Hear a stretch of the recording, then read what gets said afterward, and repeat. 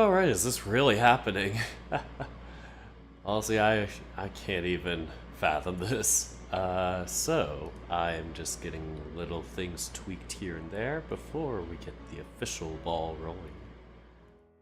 It says I've been live for about 5 minutes, but of course it's a few seconds behind on that window and this window and that. Oh man, getting used to YouTube screens and stuff again is always fun, so we love to see it. But you know, it's great to be back again. Oh gosh, how do I timestamp these ones? I'm so not used to doing this. I've only done it for D&D now, it's crazy. Waltzy-kun here. Hey, Waltzy. I think it's Waltzy. Sometimes the words are tiny. I apologize if I misread that. Anyway, I should get started in 3, 2, 1. Alrighty, folks. This is it. I should say this is it, but this is a episode. Grammar. I'm reading a visual novel. Hi, folks. I am Dirk the Panda. Yes, I am, with some tennis ace. Yeah, for people who are only YouTube watchers, it has been a few months since I streamed on here, and part of that has just been me kind of finding myself, figuring out what do I want to do, how much of what I want to do I want to do, the important life questions. And unfortunately with visual novel reading, I've kind of taken more of a backseat with it to do some of my own personal projects, such as my own VN. And I still will read visual novels, but I've tended to do them a lot lately on other people's channels. Specifically on Twitch, actually, so I keep plugging that, but you know, things happen, and I do have a Linktree for, like, you know, all my stuff, including my YouTube, this, blah, blah, blah. Enough of the promoting, but yeah, let's just say I've been doing that soul of searching. I'm solely searching through my soul. Oh, this has been resized. I'm resizing the censor bar for any possible things that may arise. There are some things that may arise today, depending on how far I get. Supposedly, according to Basket, I always try and talk to him to see if I should, like, gauge this as 1 or 2 parts, blah, blah, blah. And so, he did say to watch out for a certain scene, and we might gloss over that if I don't get to it in time, or, like, if it's too late for me, I might stop it at that point and just start up the next part after it. You know, figuring things out. It's not that hard. But how is everybody doing? I am glad to see people, you know, coming back for this again. I know I've been very AFK from YouTube. Been mostly spending time on Twitch. Even then, I've been kind of scattered on and off with that. So, yeah, just kind of a personal stuff.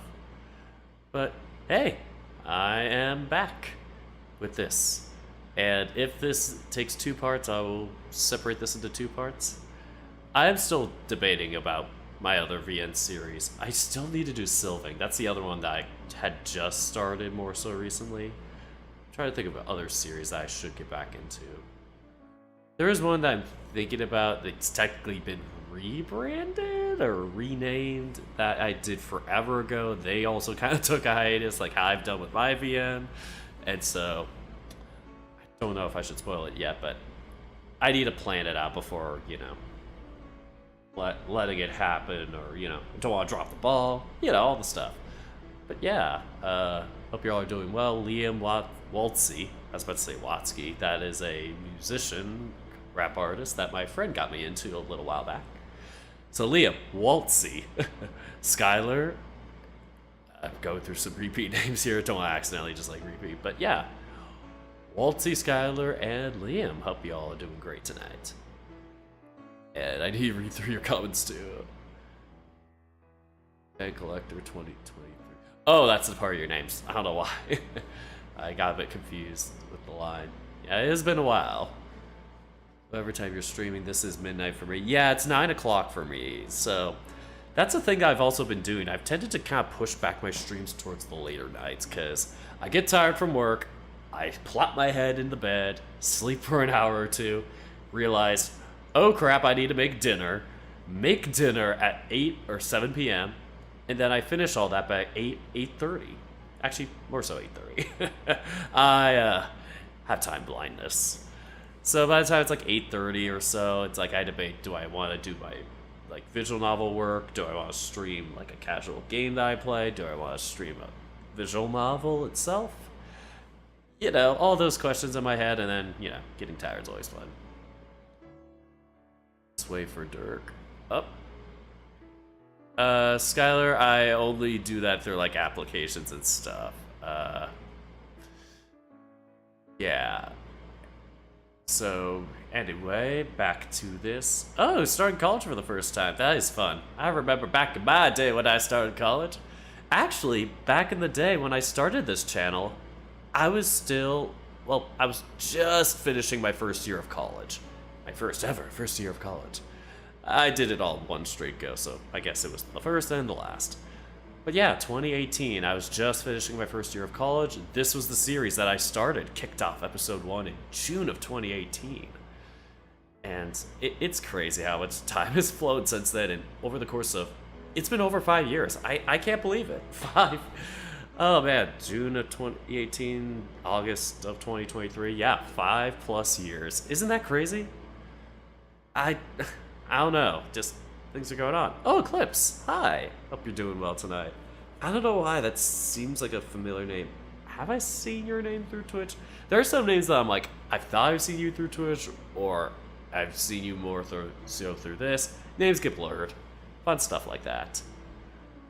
But yeah, I'm definitely taking a long time at the beginning because I haven't caught up with y'all for a while. And luckily, I do timestamp everything, so if you don't want to sit through all this blah blah blah me talking, the timestamp is in the description, and you'll be able to see it on the funny YouTube video bar, you know, like the play, whatever it is, basically that bar that moves. I don't know names, but as that moves, you'll see it kind of be in certain chapters, they call it, which are basically the timestamps, and you can just scroll ahead or skim ahead to that. So yeah. Some people may already know, but just in case. It's Axel. Axel Wolfkin. Sorry, I don't know why. The YouTube in OBS, for some reason, likes to put a reaction thing right on the bottom right corner of the comment chat box. So I couldn't see what the last word was. My apologies, but yeah, great to see you, Axel. I think it's Axel with an L. Like I said, it's great when everything is tiny. You try and make the best of it. Alright, so, what has gone on since last time? June. And everybody else. I don't think we've had Haruki in a while, but Shoichi I had to catch up on. I had to catch up on Keisuke because this update 0.63, everything crashed beforehand, so off stream one day. It was like actually a full month back. I did some catching up, and I thought I was gonna stream it back then, but you know, life got in the way. And so all these are up to date. I think it's like day 37, I think, for each of them. But that's for Shoichi and Keisuke. We are doing Jun tonight. Jun is on day 36. We're going to start day 36 today. And we got 5 full days, but supposedly they may be fast days, so we might be able to get them done in one update, as long as I don't rant too much. And I think as I've grown older too, I just kind of get more in the character and maybe don't side comment as much. If I do, I do. If I don't, I don't. Anyway, Tennis Ace made this update back in, I assume June, because it was 60 days ago, according to the itch page, which link in the description if you want to check that out. I always recommend it. But yeah, the update I think was 2 months ago, ironically, in June. But yeah, they haven't done an update in a while, which is good for me personally, because yeah, I've been behind. And so because of that, it's been updated 2 months ago, but I haven't gotten around to it personally. I've had people ask me, and I've kind of just said, I don't know what I'm doing. You know, just kind of got mentally overwhelmed with just myself. You know, this isn't blaming anybody else. This is kind of my own doing. You know, the life of a creator. You kind of put stuff on yourself.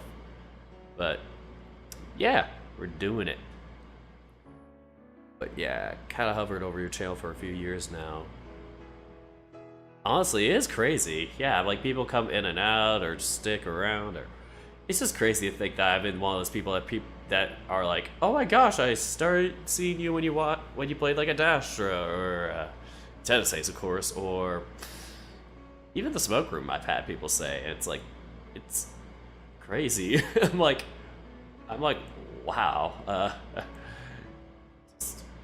Honestly, it's just impressive how far things have gone, how much I've evolved as a person, even voice acting, how much I've evolved with that.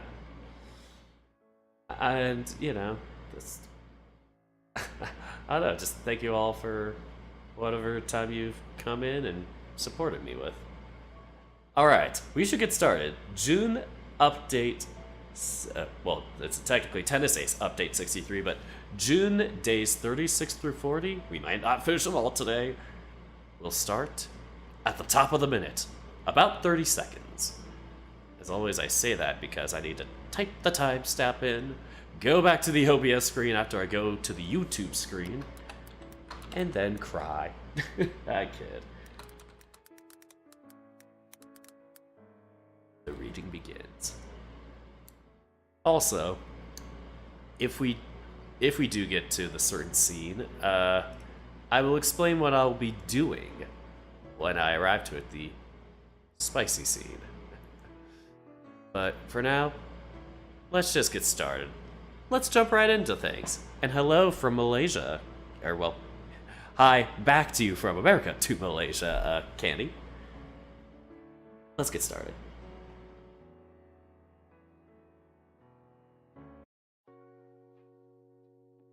But they do make me feel a little bit better.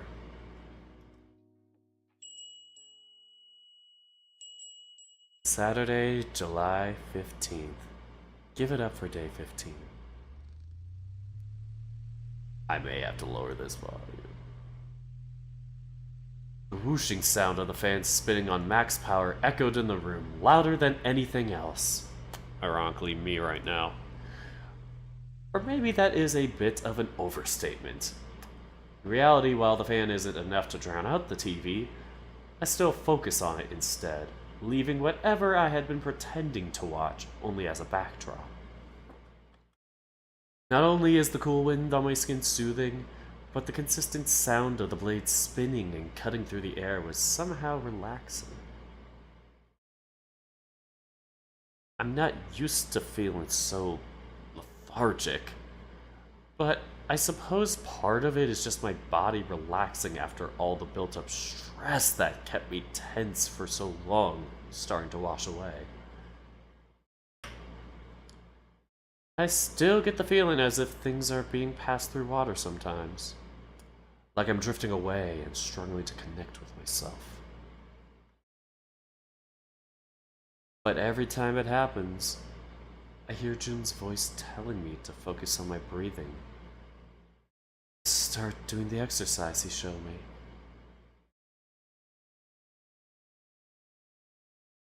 Maybe as a result of it, or for maybe a totally unrelated reason, it's been happening less and less over the last couple of days. I felt so tired after I came back for the first time it happened that I didn't even notice how long I slept after Jun had left. After talking to Mom and taking into consideration the situation earlier in the week, we decided that I should stay home for a couple more days. At least until the dust settled a bit more, or the reporters lost interest in me. Whichever came first. I did make an effort to get out of my room a little more, if only to set Mom and Aki more at ease.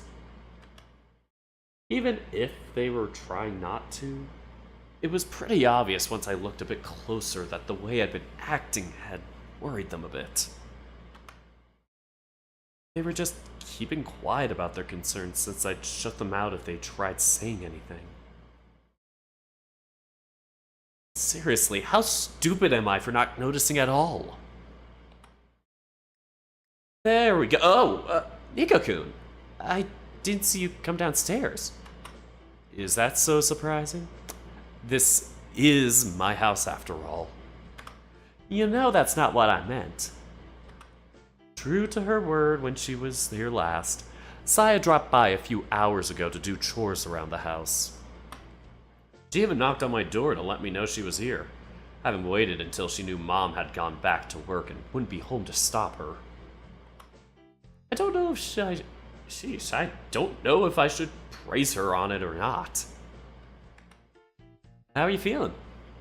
You weren't up to much. Oh, okay. Brain sentences. Okay. How are you feeling?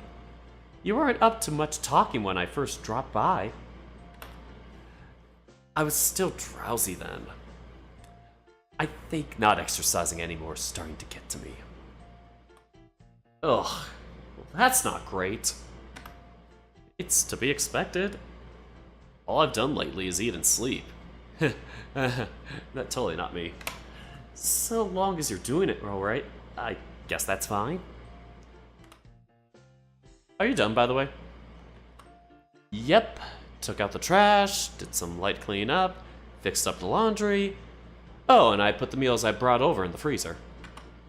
Thanks, Saya-chan. The previous ones you brought over were a real lifesaver, by the way. Don't mention it. At least you're looking a bit better now. Your eyes are nowhere near as sullen as last time. Or sunken, whatever the words are. Anyway, I don't doubt that. I can only assume that I looked like a total mess before, given how many people I managed to worry solely by existing. By the way, you do know that Mom is going to insist on paying you if you really do make this a habit, right? Oh, that's alright. So long as she can't catch me, she can't give me money. Okay. I can't decide if that's the most brilliant or the most stupid thing I've ever heard. Are you seriously going to do this? Well, yeah. Why wouldn't I? Don't you have to worry about the tennis club? And your job? My schedule's flexible anyway. Just gotta let them know beforehand so I can trade shifts with my coworkers. No one wants to work on weekends, so it's a sure bet I can get days off here or there if I offer to work weekend shifts. You call that flexible? That's you're playing in tennis tournaments, which are on the weekends. You can't keep doing this, Saya. No. Oh, please don't spoil. I don't think I saw anything, but don't spoil. Anyway. I wouldn't feel right if I didn't do anything to help. Your mom isn't here to clean and cook every day anymore. You can't do that either, and frankly, if what I saw earlier was any indication, Aki-kun isn't any good at it. What did you see? Drag marks on the dirt and dust of the floor. Or drag marks on the dirt and dust on the floor. I think he tried to mop with only water. Oh god, couldn't be me. Oh no. Ah, so he only moved the dirt around instead of cleaning it. Yep, same thing with a few counters. I guess that makes sense. I never made Aki do that many chores. Maybe washing the dishes or vacuuming once or twice. But that's about where it stops. I didn't get your mom's laundry, though. I don't think Misaki-san would like me if I went into her room without permission. That's probably for the best. Thanks for at least doing mine. I did Aki-kun's too. You did? Wait, how? Aki isn't even home. I managed to convince him to head to his club today since he's been skipping out and practice a lot to help me out around the house. Did you go into his room to get it? Yeah. What's the big deal? It's a 12-year-old boy's room. Not like I'm gonna find anything weird there. Besides, I've pretty much known him since he was a baby. Oh god, 12-year-old boy. Oh boy. Those are... It's a terrifying gamble. I don't think that's quite the point, Sai-chan. But don't worry. If I had found any dirty magazines or anything else suspicious, I'd have set fire to it in the trash bin outside. Oh, God. Pain. You narc! Saya, you narc! Don't be a narc! That only makes me worry even more! We've been keeping our laundry in our rooms for years to avoid making our trips downstairs every day just to put it in the laundry basket. But... maybe I should talk to Aki about doing that from now on. For the sake of his privacy. That's... Please don't set fire to other people's things. Why not? I'd only be doing it to the things he's not supposed to have. The contents aren't the issue here, woman. The fire is! You know what? I don't have the energy for this discussion right now. Sai-chan could have the weirdest blind spots, and trying to make her understand that is a chore. How are Shuichi and the others? I haven't seen them at all since last week. Granted, I know Saya told them to stay away to give me space since I needed it, but still, feels like my fault. Oh, they're fine. Shoichi-kun grumbles a lot about, well, only a bit actually. Shoichi-kun only grumbles a bit about wanting to visit and see you, but I remind him that you're not up to having any visitors and that mostly shuts him up. Other than that, Kei-kun and Jun-kun are pretty good about it. They asked me how you were doing the last time I was here, but other than that, they've kept quiet. Right. Sai-chan doesn't know that Jun totally came over without telling anyone. I mean, it's a good thing that he did, but I'd better not tell her about it. If it got back to Shoichi, he might grumble even more. Or maybe he'd be understanding if he knew it was Jun. I'm not sure how things stand now that he knows about us. Yeah, this is gonna be, awkward. And yes, there are a lot of VNs, which is kind of why I've been a bit overwhelmed with, you know, picking up any new series or, you know, having dropped some. It's kind of on me with that, so I apologize if I have been bad with that, so that could be a topic for another stream. But, yeah. Hopefully he is understanding. Couldn't you ask him that? Haven't you gotten back to messaging us again? I have, but I don't know.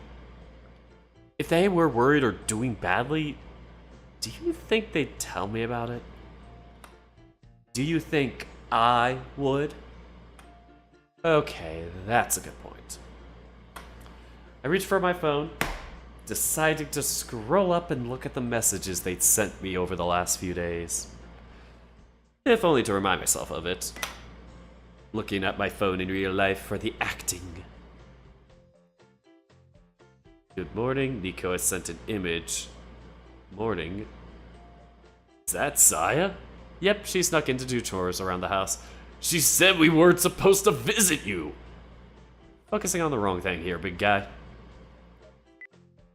Shoichi definitely blew a gasket over the whole thing. I'm touched over the concern, but I also feel really bad for leaving him unanswered for so many days. It's scary just how worried I managed to leave Shoichi. If I take into consideration the whole conversation we had just a few days before all this happened, then it's no wonder. Am I a shitty friend? I feel like a shitty friend. At least Keikun was more reasonable. Well, at least Keikun was more reasonable by comparison. Wait a second. I only saw these. I know it's supposed to be purposely typo, but God, am I gonna have a brain melt from this? I only saw these now. You did what? Oh, good morning, Nico-san. I've been tempted to message again to check on you, but I knew you wanted some space. I hope that was okay. And yes, I did exactly as I said. We managed to get a few of them to back down, but probably not at all. Did it work? You're the reason their numbers dropped so hard! Oh God, that it did work. That it did work. Good. I'm pleased to hear. Alex just standing outside throwing reporters over the ledge. Oh, that would be a dream. Imagine getting thrown by Alex. Anyway. How late am I? Oh, hey, I'm a real long time no see. We just started 30 minutes ago. We didn't actually start reading until like, I don't know, 10, 15 minutes ago. So, just silly antics right now. Saya came over, busted in the house like a Kool-Aid man, did the chores, and now we are talking with our friends via text message, and they are all having silly reactions. Oh, those quirky people. Just silly little guys. On the other hand, Keikun is scary for a completely different reason.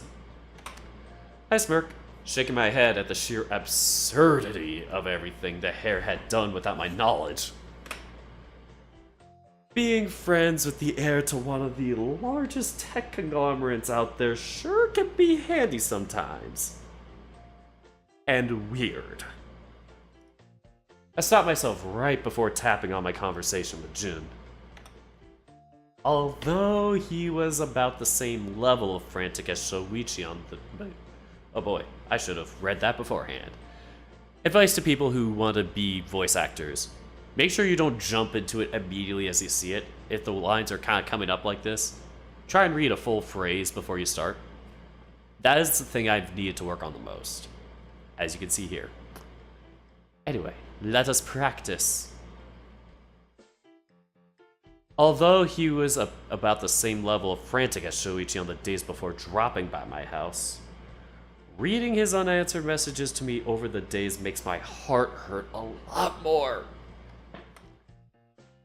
I decide to leave it for now, not wanting to pull a face in front of Saya or anything.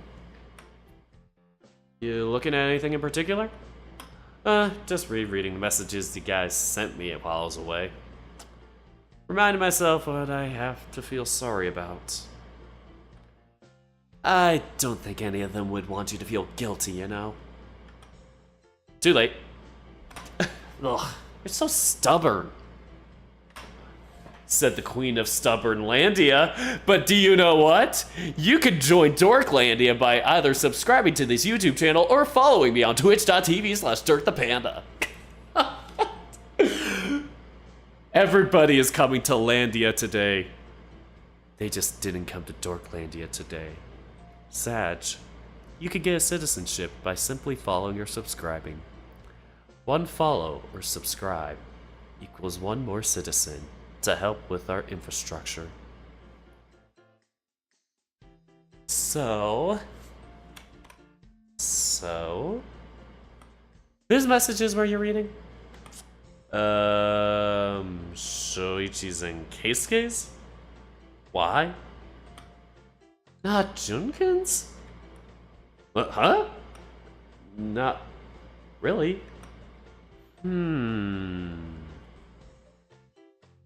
What's going on? Why do you look so suspicious? The rabbit stops fidgeting and instead looks straight at me, her eyes scanning my face, and making me very uncomfortable in the process. Saya-chan?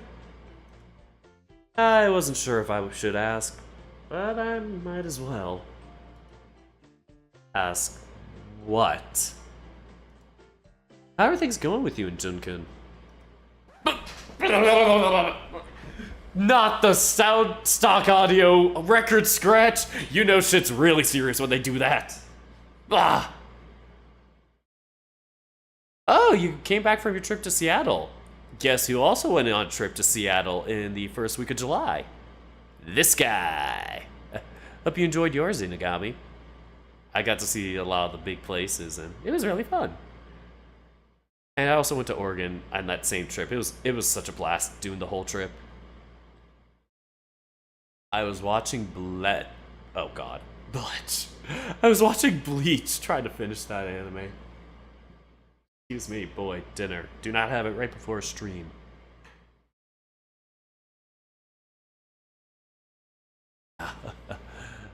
Anyway, I'll turn on notifications while you're at it so you don't miss any future streams. Don't forget to hit the bell, like, and subscribe, and, I don't know, do a backflip. I do not know how the membership thing works, so I don't think doing the membership thing will really give you any benefits. I know it's like the equivalent of a Twitch subscription, which I do have more perks for that. Or you could become a patron. Either way, just showing your support. Right now, I don't really have much to show on the Patreon. I will be putting Ocean Avenue updates on there and some exclusive readings on there. You know, for certain scenes. But we just had a mic drop moment. How are things going with us in Junkun? I don't know. It's been a bajillion months. Caught by surprise, I briefly choke on my own saliva, sputtering a few unintelligible words as my eyes threaten to bulge out of my skull.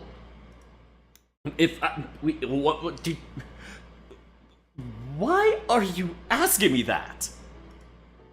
Seriously? I've tried to give you your privacy and all, but how long am I supposed to pretend I don't know something's going on between you two? But pretend? How did you even know? Oh, Nico, you sweet himbo. Shit, my heart is beating so hard in my chest. Oh god, I wasn't expecting to be ambushed like this at all. First Shoichi, and now Saya? My heart. I guess Shoichi didn't so much call me out on it as I was the one that accidentally told him. But still.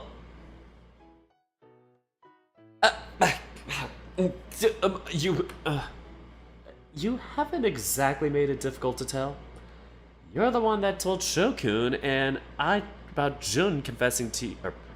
Told both of us. You're the one that told Shokun and I about Jun confessing to you. It was the other way around. Brain, what is happening? You haven't exactly made it difficult to tell. You're the one that told Shokun I about confessing to Jun. God damn it, I keep fucking it up! I keep fucking up the canon! It's Jun confessing to us, not the other way around! Stop! Oh, it's a bachelor's party. Congrats on that, Nigami, for your sibling. Younger brother getting married. Oh, damn. It's funny because, like, I have a cousin my age who's, like, or actually a year younger than me who's gonna get married. And then I got my older brother who wants to get married. And it's like, I'm lonely. But I'm fine. Oh, man. Yes, that is a line you'll read so many times in VNs. My heart do be beating. Oh, man. Okay. Read. Look at it. Read the words, Dirk. Not that. Look at the words. Process them into your brain.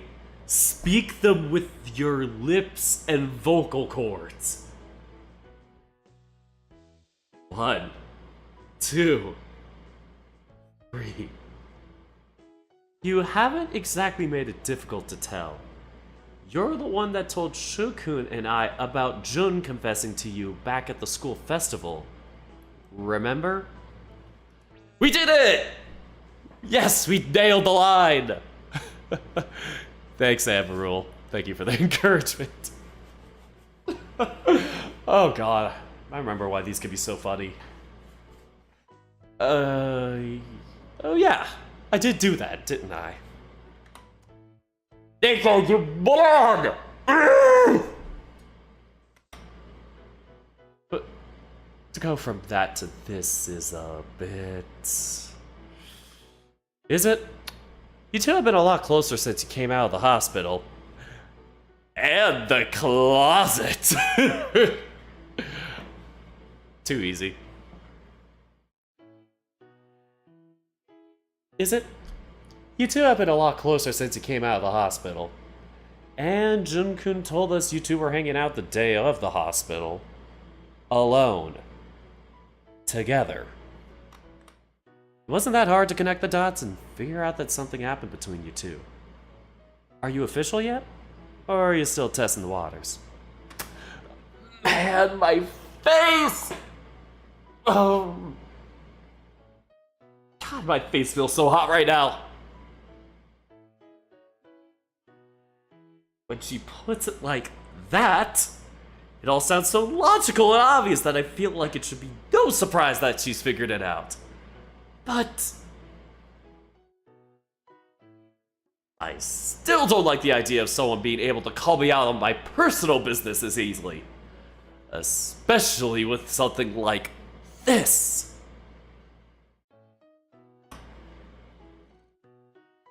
Yeah. Yeah, what? Yeah, we've made it official. Oh, is that so? Well, I'm happy for you two. Are you? Oh, don't get me wrong, I have my concerns. But they have nothing to do with your two's relationship. And so long as you really do like him, then yes, I'm happy for you two. That's nice to hear. Wow. I never expected Saya to be judgmental about it, but still a relief to hear her say that. Could you keep quiet about it though? Jun was super flustered and upset when I accidentally told Shoichi that we were dating. What? Holy shit! Run! Chat, run! We'll be right back, run! Help! Everybody hide! Run! Dear God! Did that just happen? Everybody run!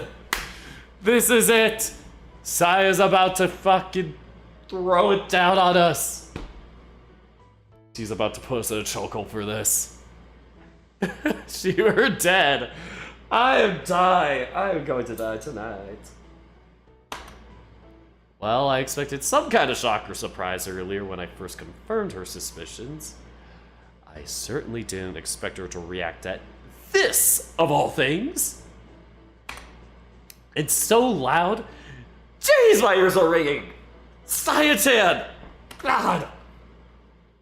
What was that for?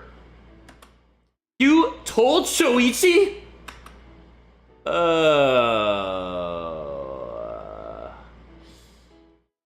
Well, time for us to commit die. I'm sorry, Sho. Oh. Fuck! Oops. Maybe I shouldn't have said that. Wait, is it even a problem that Shoichi knows? Why is she so shocked here by the seashore? Why is Saya so shocked by the seashore? Saya so shocked by the seashore. Wait. Shoichi did mention that Saya knew about his feelings for me. Yes, it makes me sad. And something about her being his support when he felt sad or struggled with it. that what this is about? Oh, dear God. I can see the murder in her eyes already. Oh, did I? I don't remember anymore. Saya, is that the dryer going off out here? Nico-kun. I'm innocent! I swear on my mother's grave! Don't make me say it. Don't make me say it. Do not make me say it. Do not make me... You could have made me... You could have sworn on your father's grave. Damn it, I shouldn't have. That's a horrible thing to say! And your mother's not dead! God damn it! He said it! He said the line! On my father's grave? Nico-kun! Ah! You hippo!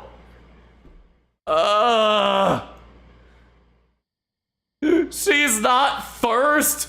What do you mean first? Inugami, you can't just drop first on that.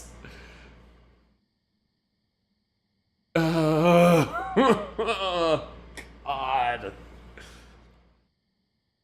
You're so dead. Saya and I chit-chat for a little while longer, catching up on some sort of the stuff that I missed at school while I was away, while she worried. She worried for the laundry, too.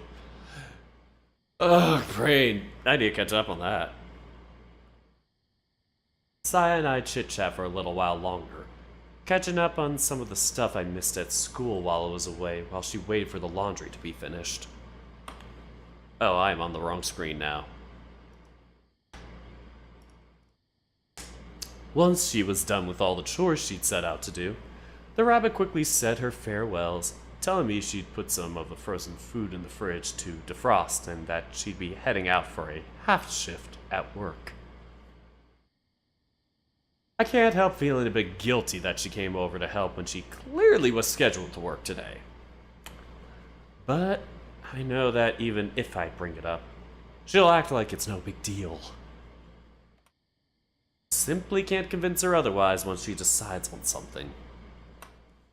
Meanwhile, Aki arrived some 20 minutes ago or so, and we talked for a bit about today's practice before he excused himself to go take a bath. So I ended up browsing my phone without much else to do. I don't want to go back to my room yet. Feel like I've gotten more than enough of it this past week. Besides, it needs to air out for a bit. It's starting to smell a bit musty from my locking myself in there with the doors and windows being closed for so long. Oh, and hello, Baked Potato. You gave me that message. It was you. Yeah, just saw another name in here, but yeah, hope you're doing well, and hope your work went well. Saya just went off to work. Did you finish your shift and she took your place? Do you work at a maid cafe?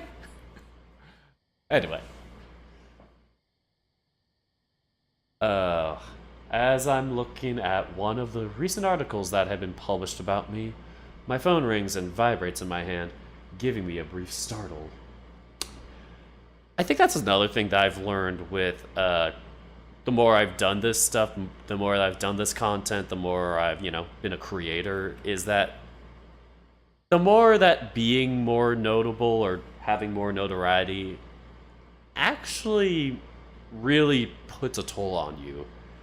Like, unless you really are super passionate about it and keep pushing yourself all the time and you know this is your thing, like, if you feel like you're any slip up or whatnot, even if it's like you're not big, just the feeling of, having eyes on you, it can really get to you. Like, it is a thing that, for me, it was like just kind of that feeling of, even if nobody told me or talked to me about, my stuff, it just felt like this obligation that I had to, that I had to keep doing the same thing all the time or get back to doing something I was doing before. Like, things like that. Like, seeing that and seeing, like, articles about yourself and being like, what's happening with them? What are they up to, really? Yeah, it is kind of the qualm, the curse of being a creator. At any type of thing. Independence, being, like, an actual celebrity or an actual, like, sports star, whatever it is. When you have a presence anywhere, somewhere, you will have that weight on you, and it's not like, unless you like it, or at least unless you really thrive with it. I kind of learned that I don't thrive so well with it. Like, I get more burnt out than anything, and that's why I've kind of stepped back with things. And if I do, I try and treat it more casual, or just, try my best to not think about things too much. But yeah, keep it more natural like this. I'm not trying to go for biggest streamer ever or whatever goals. Not setting my bar too high. Oh, you've been making pizzas all day? Oh, I know another person who makes pizzas all day that I'm friends with. We met through Twitch, and turned out he was a big Eurovision fan, which I also am. Oh boy, ranting about stuff like that is funny. But yeah, pizzas suck. Now, pizzas taste good, but making pizzas probably sucks. And I hope you have fun reading, or watching, or listening, or everything. Do all of them at once, okay? As I'm looking at one of the recent articles that have been published about me, my phone rings and vibrates in my hand, giving me a brief startle. Let me see if I can do the vibration sound effect. I don't know if you heard it. I have my noise-canceling headphones on. I tap on the notifications, seeing that there is a message from Jun. Oh god, he's got the lip kiss emoji, dear lord. Or tiger kisses? Always. Hey, poke poke.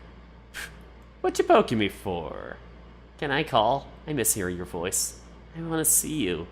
Of course. Can you send me a picture too? Someone's being a bit greedy, huh? I just want to see you. Oh, I'll snap a quick one. 1 sec. Thanks. Ooh, is it gonna get spicy?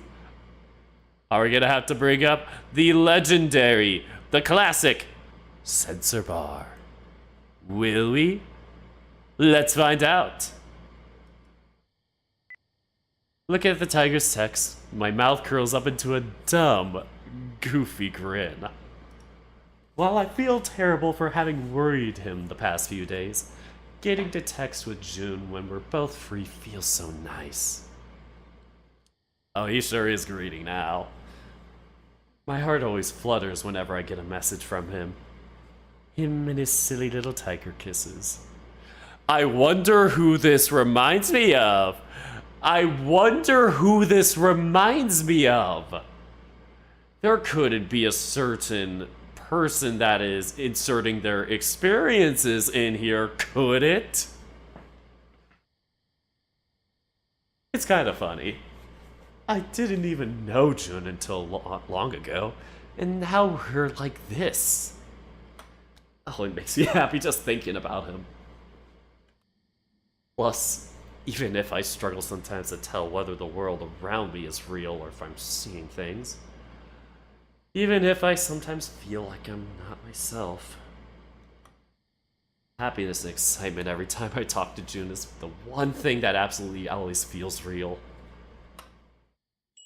Ooh, I wonder what photo he sent to him. Ooh, I am evil. I lean back in my chair, absent-mindedly staring at the ceiling while fighting off the general boredom being left in the room all alone. Having gone back to class on Monday, I found myself, whether through Keisuke's influence based on what he said in our messages, or through a careful leaking of information on my end to distract the media, less and less hounded by the reporters. As a result, other than a handful of uncomfortable meetups, I've mostly been left alone. Thankfully, since I pretty much only go from home to school and then to my physical therapy appointments, I always have someone around me to forcefully shoo away any annoying reporters and potential. Although, even if the decision to slowly let people know about my condition was the right one for the sake of keeping them off my back, it is still very upsetting to see the articles about me that keep popping up. But then again, at least I would rather have said articles be accurate. It's better than seeing stealthy pictures of me showing up online and guessing about why I'm walking with crutches and the likes. I sigh, closing my eyes and cupping my face between my hands. How would a dog, or how would any sort of anthro-species with a snout cup their face? Like, how would they be able to get the full snout and, like, upper face fully cupped? What would it look like to cup your face having a snout? Can someone answer that for me? The whole situation has been a lot more trouble than it should have been. Are these people utterly incapable of understanding boundaries? Are they? Tell me! Oh, I totally read that in such a bad delivery, but are these people utterly incapable of understanding boundaries? Oh, hello! You're catching up with the stream right now. Did you get the part that I nudged earlier? Last night? Oh no, not me sniping the creator on 1080 HP or 1080 HP? 1080p. Just a reminder, you can actually scroll up on the conversations when you get some message on the phone, so you can... Oh! Well, does a certain someone want to do that for a certain reason? A certain someone? Uh-huh, uh-huh. Uh-huh. Oh my god! Yo, stop typing, I want to see the previous messages. We're reliving the scene. You be cupping your eyes mostly, not the snout. I guess. There we go. Now we can see it. Oh, this part where we didn't have to scream into the mic. You know where to do chores. Nico sent an image.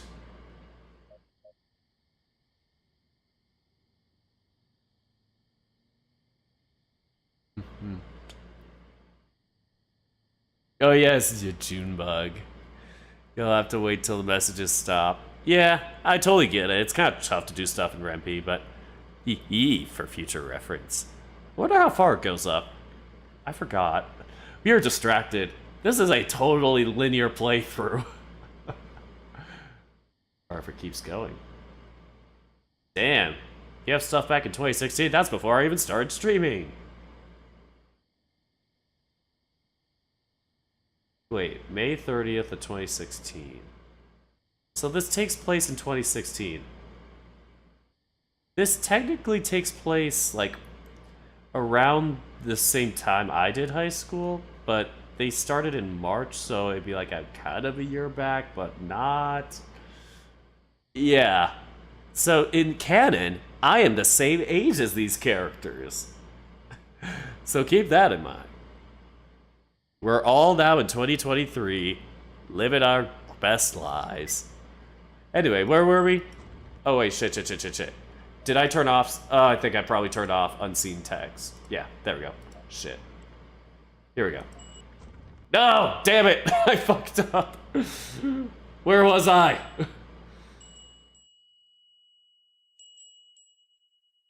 Left alone.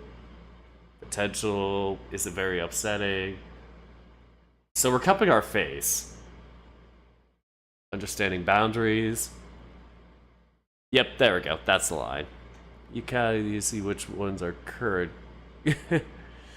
Some of them have been seen before during Jordan's route. You kind of gotta see which ones are current, because it's when you stopped replying. Okay. Yeah, that's a fun thing to do. Alright, let's get back to it. No more distractions! Alright, maybe some. I'm already going through hell here. Do you really have to add to it? Jerks. On the other hand, I'd still take that over being locked in my room again. I'm 100% sure that I was slowly starting to lose my mind over that last week. Much more of that and I'd surely have gone crazy. It was a bit overwhelming to see all my classmates hovering around me and asking me about how I'm doing and when I got back on Monday, but man, I'm sure missed that socializing. The thing I didn't miss was the schoolwork, though. I was already trying to catch up to everything I missed out on while I was at the hospital. God! Why did I have to go and shut myself in for so long again? Ask Nico, you idiot! Do you have any idea how much trouble you've made for me? You dumbass! You dullard! You idiot! Moron! Ugh! It's no use. Every time I remember the mountain of homework and notes I have to catch up on, I get so bitter. Shoichi and Saya have been helping me out where they can, and class rep even roped Kyoko-kun into helping me as well. But I can't help feeling a bit guilty for depending on them so much. It's not like it takes me long to learn this stuff, but it's just so tedious. Not to mention how it feels like there's no end in sight. I swear, people will someday find my mummified corpse clutching my hand and staring at a desiccated... Is that how you say it? Desiccated? Clutching my hand and staring at a desiccated notebook. I haven't seen that word in a while. Man. My mind sure goes to weird places nowadays when I'm done being alone. Man, my mind sure does go to weird places nowadays when I'm alone. Is this from all the isolation I've been doing as of late? While I'm stuck of the middle of my far too passionate argument with myself, one of the doors gets slid open, the sudden noise interrupting my thoughts and dragging my attention to the source. Right away, I noticed a certain tiger closing the door behind him and sighing, his brow furrowed and twitching into the quite noticeable frown. Oh, you're back. How did it go? It was a pain. I noticed the tiger carrying a stack of papers under one of his arms. He heads to a nearby desk, grabbing his bag and haphazardly stuffing them inside. Jun's usually so careful when it comes to putting away his sheet music, but you can really tell when he's handling papers he doesn't care about. Did they give you a talking to? It's fine. That's not what I was asking. It's fine. Yeah. I'm clearly not getting anything out of him right now. No point in pushing. The reason for this sudden onset grumpiness is apparently due to the upcoming school trip. While it was supposed to have taken place in the middle of July, right before the start of the summer break, there was some kind of issue that forced it to be pushed back to September before resuming class. Or after resuming class. All of which would be fine to me, but since it might actually mean I'll have a chance to attend, but it seems Jun's paperwork was severely out of order. He hadn't got the appropriate parental or medical clearance to go. He told me that they're apparently stricter on him due to his medical condition, but I didn't know it was this much. At least I'm glad he's keeping me in the loop now, but sheesh. This is what he has to deal with all the time? I can see why he's so hesitant to tell people. Okay.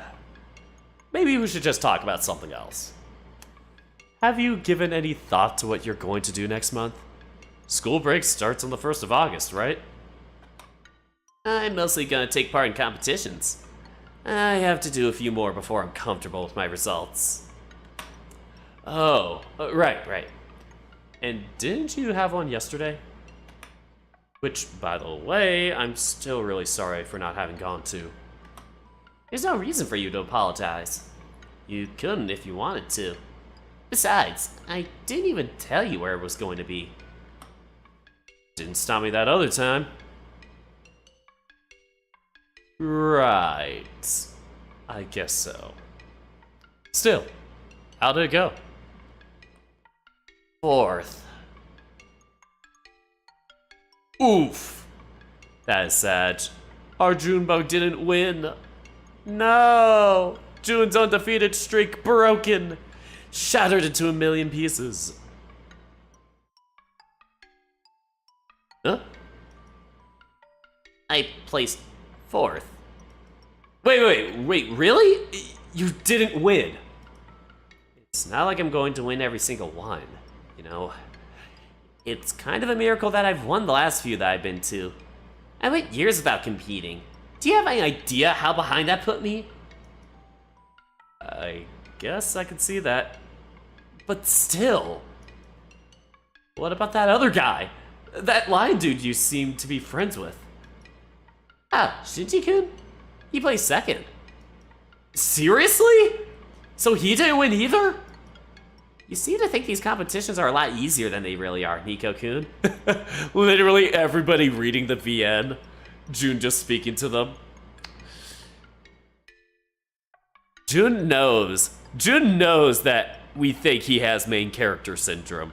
We all think he has main character syndrome. And then he goes, actually, no. I don't just win every single competition, unlike certain people. A kid. He isn't top 3 even. Hey, me not being on the podium. Oh my god, this is like me in reality in like literally every single competition I ever played. Oh god, can't be me. Oh boy, me not venting. Anyway. Well, can you blame me? Don't know much about them. And of the ones I watched, you and him were the only people that I found interesting. Yesterday's competition was a fair bit bigger. It's to be expected that the competition would be more difficult. Well, makes sense. Jun said he had to go all the way to Tokyo for that one. In fact, he seemed pretty freaked out when he talked on the phone. Something about the venue being huge and there being too many people. Well, no wonder he placed 4th. He probably had the anxiety. Really wonder what the hell kind of place he spent the last few years in that he's that bad at dealing with people. Especially considering we're talking about Tokyo here. Crowds are just a fact of life. But 4th place, huh? And are you going to be okay? You know, since you only got 4th place? I'm fine with it. Really? Sure, I'd have preferred to win, but it's not like 4th is bad. For a competition of that size, I'm happy to just place in the top 5. It's not as if my competition record is the only thing being taken into consideration for me to enter Cologne University. I like to imagine that, you know, he's speaking it in Japanese and it goes something Cologne University. Like, just, you know how it's like you say something in like a different language, it's like completely different accent. Go to Cologne University. I'm going to submit a video application showing my skills. Not to mention my school grades and the likes. The school grades. Oh boy, good luck with that. My competition results are important, but they're only one part of it. And you're confident about your chances? Let's just say I'm glad my grades have been going up since I started studying with you a couple months ago. Hey now, come on! That sounds like the complete opposite of confidence. Are you sure you're going to be okay? That's... encouraging. Don't look at me like that. It could have been a lot worse. I'm actually doing pretty well, all things considered. Just because it could be worse doesn't mean it could also be better. Besides, I have very little to do now that I'm stuck at home most of the time, so I have a lot of free time for my mind to wonder and worry. Give me a break here. Okay. I'll try not to think about it too much. If you think that is bad, Germany is the worst that has a lot of people in bigger cities. Not as big as Tokyo. Yeah. I mean, look at me. I'm in America. Specifically, closest big city to me is Los Angeles, so, you know, Los Angeles is, massive. Yeah, massive. I don't really go into the city, really much, ever. At least lately. Of course, I've been when I was younger in the past couple of years, but just, yeah. Last time I went, I think, was like Thanksgiving? 2022. Maybe I did something else, too. What did I do? The last time I really remember was Thanksgiving of this year. Because, yeah, I had a relative that lived, like, right around the downtown. So, yeah, that was fun. But yeah, we'll try not to think about it too much. Thanks. Anyway, I'm kind of tired of thinking about all this Scruffy stuff. Anyway, I'm kind of tired of thinking about all this stuffy stuff. Me when brain after work. Do you mind if I play for a bit? Mind? Isn't that why I came here in the first place? That's right. Ever since I came back to school on Monday, I've been coming to this here room to watch Jun play every day after class, with the only exception being 2 days ago when I had physical therapy. The tiger digs into his bag, quickly grabbing a piece of complicated-looking sheet music and laying it on the piano in front of him.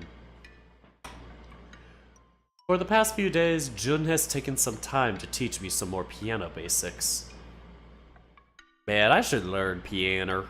I should learn a piano one day. I thought about doing instruments, and then I go, I have no dexterity. Luckily, my D&D characters have dexterity, but my dexterity is probably a mod of -3. Maybe -2. Yeah, I should be a little more generous. My fingers are just... yeah. I don't know. A lot of stuff still goes over my head once he gets excited and starts spouting technical terms. Couldn't be me. But it makes me happy just seeing him like that. There is no doubt about it. I have fallen in love with watching Jun perform. Even if I don't understand the first thing about it, seeing him play his piano always gives me butterflies. The way he moves, the way his fingers dance atop the keys, the way his tail sways from side to side. How I wish I could have an easier time moving around right now.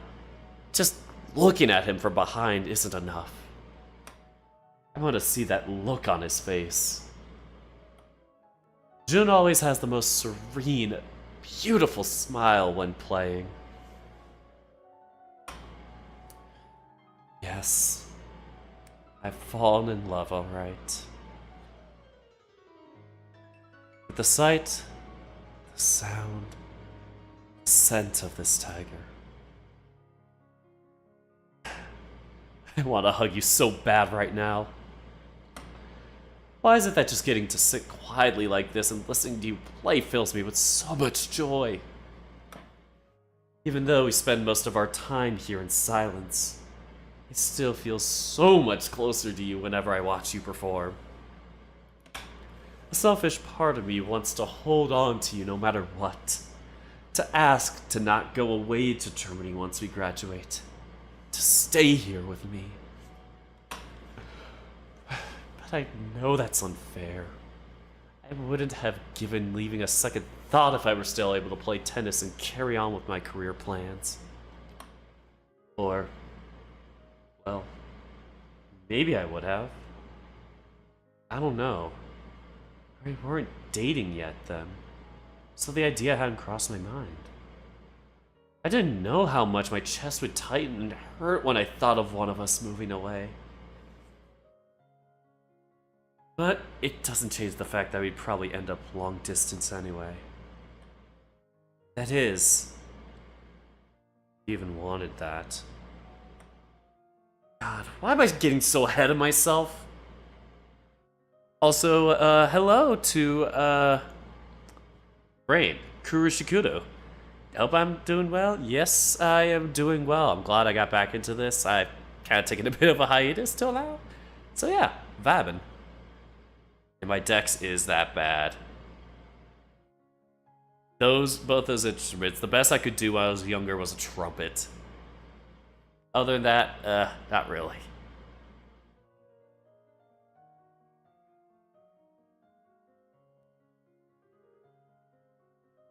Anyway, why am I getting so far ahead of myself? Just enjoy the damn show, Nico. You idiot, just enjoy it. Retrospect, I think I seemed to like it better when I was having the more weird, unhinged thoughts over this. Despite having to mentally smack myself a few times to keep from going too far with the doom and gloom, I still managed to overall enjoy the experience for what it is. Getting to spend more time with my boyfriend. June plays through a fair number of songs before eventually stopping and slowly exhaling. And also, hi Ty Wolf, great to see you too.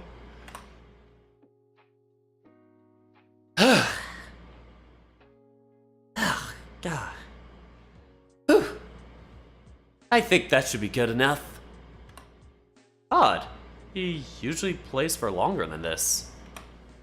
Are you sure? Doesn't feel like you've been practicing for as long as you usually do.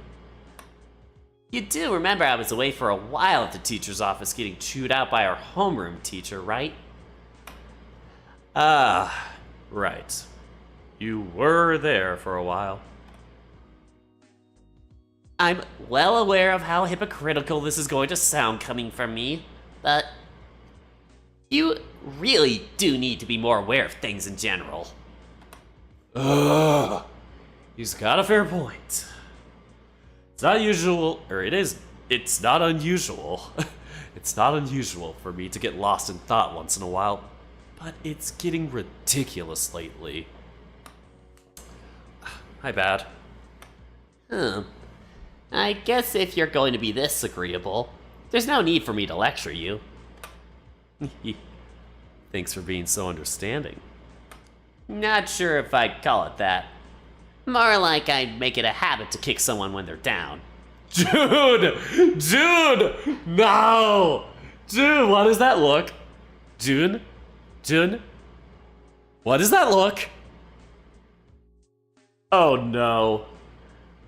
June is ready to destroy us. Oh God, that look.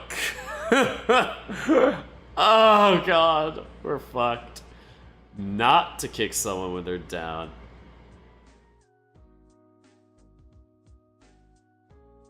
I make a habit not. He looks like he's gonna do the opposite. Asuka, you know he looks like he's gonna do the opposite. I'll make it a habit not to kick someone when they're down. I know. But he looks like he's totally gonna lie to us. I'm making... Fine, I'll reread it.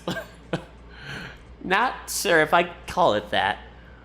More like I'd make it a habit not to kick someone when they're down. Oh. That's a lot less nice then. See, I'm telling you, look at that look. You know that shit-eating grunt, he is about to fucking pummel us. You know, you say things like that a lot more often nowadays. It's not like I'm not used to it, but dear God, it still catches me by surprise sometimes. That smirk makes you downright evil, Jun-kun. I appreciate it if you didn't look at me like that. You sure do make a lot of new faces lately. Me? Huh. It's probably your imagination. You must be drawing up some thoughts there. Like hell it is! As I let out a sigh, the tiger grabs a chair and moves it so he can sit right next to me. And then he smacks it with me! Then he smacks me with it! Ah, totally messed up the delivery. Whatever. Anyway, despite being used to it by now, I still straighten up instinctively when I feel the tiger's shoulder touching mine. Come on, seriously? You're still that jumpy around me? Sorry, I keep panicking a little that someone's gonna see us. Then let them see us. You sure say some bold stuff every now and again.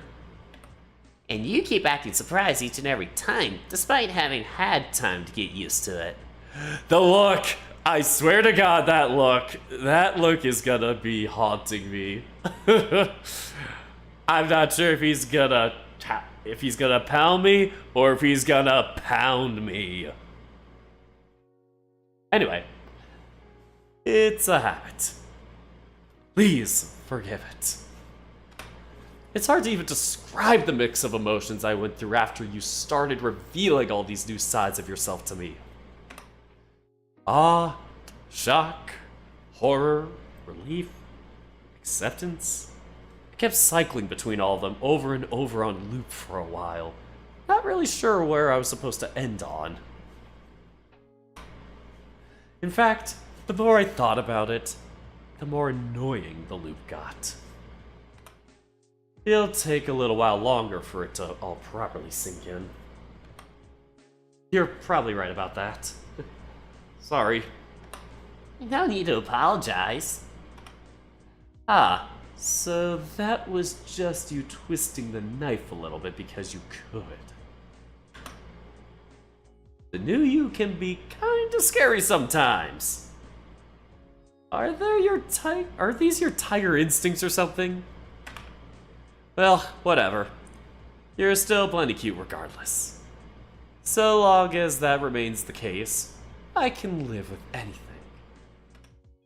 Jun leans against me, our shoulders rubbing against each other while his tail brushes up against mine. Ooh, I like this look. That makes two of us. I've noticed it a few times before, but he really seems to love wrapping his tail around me whenever given the chance. Not that I'm complaining. It's adorable. Not to mention, really comfortable. His tail is a lot sturdier than it seems. At first glance it looks like it might be all fluff, but it's actually surprisingly dexterous. You're already clinging to me. Seems like it came a little early today. I can't help it. You had your doctor's appointment 2 days ago. Then I had my competition yesterday. I haven't had time like this for 2 days already. You make it sound like you make it sound like a really long time since we fooled around. Well, to me it is. Right. Another thing I managed to figure out quite quickly in this last week is that this kitty is quite a bit clingy when he wants to be. Not that I mind. He still gives me space when I want it, and is more than happy to follow whatever pace I set. But if I let him have his way, he gets all over me really fast. Which eventually leads to kisses. The tiger boldly leans towards me, covering the distance between our faces surprisingly fast and capturing my lips with his. There it is. Ever since I've come back to school on Monday and started watching Jun's piano practice. Every day somehow managed to end up exactly like this.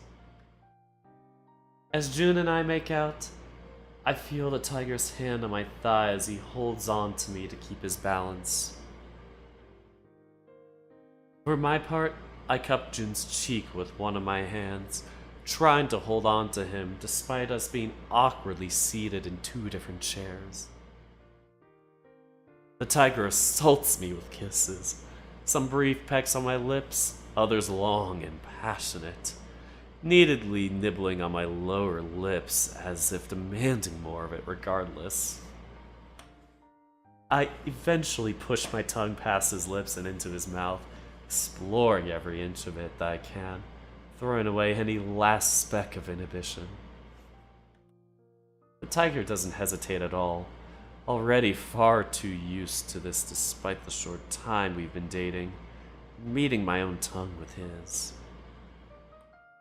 His tongue pushes against mine, rubbing together in a far too clumsy manner that does nothing to hide our growing enthusiasm.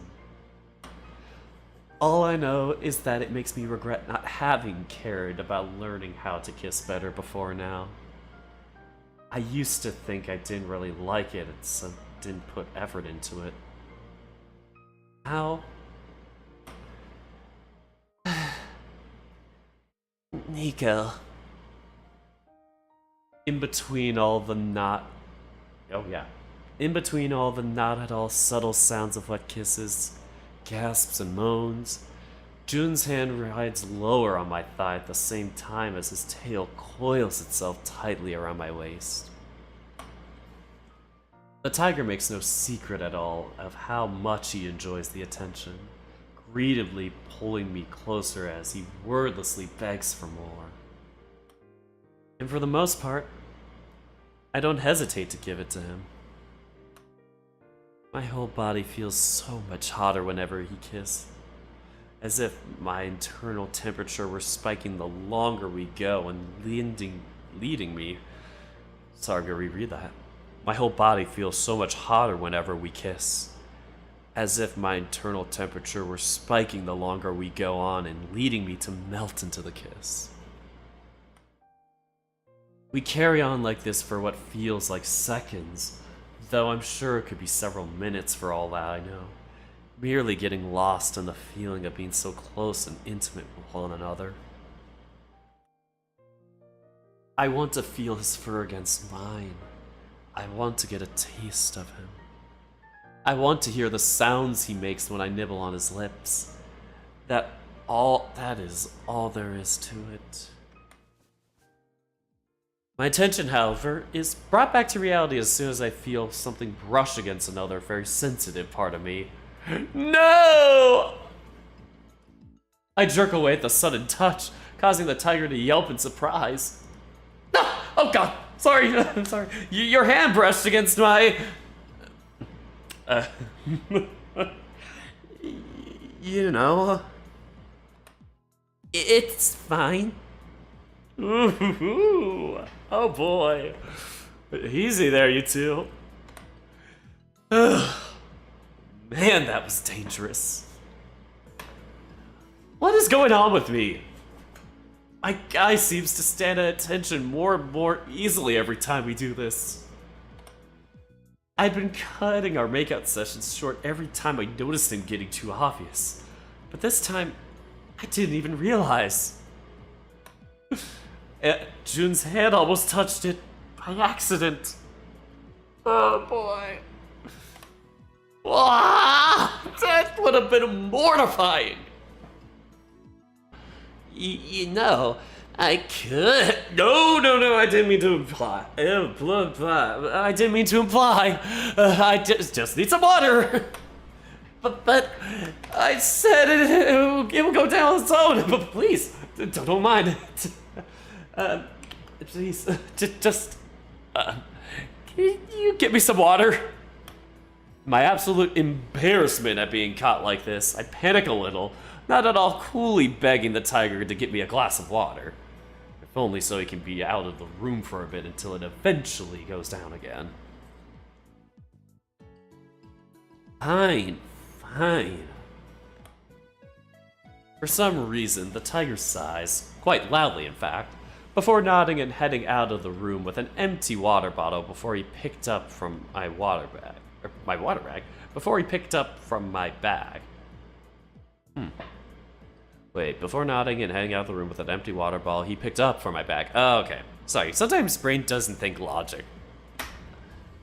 Still, June eventually leaves the room, allowing me to finally breathe out. I look down, glaring at the lump that now throbs angrily in my pants. What the hell, man? Could your sense of time suck any worse? Seriously, I was actually enjoying that. Why'd you have to ruin it? I hope June doesn't think I'm some kind of pervert. It's not like I haven't thought about it. I am a guy after all, but I don't want him to think that I'm not aware of his circumstances. The last thing I'd want to do is push him to do something dangerous. After all, sex is, you know, kind of tiring and all. Wouldn't that be bad for his heart? Part of me wanted to ask him about it, but isn't it far too soon for that? If I brought it up when we've only just begun dating, isn't he going to think that I'm just trying to get in his pants? God, I hate this. I hate this so bad. Stupid, annoying, inconvenient thing. While I fling more insults at myself like that, June eventually comes back. With the mood mostly ruined, like it has been every single time I cut one of our sessions short due to this exact same problem, we go back to awkwardly chatting about mundane things, with hints of red still visible on both our faces. And, despite all that, I still wouldn't trade these moments for anything. Unless they were more of the less embarrassing moments that came right before. Okay, I'd trade these moments for one thing. The next day!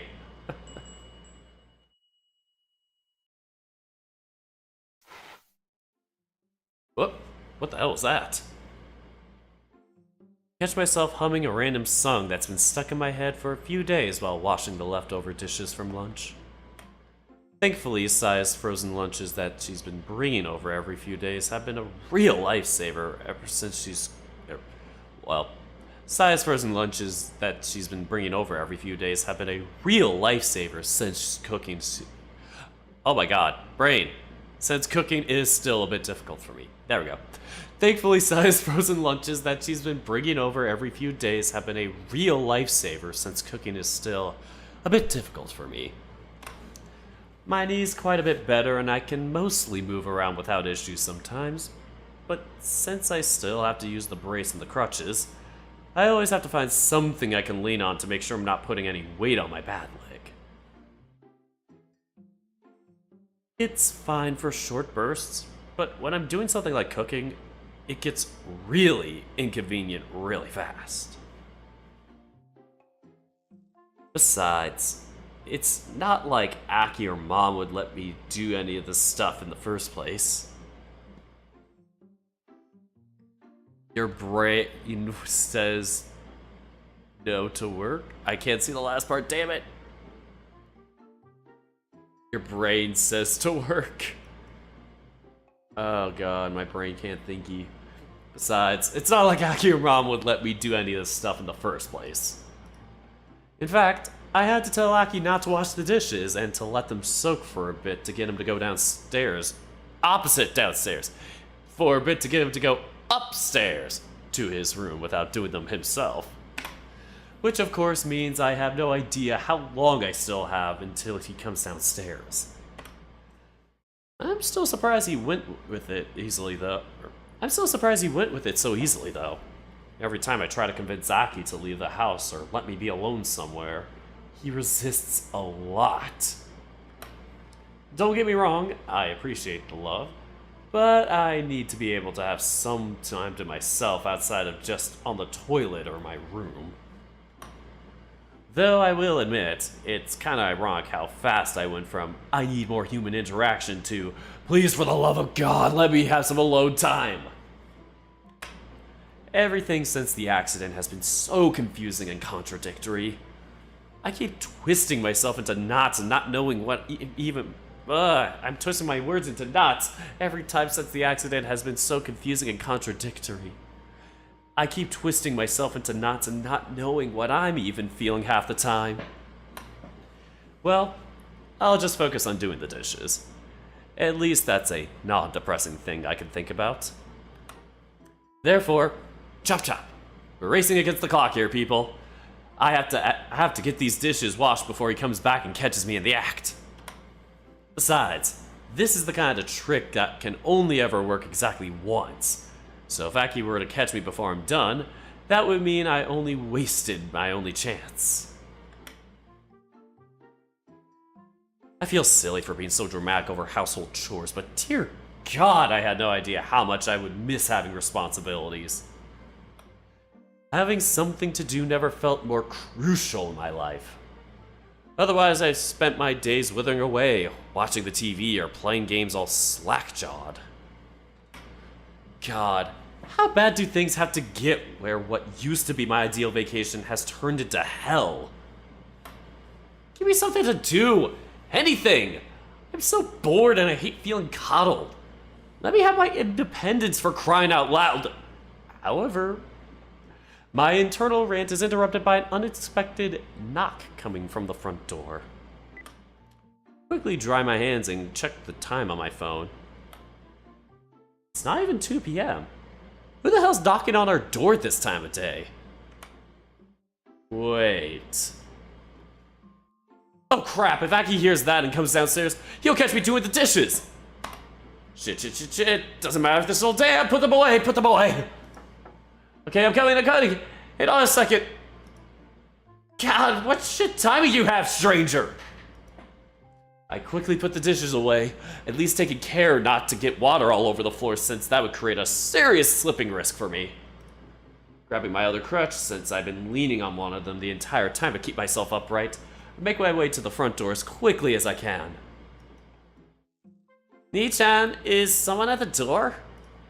I hear my little brother shouting from upstairs, but do my best to reply without letting my voice go up an octave.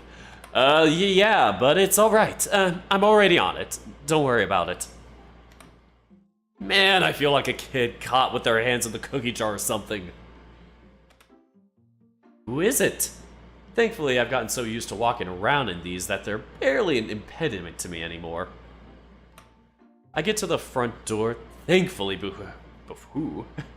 I get to the front door, thankfully before whoever it is has the time to knock again. I can vaguely make out what seems to be more than one shape through the glass on the wooden sliding door, but the light coming from outside makes it far too murky to tell who it is. Geez, you do know that it's the Oh! Right as I'm about to tear into the inconvenient stranger knocking on our door on a Sunday, I came face to face with the towering figure of my childhood friend and freeze mid-sentence. Shoichi? No, finish your sentence. I do know it's the but that's not important. What's up? I didn't expect you and... Wait, Keisuke? It's a double feature! I thought for sure he'd be with Saya if he's here with someone else. Good afternoon, Nico-san. I'm sorry for the sudden intrusion. Come on, don't say it like that. It makes it sound like we're unwelcome here. If you were so worried about that, you should have listened to my suggestion when I said we ought to let Nico-san know before making plans. Plans? Oh dear, sorry, I seem to get... Sorry. I seem to be getting ahead of myself. How have you been, Nico-san? We just saw each other at school 2 days ago. Do you really need to be asking me that? It's the polite thing to do. So is asking someone first before showing up at their place?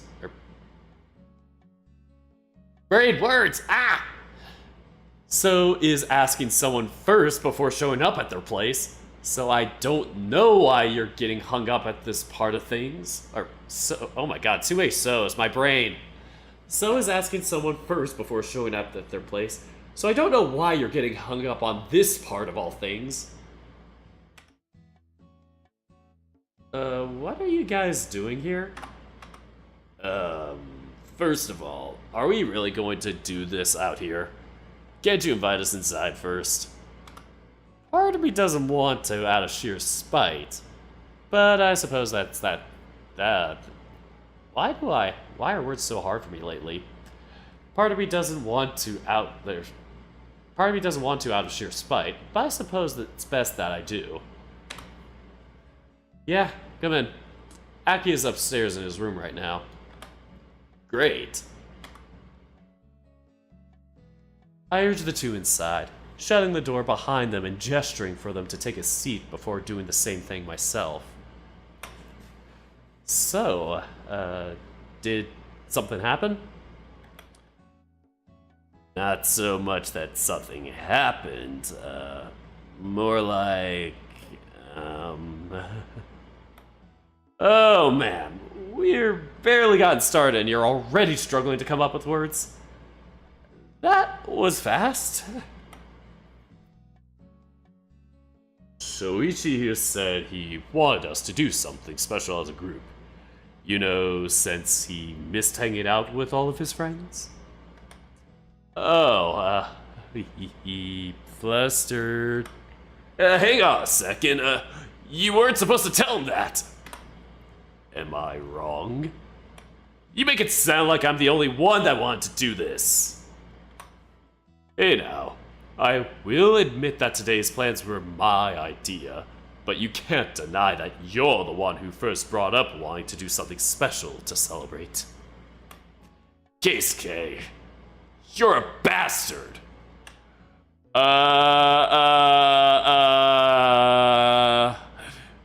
We will not further explain this in the June route. That is for the Keisuke route. In more ways than one, yes. Part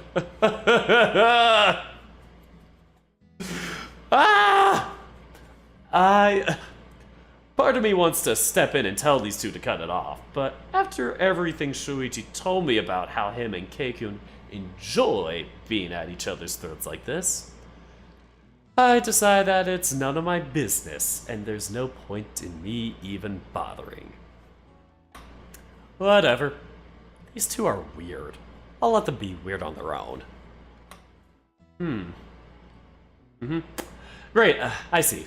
So you guys wanted to plan something special to celebrate. And what, exactly? Wait. Are you seriously asking me that? Shouldn't it be obvious? Should what be obvious? How much of a pain in the ass you guys can be when you're being all secretive and stuff? Yep, that much is plenty obvious. To make it a bit clearer, my initial idea was to make it a movie marathon. Since we can't rightly go out to do things, I thought something low-key we could do indoors would be best. Oh, but I do absolve myself from the keeping it a secret part. That had nothing to do with me. Dude, we've been here for all of 5 minutes and you're already hanging us out to dry. The hare merely smirks in response, making Shuichi shakes his hand. Shuichi shakes his own hand.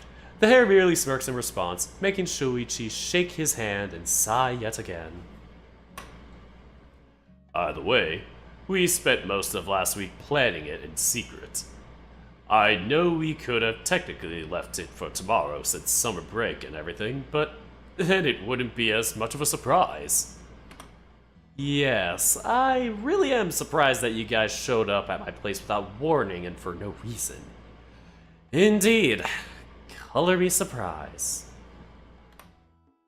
Do I sound bitter? I feel like I'm sounding bitter. Not to say that a movie night sounds bad, but what were you guys going to do if I had plans? Man, who are you kidding? Aki-kun already let us know that you do nothing all day whenever you're home. And that you complain loudly about how bored you are. Wait, I complain loudly? I thought I was only saying that stuff in my head. The implications of that are concerning. Still, I can't believe that little twerp sold me out like that. You little twerp. It's not like I'm not happy to have people over, but at least consult me on it, damn it! Aki's definitely getting a piece of my mind later. Just wait till he comes downstairs. We messaged him to let him know we were on our way. He's probably hiding right now. What? Is that why he agreed so quickly to let me be alone in the living room earlier? Well, Saya-chan and Jun-kun should be on their way. They were stopping by to pick up some of the stuff first. Stuff? Wait, what stuff? It's 2016 in world. Or 2017. I don't know anymore. It's probably 2016, but it's 2016. Who's using Blockbuster and all that crap anymore? I did offer to do it myself since we were being driven here, but Mizuguchi-san insisted. Insisted on what? Insisted on what? Could you two quit it? Could you two quit it with being an annoying pronoun? Get us! Like busting in Cool Man style. Us! Here's Saya! My thoughts are interrupted by the sound of the front door being slammed open, along with a loud greeting being yelled and getting funneled through the small corridor into the living room. At least knock first! Before long, the two familiar voices stride into the living room like they own the place. But then again, with how often Saya has been coming over, I'm not even surprised anymore. We're here! I think they can tell, Mizuguchi-san. Hey, Nico.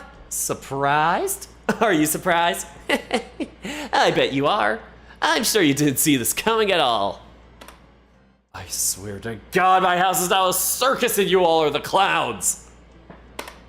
What is even going on here? Can someone at least try to tell me? Saya-chan. We haven't told them about it yet. Wait, seriously? Then my triumphant entrance was for nothing? God, that's lame. I told you, Mizuguchi-san. Why would they tell him about the surprise before we all arrived? But that's boring. I wanted to be the one that makes the dramatic entrance at the last second with the cake and everything. Cake? What? It is only when Saya says that I finally look down at what the two of them are carrying. Jun seems to have a few cardboard boxes from the grease stain on the bottom. Seem to have some kind of food. Meanwhile, Saya is carrying what is unmistakably a decorated cake of some kind. Wait, why do you guys have food and cake? Lunch was just an hour ago. What are you people even thinking? Nico-kun. Nico-kun. Happy birthday! Oh shit, is his birthday on July 31st? Is that the canon? July 31st, whatever the hell year it is in canon universe, is the year of birth of Nico, or in this case, Yuichi Mishimaya? Is it exactly this date, or is it like on Monday, or probably wouldn't be on Monday because it's the first day of summer the following day. So it probably is July 3rd. Wait a minute, it was. I think if we, Yes, this thing. I don't remember the year of it. I swore it said 1997 for the birth date, but I'd have to look again. But he's got blood type O negative. Why is everybody so concerned about blood type? But yes, happy birthday, Nico. In this canon, if he was born the same year as I was, he would be, if we assume pretty much the end of July, 1, 2, 3, 4 months older than me. So he's 4 months older than me. Cool. Happy birthday! What? Wait, what did you just say? Whoa. Hang on. But my birthday isn't until tomorrow. That's why it's a surprise! Wouldn't it be a bit too obvious if you did it on your actual birthday? Wait a minute, wait. So it is July 30th today. I do not know anymore. Personality based on blood types. Oh, that is so O-positive of you. That's my blood type. If you ever need blood, call 1-800-DIRK. Oh boy, yes, horoscopes. Yes, rushing for the papers every day. Anyway, to find out what the stars have got to say. Okay, I've got to stop humming a song to myself. Wouldn't it be too obvious if we did it on your actual birthday? I didn't even remember my birthday was tomorrow until you guys wished me a happy birthday just now. God, this is way too much to keep track of. My head hurts. Wait a minute, but if he was born in 1997, he would be turning 19. He'd be turning 19. So does that mean people graduate when they're like 19 in Japan instead of 18? Like, if you're like held back a year, like in American high schools, it's like you graduate at 19. Like I started a year late, so I was graduating when I was 19. So would that mean in Jun's case he'd be graduating at the age of 20? Or is it normal to graduate at 20? Or I don't know anymore, fam. This is too much. But that is certainly a reason. Oh, please. Just admit we got you good already. You certainly got me, yes. Not sure if I'd say you did it good, though. You don't seem too happy about it. No. I'm happy, really. This is just a lot. I'm a bit overwhelmed. Yeah, it was an international change so that the entire cast would be 18 plus during the story. Yeah, okay. So I'm a bit confused. The international change so that the entire cast would be 18 plus. It makes sense for the story itself, but I just didn't know if Japan, like if the schools in Japan, like do that where you graduate at 18 or, you know, kind of like the same as high school. At least according to Inugami, it's the same. So, I trust Inugami. Yeah, I trust Basket. The writer of the hit story, Tennis Ace. Oh god. Everybody's about to storm him like the reporters. Alright. No. I'm happy, really. This is just a lot. I'm a bit overwhelmed. I can read, I swear! Ah!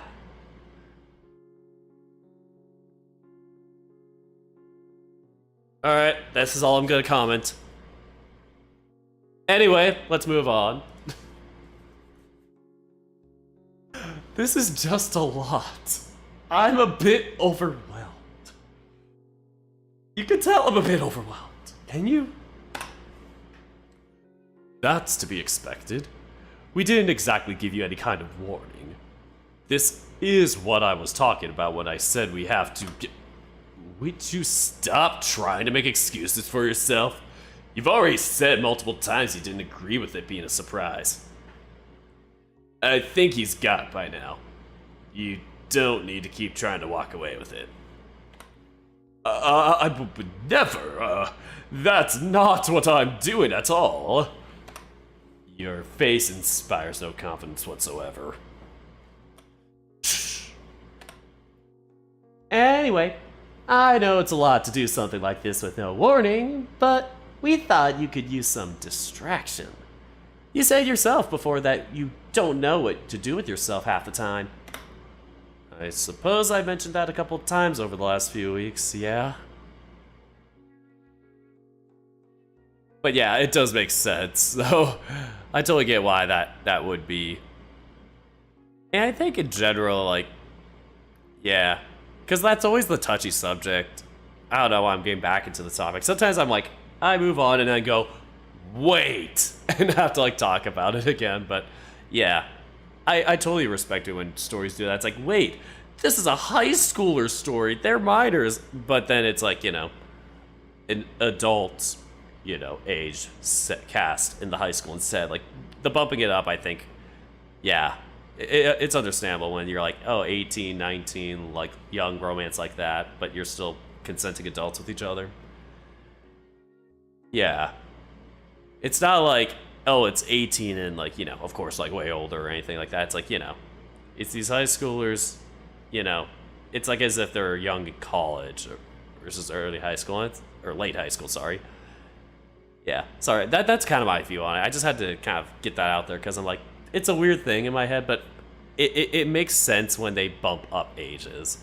When it is actually like, oh, they're just high schoolers and they're 17 or younger or whatever, then I get really uncomfortable with that setting. It's kind of why Beastars got me a bit uncomfortable at first, because I thought Legoshi, or at least some of the cast, was like 17 at the beginning.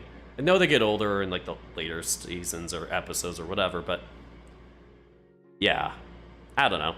It's like when I started, it kind of was weird vibes. Oh my god. You initially conceptualized your story when you were 17 or 18? Same here. Ocean Avenue was 17 or 18, but I kind of waited to start because I got... yeah. Honestly, Basket, you and me, I feel, though. It's still fun to kind of write back in that nostalgic sense. Which is why I, you know, should think about, like, you know, maybe writing a secondary story or short story or something, but... yeah. It's one of those things. It gets things out there. It's a passion project.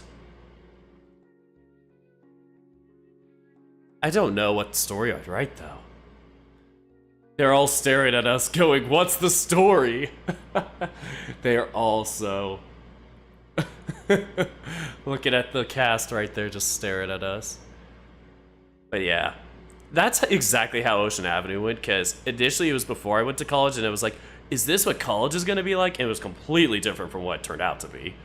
Then when I got into college, I'm like, this is what it's going to be like. This is what my college experience is going to be like when I transfer. Then COVID happened, and I was like, this is what my college experience would have been based off of my short months of experience. So it's like, such a weird, like, I don't know. It's kind of funny how that happens. One of those stories that kind of kept growing with me with life and kind of finding different morals with it. Because sometimes when you're younger, you don't see those things, or you note something when you're older going, yes, that was a part of the story of my life, and that's why this happened, and blah, blah, blah. Address the elephant in the room. Oh, hey, Victor, what's up? Not you, you're not the elephant in the room, but you just said something I don't think I saw you earlier. The passionate of youth might guy. Oh, well. But yes, I can read intentional. Oh, that is something that Yuichi would totally do himself. But plus, I think we speak for everyone here when I say that we want to be able to hang out together again. Just having lunch at school isn't all that fun. We miss you, you dummy. What she said. It really isn't the same when you're not around, Nico-san. I've been back to school for a week now. What do you mean you miss me? You know it's not the same. I know that, but give a guy a break here. What do you expect me to say after all this? I'm barely managing to keep my face together. I'm not used to having people say things like this directly to me. Ugh. Besides, Jun-kun was here. My god. What was I saying? Besides, Jun-kun here was so super excited about the whole thing. He kept triple and quadruple checking our plans and insisting that we do something that is as fun as possible for you. Poor guy could barely keep himself from telling you all week. Don't tell him that! What? Whoa! Is that true? I might have gone a bit overboard. That's all. Oh, huh? God. Ah! So June was looking forward to planning a surprise party for me despite all that's been going on recently. Crap, crap, crap! My face feels so hot right now.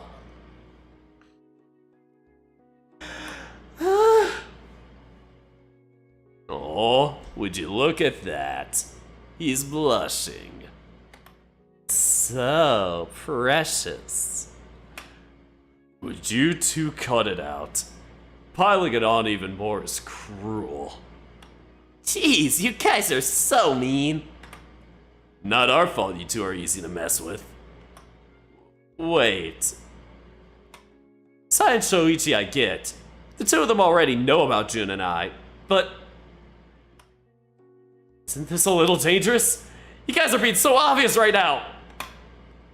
Soichi-san, I'm going to get mad.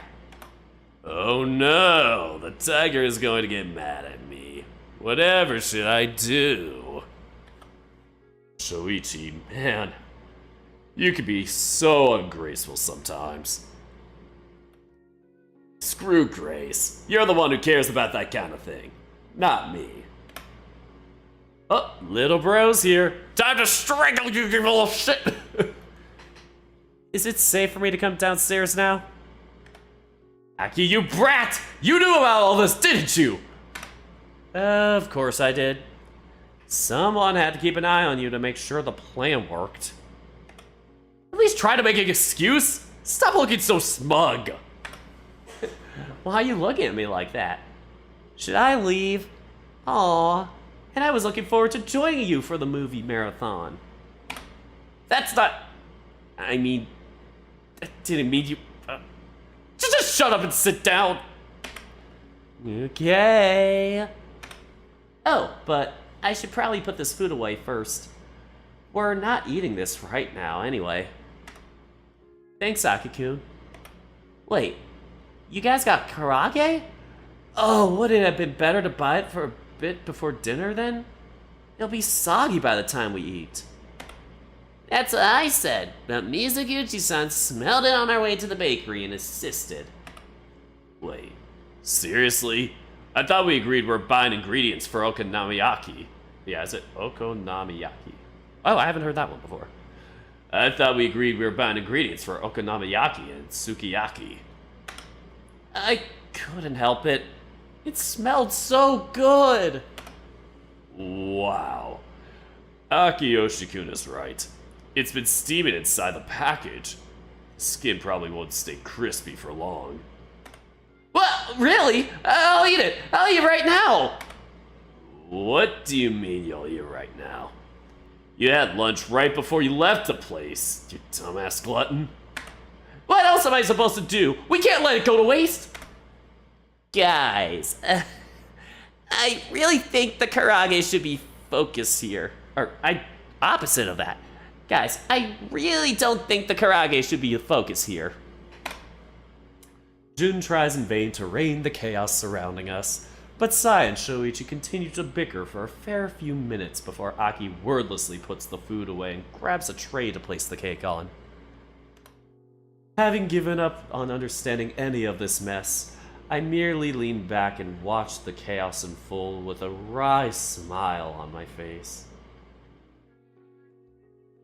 Although my brain still hurts from all this getting sprung on me at the drop of a hat, I have to admit that the lively atmosphere feels nice. Even at the best of times, everyone has been quite clearly walking on eggshells around me for the last month. It's strange, but seeing this whole disaster makes me feel a bit nostalgic. miss this.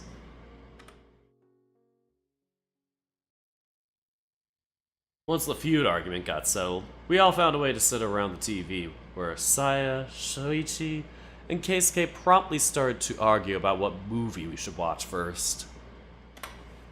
It seemed like there was no way for an argument to end without it being replaced by a different one.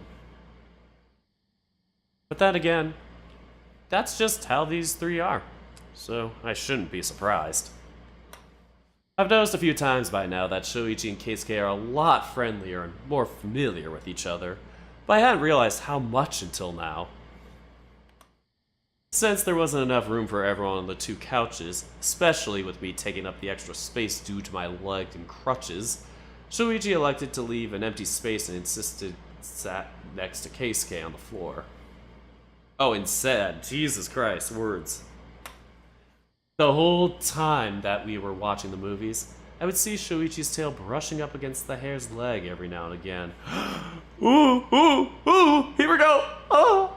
As if he were trying to decide whether it was safe to rest it on Keisuke's lap or not. Then again, the only reason I even noticed that in the first place is because Jun does the exact same thing. It probably would have escaped me entirely otherwise. I wonder if there's something going on here. Shoichi likes guys too, right? And he did say that Keisuke was very supportive of him after I got in my accident. But is that even passable? I don't think Keikun swings that way, does he? What even are the odds at this point? Everyone's gay! Still, after several hours of the most eclectic movie selection known to man, from one of Saya's sci-fi movies to Keikun's romantic drama, Shoichi's mystery thriller, and Jun's anime, the group decides to take a short break so that everyone can use the bathroom and food can be prepared. Jun and I are the only ones left in the living room while the others have taken to the kitchen in an effort to reheat the karage. Shoichi, the oil is too hot. You're going to burn them. Seriously? It's not even sizzling. That's because you haven't added anything to it yet. Oil doesn't sizzle on its own. It doesn't? Then how do you know it's getting too hot? You do see that there's smoke coming out of it, right?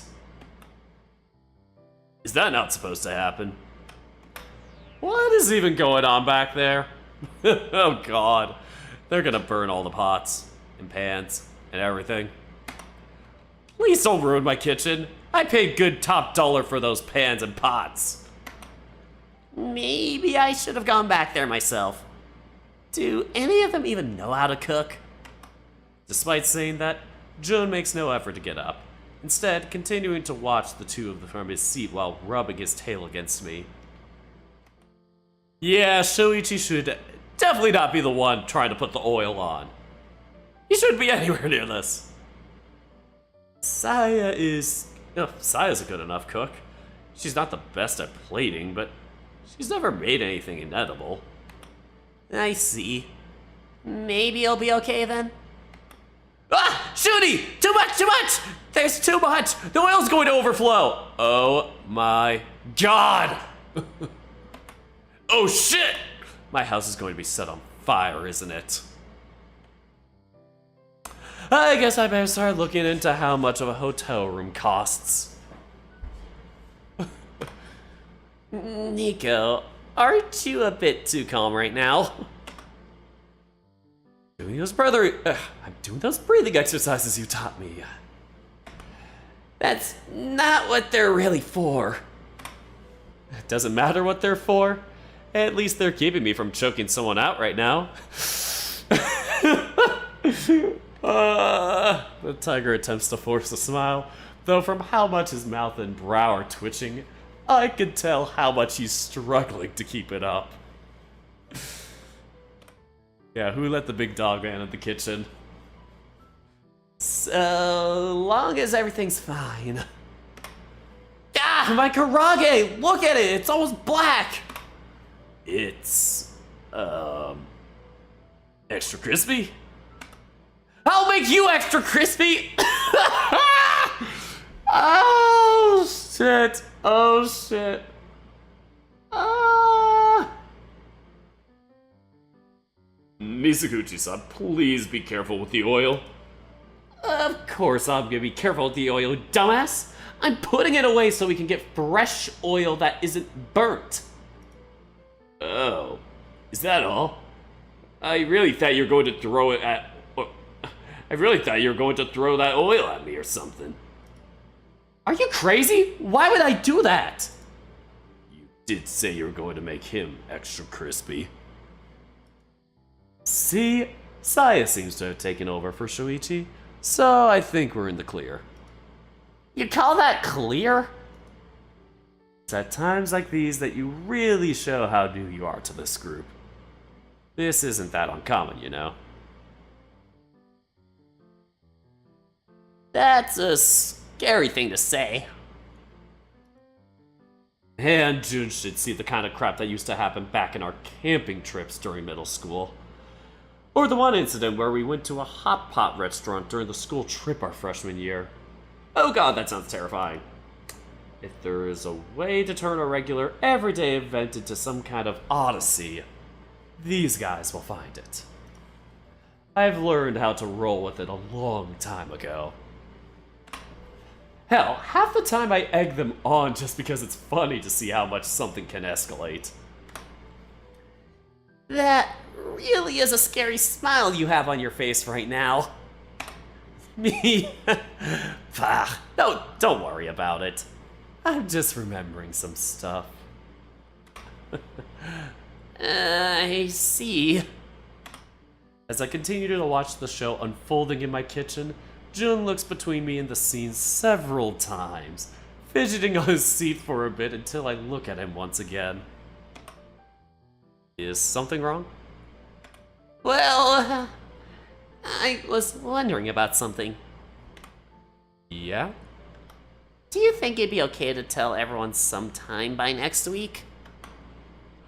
Oh, my eyes widen, not having expected Jun to say that of all things. Especially when the others are only a few meters away. Then again, I guess they're distracted enough, but still. What brought this on? You know, we spent all this time sitting next to each other, but we couldn't really do anything about it. You're not telling me you want to be all clinging to me in front of everyone, are you? No. Or at least not exactly. Maybe a little? I want to at least be able to lean on you or hold your hand, you know? Oh man, you say that like it's not a big deal. But even thinking of doing that makes my whole face go flushed almost immediately. I don't think I'd have the guts to do it, regardless of it if they know or not. God, holding hands. Ooh. Damn, that is some fiery stuff.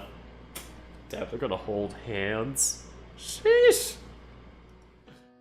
Hell, Shuichi's a lot bolder than I am about this stuff. He's never hesitated to cling to me in public before over the years. The only way to get him to stop was to push him away. He never hesitates to... Yeah. But yeah, the only way to get him to stop was to push him away. Though he's been better about it the past year or two. And yet, he still doesn't have the guts to do it earlier today. Yet he still didn't have the guts to do it either today. I guess we can at least tell them. It's not like there's that many people to tell. Shuichi and Saya already know anyway. That means it's just... Ikun. And maybe Aki and Mom. Have you held hands with any BFs in your life? No, I haven't. I haven't had a BF before.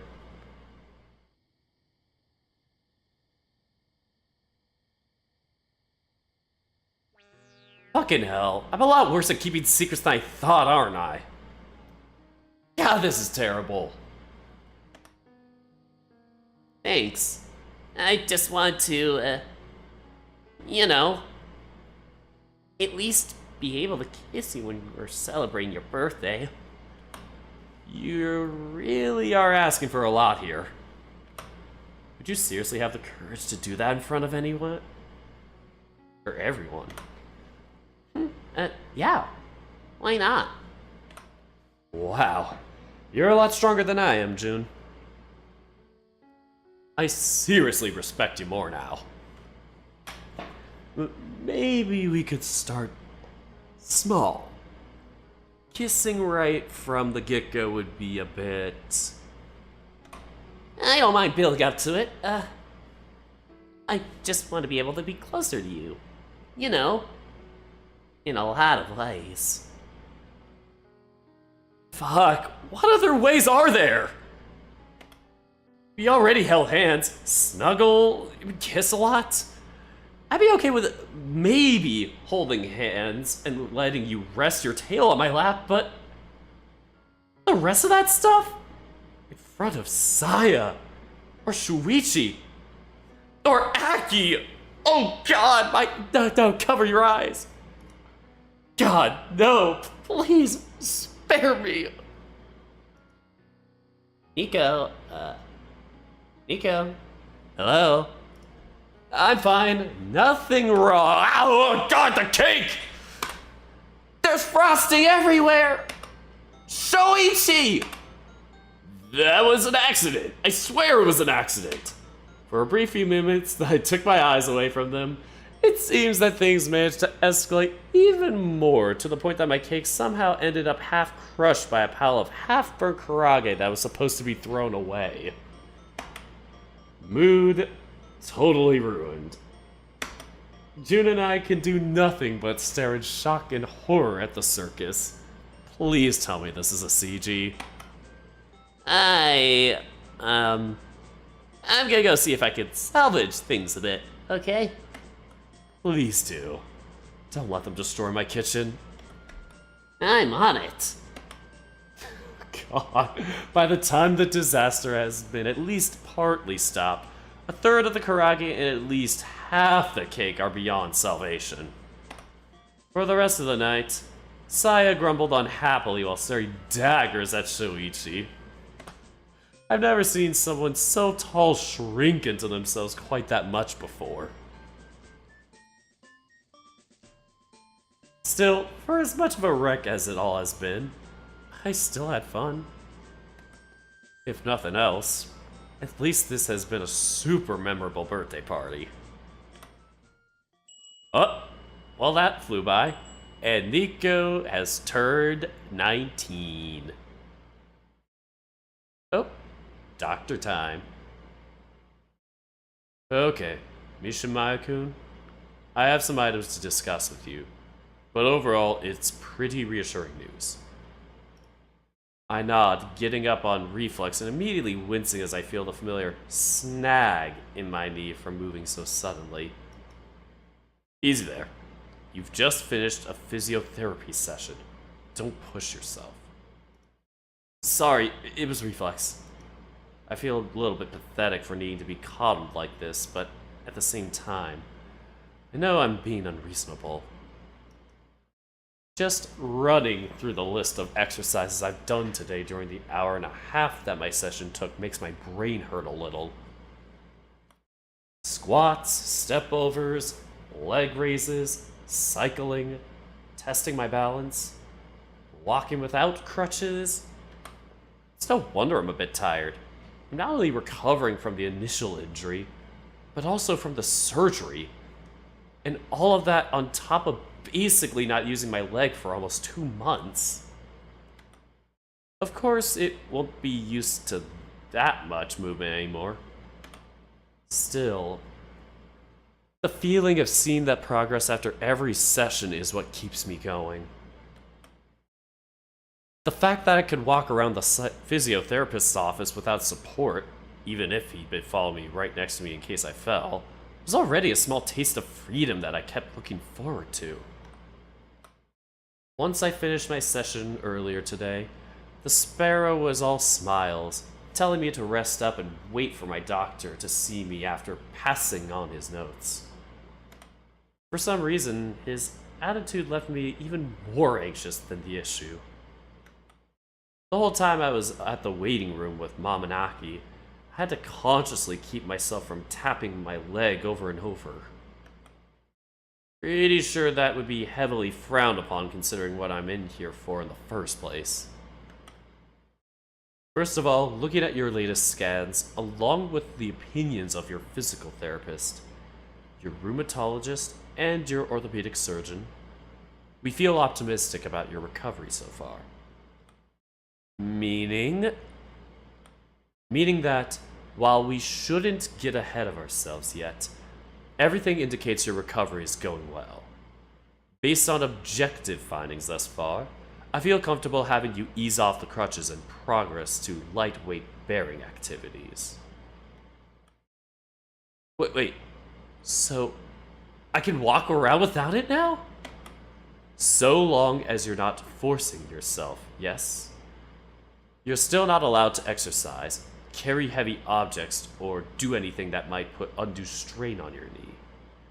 But it does seem your ligaments are recovering well enough.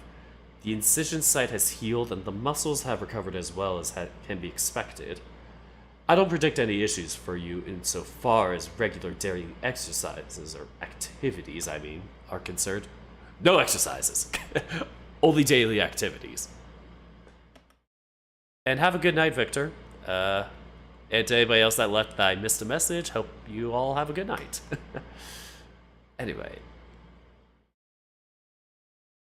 No way! I can actually walk around now? Are you serious?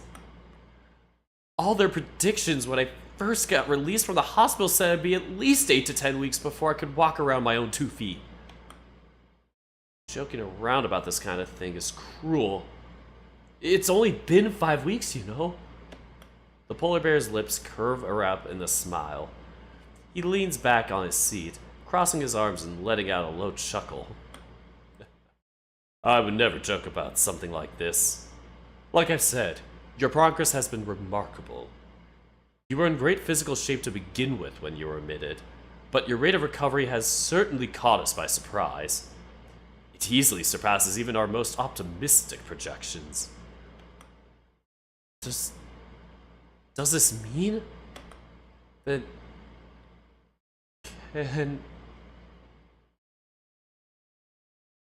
could I play tennis again? Immediately, the polar bear's smile disappears completely. He looks me in the eye, his gaze so intense that it makes me uncomfortable, forcing me to look away. I'm sorry, Mishima-kun. I know this isn't what you want to hear, but there's a difference between being optimistic and setting unreasonable expectations. Despite your injury healing a lot faster than expected, we could at most theorize that you'll recover a bit more than your original range of motion than what was originally estimated. That does not mean we can say you'll make a full recovery at this time. Your knee is still considerably debilitated, and the exams do show nerve damage and scar tissue forming that will hinder both sensation and range of motion in the long term. While it is true some athletes can make a comeback from similar ACL injuries, your initial incident involved not only torn ligaments, but also multiple fractures, damaged muscles, and the restricted blood flow that also caused some permanent damage.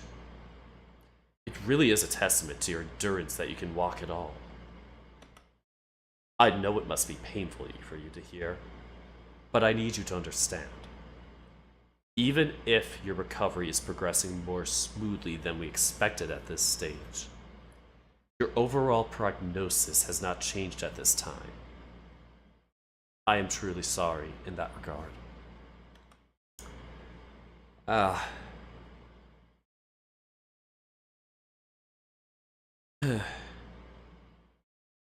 I guess that's to be expected. Really was unreasonable for me to expect otherwise. Of course. Knew that from the get-go. I didn't expect otherwise. Stupid to hear a small shred of good news and immediately start expecting something impossible to happen. Right. Nico, you moron. Don't wind yourself up on your own only to lose hope after. You big idiot. Polar Bear, maybe sensing my lowering mood, takes to showing me some of my exams. But look at this. You see how the bone looks here? It's taken well to the internal fixator that was placed inside to stabilize it. So long as you're careful, you should be able to at least return to a mostly normal life right in time for your summer break. Can we at least be glad for that? You're right. Thank you for being honest with me, sir. Of course. He's right. Me getting to play again was a no-go from the start.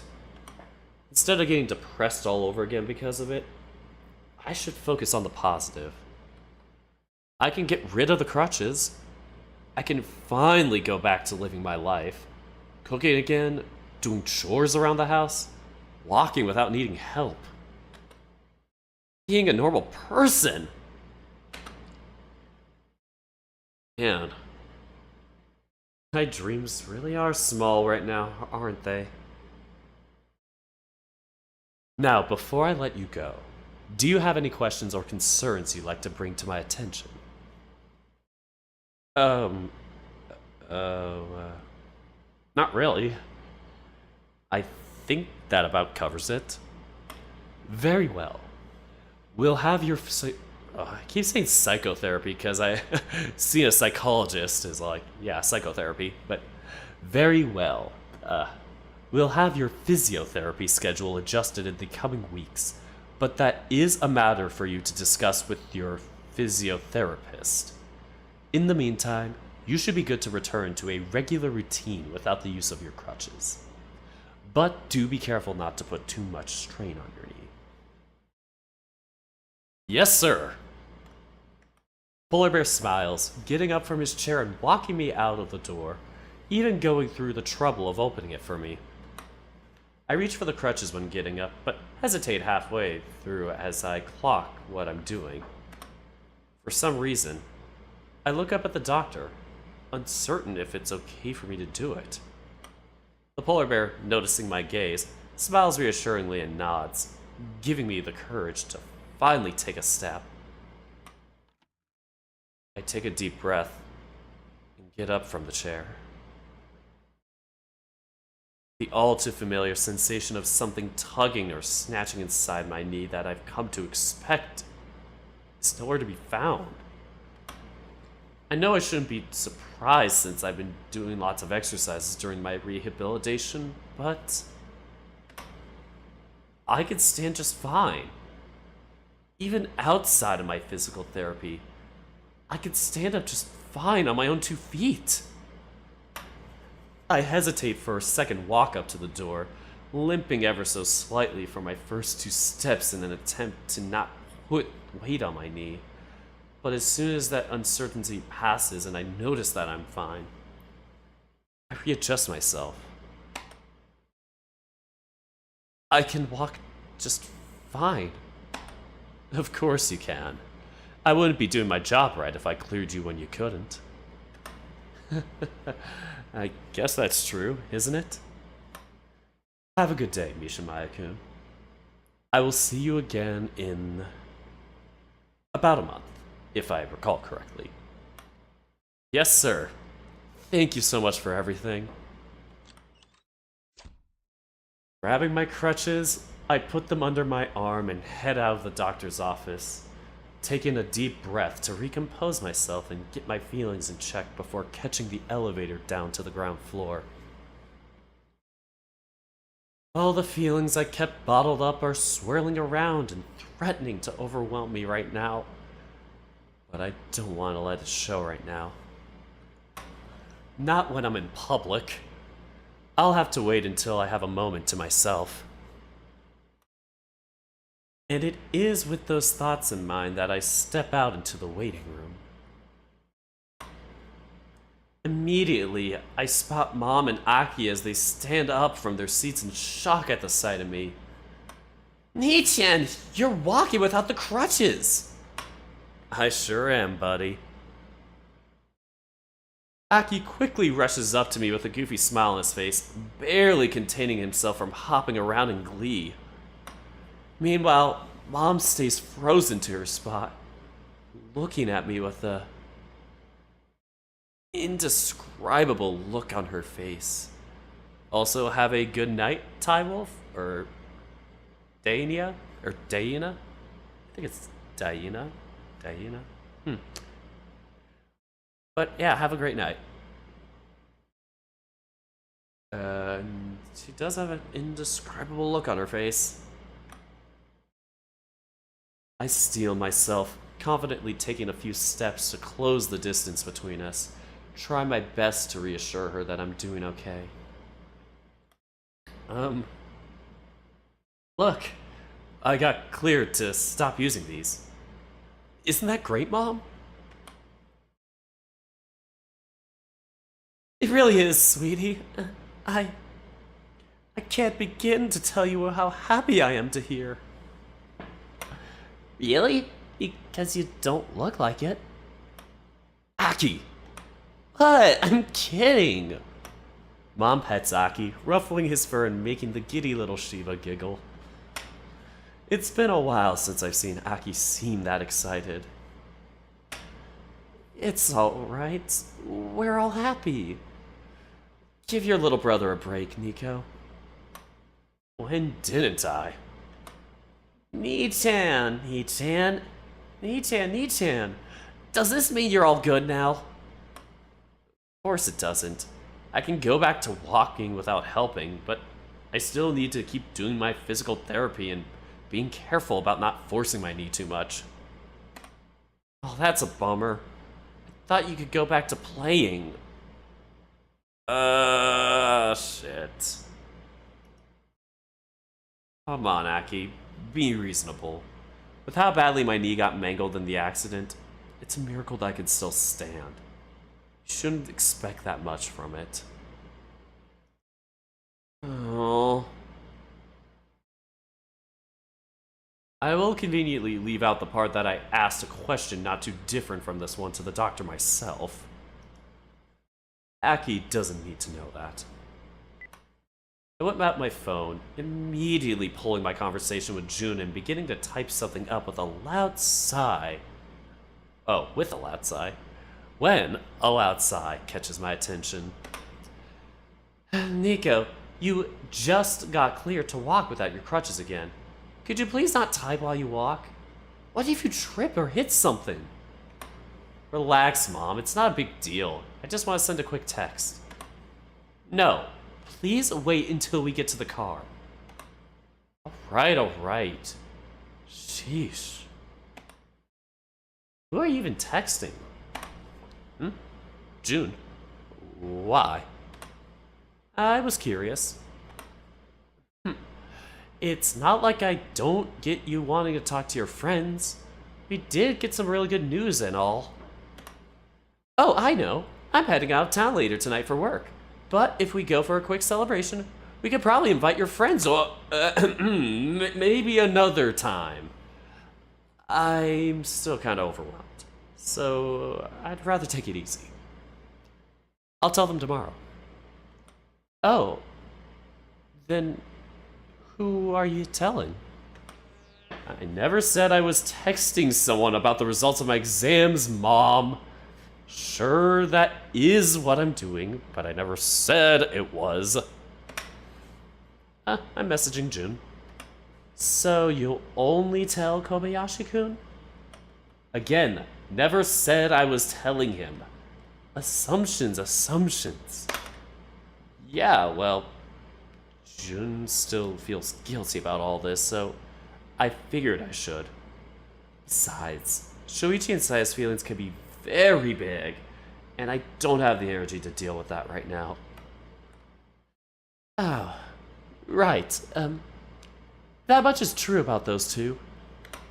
maybe we could look into inviting them over tomorrow? Give me some time to process things without becoming the center of attention and everything? What? No fair! I'm going to be busy tomorrow. You are? With what? I'm going to have a sleepover tonight, and then I'm supposed to spend time with my friends tomorrow. You... What? Huh? Mom insisted. Yes, well, I didn't want you turning into a shut-in. All your friends have been calling you and coming over to ask you if you could go out with them a lot the past few weeks.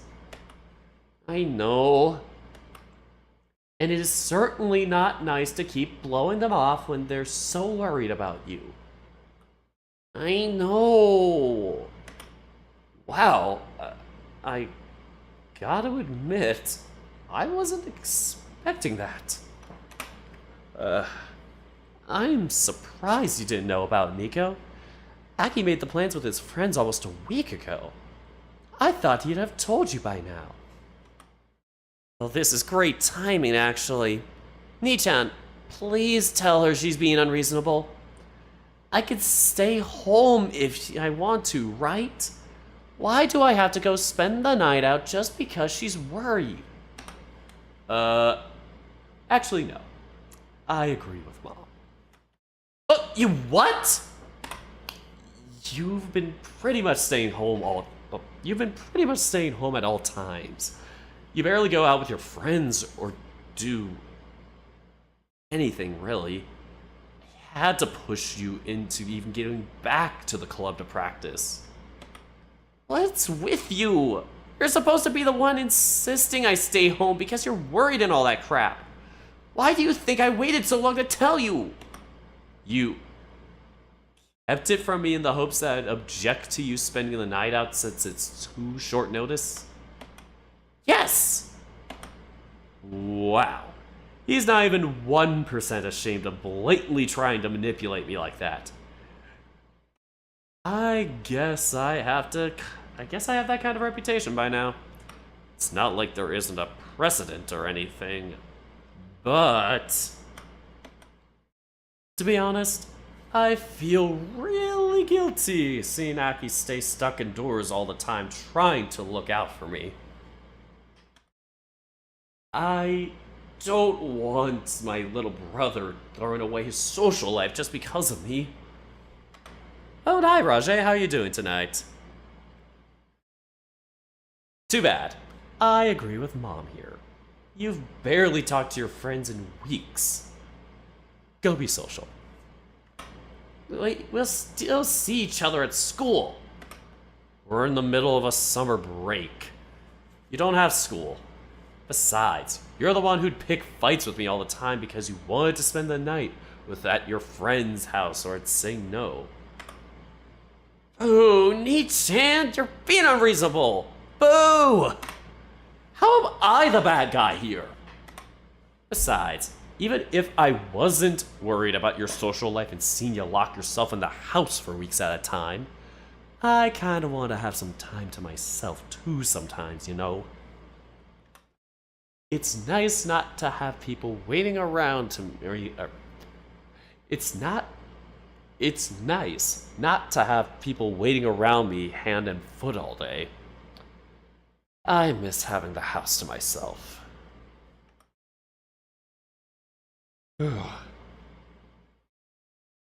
Since I can't go out much yet, I want to at least feel like I have time to think. Oh, yeah, you do bad. Go study and all that. Do the grades. Good luck with your exams. Oh shoot, I forgot. People are back in school already. Holy hell. Good luck.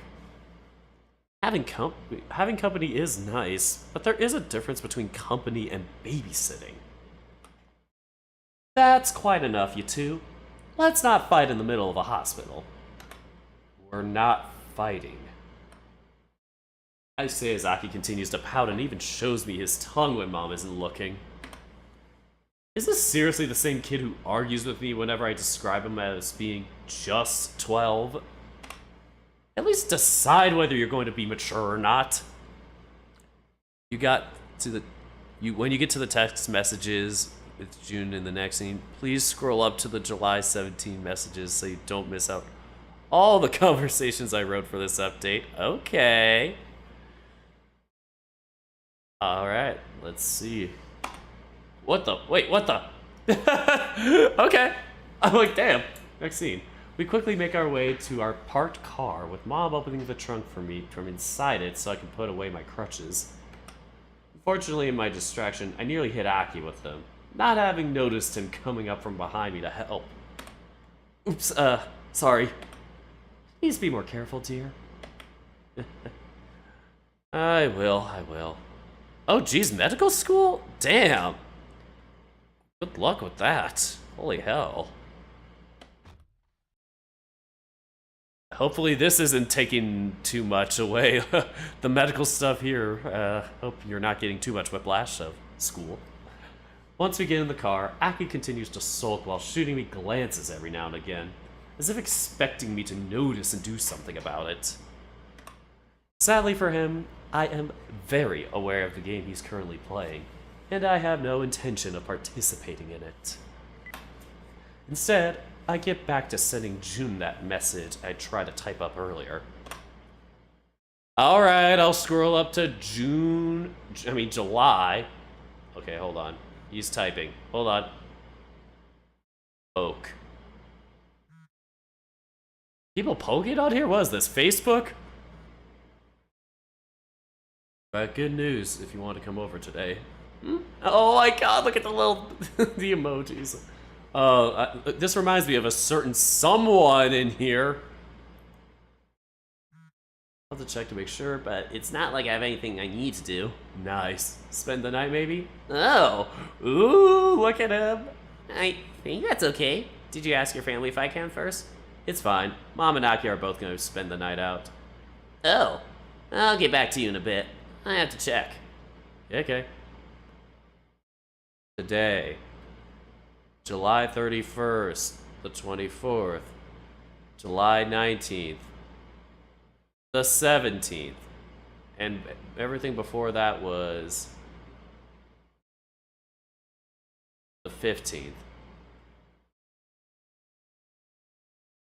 Doing okay? Yeah, why? You were pretty quiet in class today. That's because I was a bit overwhelmed. Wouldn't that mean you're not okay? Being overwhelmed and not being okay aren't the same thing. Okay. Are you heading home? I left to go to the bathroom after the bell rang and you were already gone. No, I came to the staff office to talk to the teachers about some catch-up assignments. Was wondering if I could come to the music room to watch you rehearse, actually. Oh, I love that. Oh my god, why does he have so many cute emojis? Like, he keeps doing, like, the typing words and all that stuff. Like, the typed emojis. Thanks, I'll see you in a bit. Smooch. Are you gonna come to watch me play again today? No, sorry. I have a doctor's appointment today. You do? Carp! I forgot. Actually, I'm the one that forgot to tell you. Oh. Then I'm totally fine and have nothing to worry about. You could at least pretend to be reticent. Reticent? What the fuck does that mean? Yep, I'm in the clear. Good luck with your competition today. Thank you. I just got here. Nice. And I'm sorry again I couldn't show up. It's fine. I'll tell you all about it tomorrow. Thank you. Sorry for leaving out of nowhere. Is everything okay? You seem frantic. I was just embarrassed. Why? I don't mind if we get a bit excited when we kiss. It's totally fine. You don't have to make me feel better. What? I don't want to make you feel uncomfortable or anything. Why would that make you feel... Why would that make me feel uncomfortable? You worry too much. I'd still rather not deal with that. Man, June has... he is going for it. Thank you for reminding me, Basket, because damn, these are some good messages. Nah. Just don't run away if this happens again. Oh god, I totally did read. Just on it. No promises. Sorry. What for? The surprise yesterday. Couldn't tell if you were super upset or not when we showed up. You're fine. I still worried. What even is that one supposed to be? Is that supposed to be you wiggling? What? That's a blush. Your emoji game is weak, Nico-kun. It's not my fault when you come up with 5 new ones every conversation. I just like them. Smooch. Now you're doing it on purpose. You can never prove it. Aw, look at you, just hugs him. The hugging somebody emote. I swear their number keeps increasing every time we talk. Get used to it. The more I text you, the more comfortable I'll get sending them to you. It doesn't have to be every message, though! Today, poke. Hey, busy. Not right now. How'd the consult go? I've got good news. Was wondering if we wanted to come over today. I think I can. I'll have to check to make sure, but it's not like I have anything I need to do. Nice. Spend the night, maybe? Oh, I think that's okay. Did you ask your family if I can first? It's fine. Mom and Aki are both gonna spend the night out. Oh. I'll get back to you in a bit. I have to check. Okay. Whew, what a read. Anyway, I smiled to myself, my tail already doing its best to wag behind me despite the lack of space at the mere thought of having Jun spend the night. Sorry, man. Trying to do that off camera, or off mic. Sorry if you heard anything? I don't know, dinner. Yikes. Anyway. I feel so happy for getting this happy at the mere thought of him, but at this point, I neither care nor want to do anything about it. Jun makes me feel good, considering all the crap going on in my life outside of him right now. I need that to feel normal again. Once we get home, Aki initially tries to help me inside, though to his credit, he pulls away before I can say anything, seemingly realizing that I don't need the help anymore. He hangs around awkwardly for a second before piping up and awkwardly claiming to be thirsty. Oh, I cleared it with Mom and Dad. Hooray! Nice! They were a little worried since I sprung it on them, but they agreed. Oh. Sorry, I hope I didn't cause you any problems with them. Don't worry about it. I want to spend the night. They're just overprotective sometimes. You can guess why. Oh. When you put it that way... I said not to worry about it. I could be there in a few hours. Is that okay? Yeah. I'll see you later tonight. Hey, Mom. I know it's short notice, but I've invited Jun over to spend the night, okay? Oh, that's fine with me, but I thought you said you didn't want to do anything. I don't want a big celebration or anything. It would be way too much for me. But this is just Jun, so I thought that'd be alright. Well, I have nothing against it, but I won't really be home tonight, remember? That's fine. It's not like I need you to tend to my friends, Mom. I suppose. I don't have a problem with it, but I worry. Come on, Mom. It's not like I'm a kid anymore or anything. Haven't I been doing a good job of looking out for myself, all things considered? Fair enough. If you really want to, I won't refuse. Thanks. Your little brother won't be happy about it, however. No surprise there. He's still sulking about having a sleepover of his own. He acts as if we were forcing him to do something horrible. Doesn't even look like he's being allowed to spend the night at a friend's place playing games. Something he'd constantly ask to do before all this. Aki will be fine, Mom. He's not a little kid either, remember? Isn't that what he always says? Then again, he is still little. He just insists that he isn't a kid. Give your brother a break. You were the same when you were his age. Always insisting you were mature for your age and that you didn't need to be looked out for. Yeah, but in my defense, I was pretty much taking care of both me and Aki while doing most of the chores and the cooking in the house. That's, I suppose, I suppose that's true.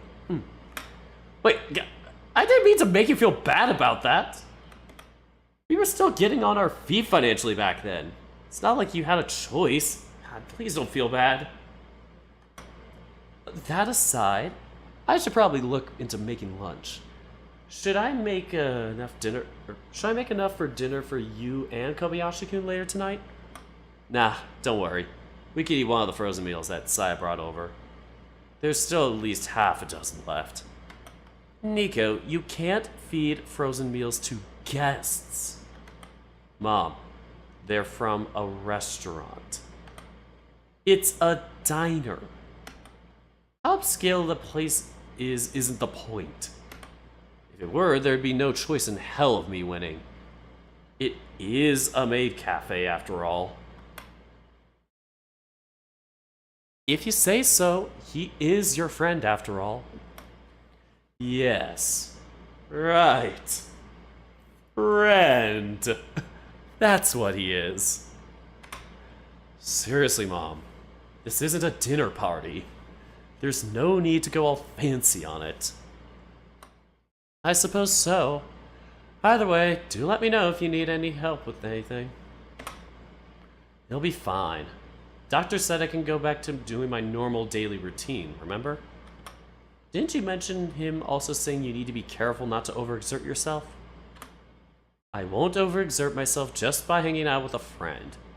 What exactly do you think I'll be doing? Knowing you, cooking enough food to last us a week. I have no reason to be anxious. Besides, that only happened one time. This year, you mean? That's besides the point. And seriously, stop making good points. It's getting really hard to refute them. Well, I'll go get changed and then I'll start on lunch. You boys feel free to do whatever you want in the meantime. That's okay. I can help. Are you sure? I'd be more than happy to. Now that I finally can. Alright, I don't see why not. Can you chop the vegetables I hand to you while I prepare the marinade? Okay. Ooh, a few hours later, it's time! Despite my sudden newfound freedom from my crutches, and my now lack of freedom from my crushes, I completely blank when trying to think of what to do. Instead, I somehow find myself doing summer vacation homework on the kitchen counter. A fate as basic as it is boring. How did I even end up doing this in the first place? Out of everything I could be doing, why on earth would I pick homework? Then again, I was away long enough that the pile of homework I need to do during our break was almost twice the size of everyone else's. If I don't do it at some point, I won't make a dent in it until it's too late. I wanted to help Mom with chores, but thanks to Saya's interference, the house is more or less pristine already. Could start a load of laundry, but with how little of it there is to do, it'd be a waste of water. Curse that bunny and her good-natured helpfulness! My general internal rant is interrupted when a knock echoes from the front door, causing my ears to perk up as I instinctively get up in one quick movement. Oh hey, even when I basically jumped like this, I still didn't feel anything other than some mild stiffness in my knee. Ooh, that's progress. Is that Kobayashi-kun coming over? Mom pipes up from the living room where she's been sitting around with her laptop, No doubt doing work despite technically being off the clock. I think so. I'll get the door. I'll head to my room upstairs then. What? You don't have to. No, it's fine. I had to regardless. I need to get ready and head out. Otherwise, I'll get to my hotel far too late. And I also have to drop your brother off at his friend's. Oh. I guess that's a fair point. It won't be too long until it starts getting dark out. Coming. It's the boy. Hey there. Took you a while. Sorry, I told myself I would do a certain amount of homework every day during the summer break to avoid getting behind on it, but I was having trouble focusing. Oh, I was doing homework until you got here too. I can tutor you if you want. Sexy tutor. Please no. I've had more than enough of it today. That's not why I came here. A fair point. Can I come in? Please do. I make sure to close the door behind the tiger as he steps in, taking off his shoes and grabbing a random pair of slippers from the shoe cabinet. Once he's finished doing that, Jun turns around to give me a proper look, and that's when his eyes go wide. What? Nico-kun! Where are your crutches? Pretty neat, right? I got the all clear to walk without them this morning. You're kidding! That's amazing! It really is, isn't it? Man, I was starting to feel like a little overwhelmed about being able to walk since I spent pretty much all my time after getting home during work. Or home doing work. But hearing the excitement in his voice is definitely getting my tension back up. I lead the tiger inside, taking a seat at the new vacated couch while he follows suit. So you don't need to use them anymore. Like, at all. Nope. Totally done with them. I'm allowed to go back to my normal, daily life now. So long as I don't put too much strain on my knee, that is. I still have to keep up with my physical therapy and do exercises at home every now and again, but other than getting back to the gym and whatnot, I should be golden. I'm so glad. It's good to see things getting back to normal, even if a little bit. But you still can't play tennis? No. Doctors don't think that's changing anytime soon. Or at all. Or at all. Ugh. I'm sorry. You better not be apologizing for the reason I think you are. I'll pinch your cheek if that's the case. My bad. It's hard not to feel guilty sometimes. A good dose of cheek pinching ought to get rid of that. Stay away from my cheeks, you fiend. Hee hee hee. That's more like it. Huh? Are you alone at the house? I know you said Akiku and your mom would be out tonight, but did they already leave? Mom's in her room working. Aki's doing God knows what. Maybe homework? I'm surprised they're not down here with you.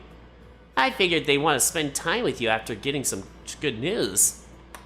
Aki hung around for a bit after lunch, but he went back upstairs after a while. I think he feels awkward since I don't need his help anymore. Hell, he's been awkward about it for weeks now. The more independent I get, the more awkward he seems to act. I think he wants to be useful and doesn't know how. I don't blame him, but also, thank God we're done with that. I see. I guess it must be a relief, huh? How so? Not feeling smothered as much? Not having to worry about your family crowding around you every waking second? Ah. It's scary how on point June can be sometimes. Leave it to someone who's lived through it before, I guess. You're not wrong here. I know. All that aside, this is some pretty sweet news, right? You'd imagine I'd be jumping for joy or rushing to get back to my regular routine, wouldn't you? And yet... It's been so long that you have no idea what to do with yourself. Oh, sorry. I'm reading that from his perspective. It's been so long that you have no idea what to do with yourself. Exactly. In there. It's no fun. What did you do to get past that? Because seriously, I really can't think of what to do. I could go out of the house if I wanted, but then what would I do? I could cook or do chores. But we have plenty of food and there are no chores that need doing. I could walk to school no problem, but we're in the middle of a summer break. I am stumped. I think you're overwhelming yourself. What do you mean? You're thinking of every single thing you could possibly do now. That's way too many choices. It's no wonder you have trouble making a decision, especially since it's you. That last part was uncalled for. My point is, instead of thinking of everything you could do, why not bring it down to a specific category? Think of a specific place you could go to, and then think of what kind of things you could do there. You're probably thinking like, I could go swimming or running, or to the mall, or to the park, or to the theater, or to the club, or... That's way too much. Think of a specific place and then think of what you could do there. And that works for you? It's at least better than the alternative. Huh? I'm not sure that you and I operate the same way, but I'll at least keep that in mind to try later. Does that mean you want us to go out somewhere right now? Nah, since you're here, I'd much rather we stay at home and spend some time together. You sure? I don't mind going out. You must be going crazy being cooped up all the time. It's fine. Besides, I don't know when Mom and Aki will go out, so I'd rather be at home when they do. Fair enough. Where are they going anyway? Aki's having to sleep over with friends. Under duress, it seems. Mom is going on a work trip. Under duress? What does that even mean?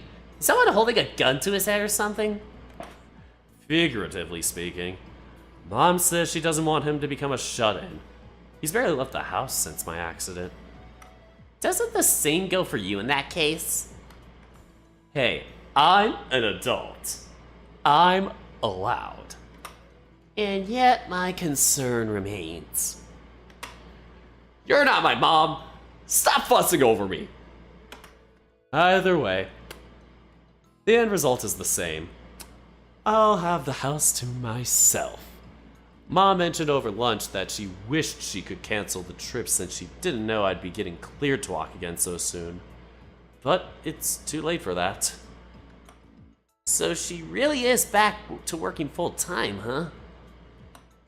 She's making an effort to show her face around the house more often, but... yeah.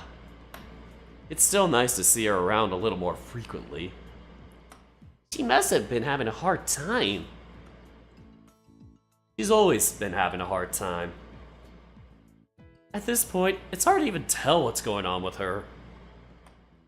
Then again, she's really passionate about her work, so I wouldn't dare say anything about it. I already think it's a miracle she stayed home for so many weeks. She'll be fine. Besides, there's no point in worrying about something you can't change. That's never stopped me before. Me neither. But that doesn't make it any less valid. You really should think twice about giving advice you don't follow yourself. Hey, leave me be. If I want to be a hypocrite, that's my decision. Okay, I wasn't expecting you to outright say that. Not as predictable as you thought, am I? Predictable? Since I've met you, anything but. Aw, that's nice. Wait, is that even a compliment? Whatever. I'll consider it one. How about we play some games? I'm getting a little bored of playing with just Aki. He's terrible at racing games. So am I. At least kicking a different person's butt might give me a sense of freshness again. If that's the best you can do, then your trash talking needs some serious work. Does that mean you're a chicken? What? Wow. Getting colder and colder. But fine, I'll play. Well, got what I wanted in the end anyway. Truly a result of your max level charisma stat. Oh man. Me with my low charisma with my new character. I had such high charisma with my paladin. Now I have low charisma as a barbarian. And my strength should be higher, but god damn it, the roll 20 fucked me up. Let me rant about how bullshit that was. Maybe not, but you can watch me on my channel, twitch.tv/dorkthepanda if you want to see me play D&D every other Sunday at 5 p.m. Pacific Standard Time. No, Pacific Daylight Time for now. Of course, it will change, basically 5 o'clock Pacific Time if you want to watch me play D&D. And guess what? My button, there we go. I am going to be in a death match in that next campaign. Why? You'll have to find out. But yes, my character will be having to do a fight to the death. Which is great! I am totally not scared.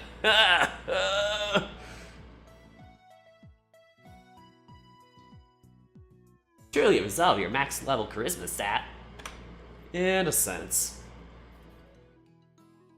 June and I continue joking around, trading barbs back and forth while I grab the controllers and set up something for us to play. However, once I sit back down and we're about to start the first race, the tiger gets up from his seat next to me on the couch and instead sits down on the floor. Right in front of me. What are you doing? Taking a seat. Why on the floor? There's plenty of room. Nah, I'd rather sit on the floor between your legs. Best seat in the house. Oh god, help! I have to look away to try and hide that dumb look on my face right now. Though I doubt that'll do much for the strangled yelp I just did. Why on earth would you just want to sit there? I don't know. Maybe it's a cat thing. The tiger says the last part in a kind of sing-songy voice, clearly having way too much fun at my expense. His tail brushes up against my leg, kind of wrapping itself around it. It's immediately clear to me that June is enjoying this far too much to stop now. I mean, I'm sure he would if I told him I'm legitimately uncomfortable with it, but... What the hell? This isn't too bad. You do know this would be pretty difficult to explain if someone walked in on us, right? Would it? We're just playing games. There's nothing to see here. I'm not so sure about that.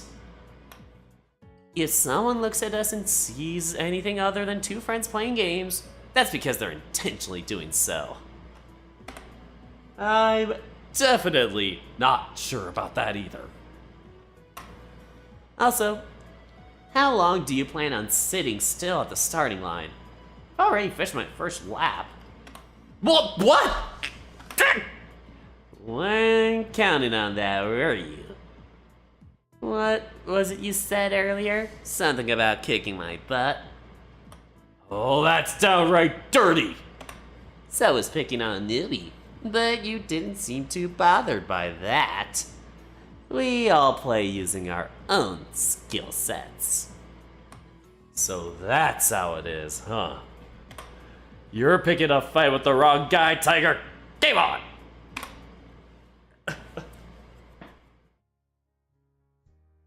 June proves to be more than even match for me. Even if it's in a very unorthodox way.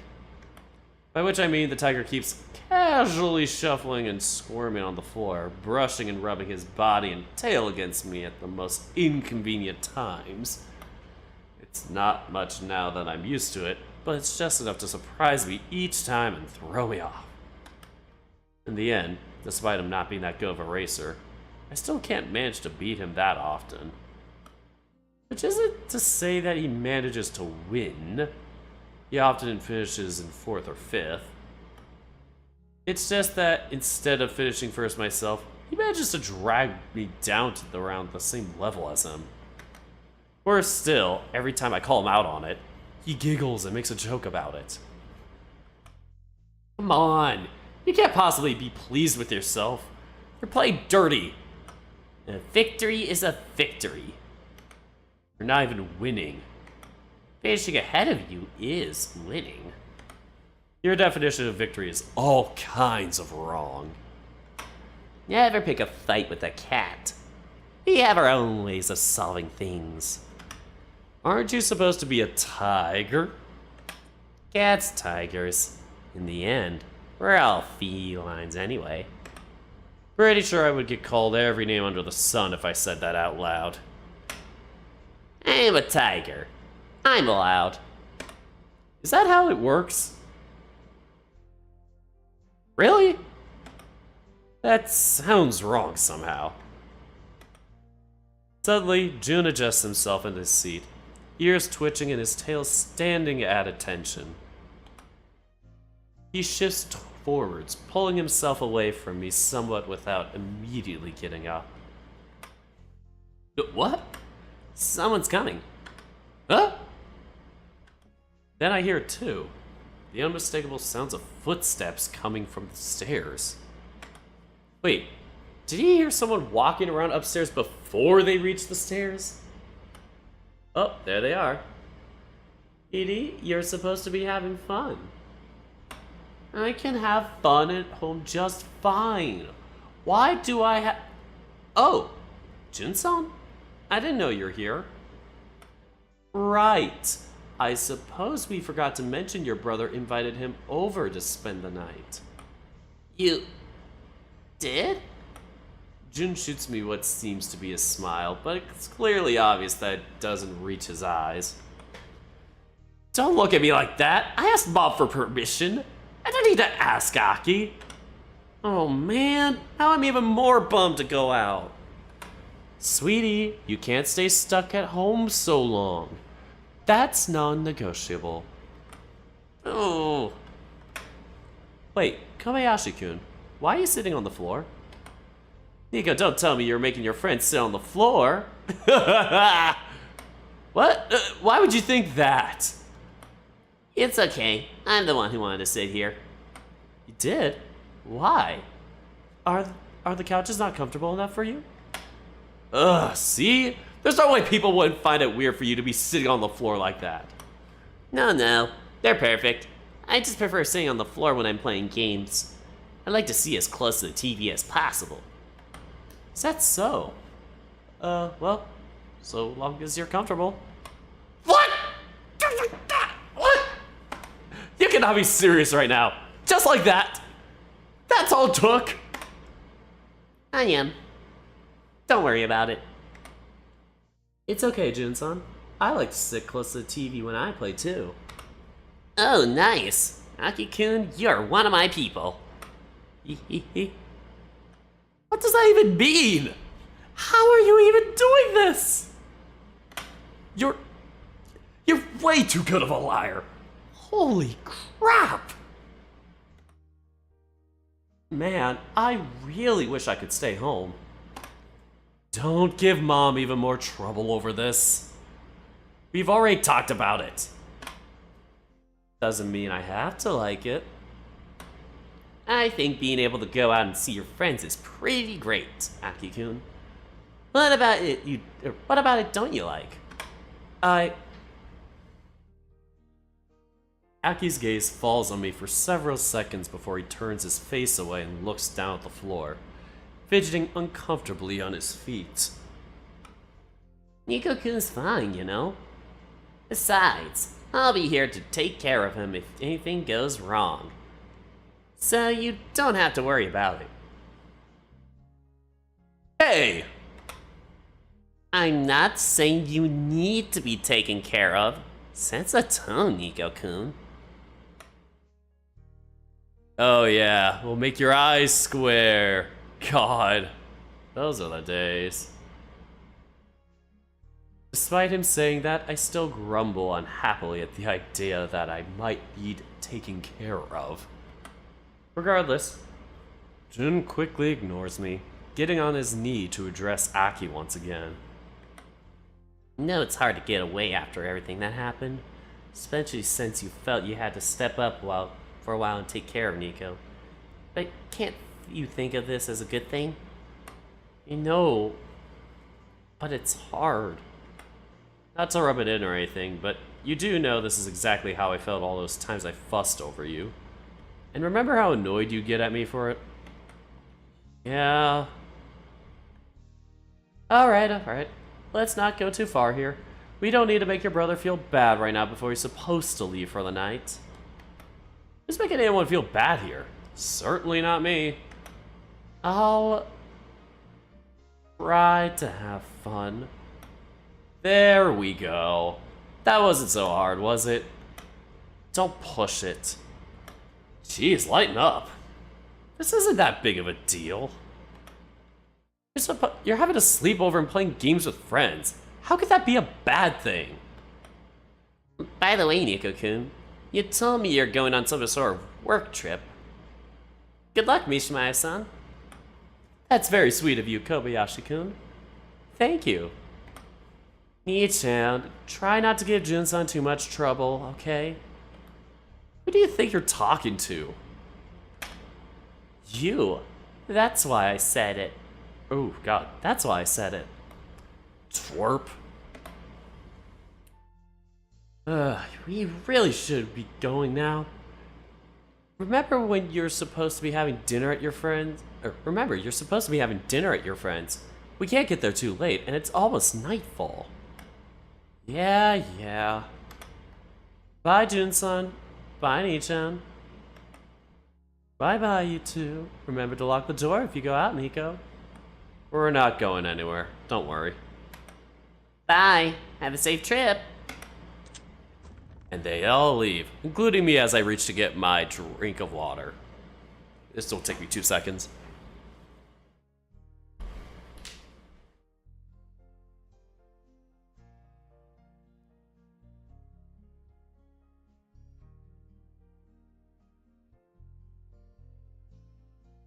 Sorry about that, I got really thirsty for a second. But Jun cheerfully leans back on his seat while giggling, immediately getting back to rubbing his tail against my leg. This time, even more brazenly. See? I told you no one would care about it. I don't know how you do it, but you're way too good at bullshitting people. Years of practice. Comes with the territory. I know what you mean, and I know why you do it. But it's still not that great hearing your boyfriend talk about how good of a liar he is.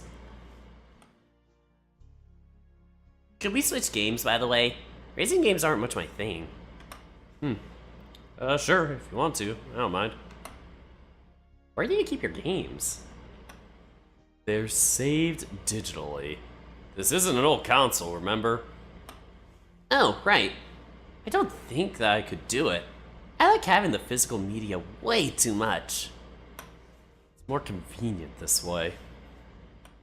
Jun browses my gaming library for a little while, looking up each of the games I've got installed without much interest.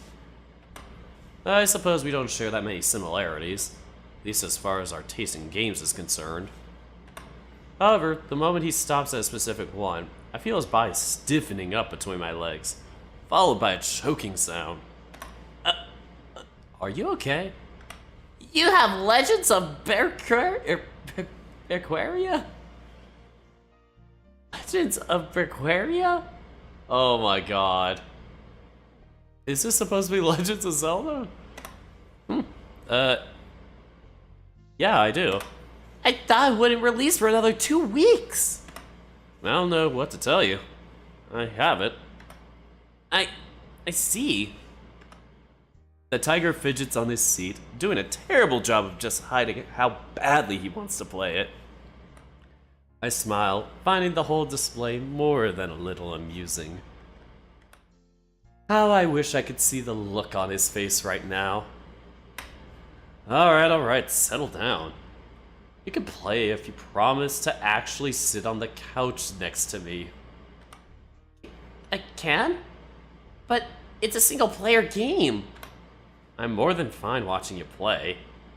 That is, unless you don't want to. Yep, I got him now. How can you go from being such a slick liar to being so beyond easy to read? This is hilarious. Without another word, Jun gets up from the floor, plopping himself on the couch next to me and launching the game. The whole time, he doesn't look me in the eye once. That eager, huh? Not a word. Evil grins. Yeah, guess you're not some kind of smooth mastermind after all. The good old carrot on a stick approach still works wonders.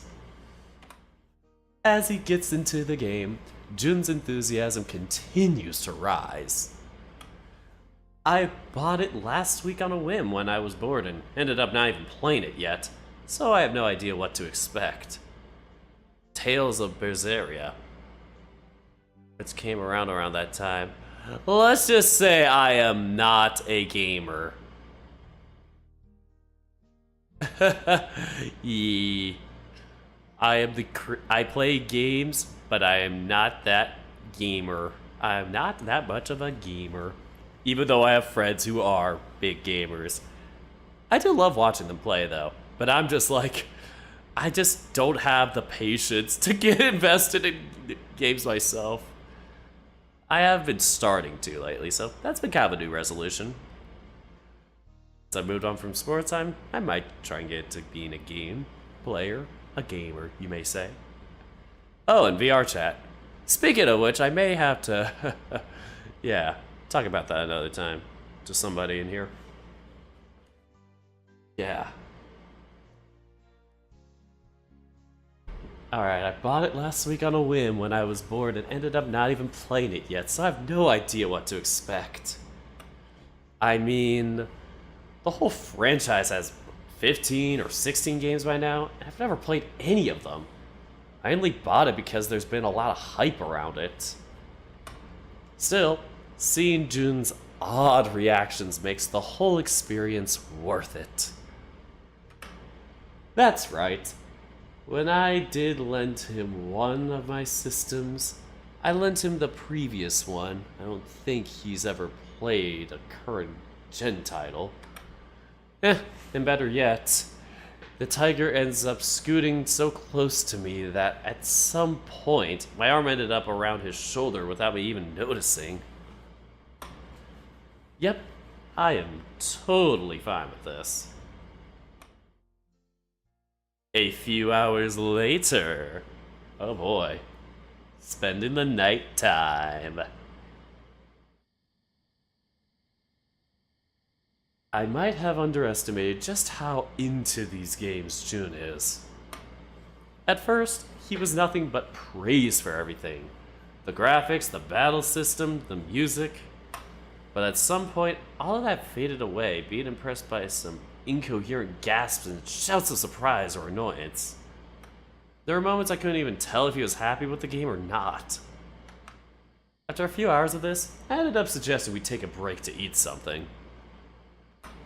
June mumbled a little and seemed sad about it, but was easily convinced once he smelled one of the dishes I was heating up. And judging by the look he had on his face while eating, it seems he quite liked it. Was that the curry from the cafe Mizuguchi-san works at? Yep. I'm sure she's mentioned bringing food over at least a few times before, right? She did, yeah. I haven't had curry in a little bit. That was nice. Really? I always make it at least once a week at home. I mean, yeah, it's easy to make. We just haven't had it for a bit. Can't tell you why. Still, thanks for the food. It was delicious. Well, I figured you might want to eat something at some point. You really got into the game. Never seen someone make that much noise playing an RPG. Yeah. That's one of my favorite franchises. And I haven't been able to play the more recent titles since I don't have any new consoles. Yeah, somebody here being an avid RPG player. I don't know who that could be.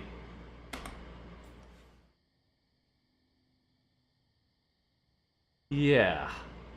I guess I can understand why you'd be this excited for it. Thanks for letting me play. I appreciate it. I hope it didn't bore you too much. Bore me? Far from it. I like RPGs and all, but I'm pretty sure I got way more enjoyment out of it watching you play like that than I would have if I'd been playing it on my own. Like, my problem, unfortunately, I hate to keep throwing, like, content and streaming under the bus, is that it feels like anytime I do something, if I'm not streaming it, like, if I'm just playing on my own, I think, I could be streaming this, and then I have to set that up, and, you know. So then, like, that takes its own time, so it's like, if I'm playing it on my own, then I'm not streaming, but if I'm streaming, then I'm not having time on my own to relax. It's a weird balance.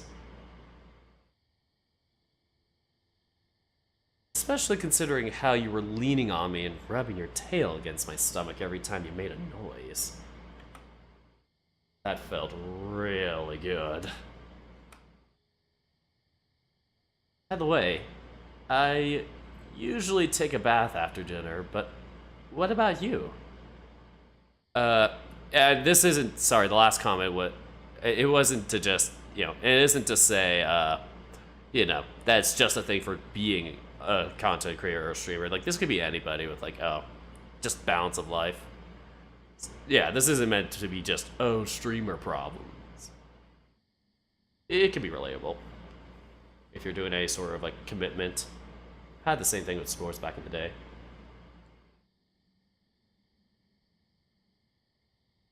Or any type of, you know, streaming or creator, whatever. Anyway, sorry, bit of a rant. Rant's over. By the way, I usually take a bath after dinner, but what about you? Huh? Oh, yeah, I do the same. Oh? Okay, cool. Do you want to go first, or should I? I'm fine with whatever. Alright, I'm going to get the bath ready, and then I'll go in first. I could show you where everything is in the meantime. Did you bring a change of clothes? Of course I did. I also brought my own shampoo and stuff. Did? How come? It's one of the few things I splurge on. I need my fur to look nice. I'm a performer, after all. I guess that makes sense. Well, then I guess I don't really need to show you much. Other than that, I'll leave the fur... Oh, geez. I'll leave the fur dryer on the counter for you. Oh, thanks.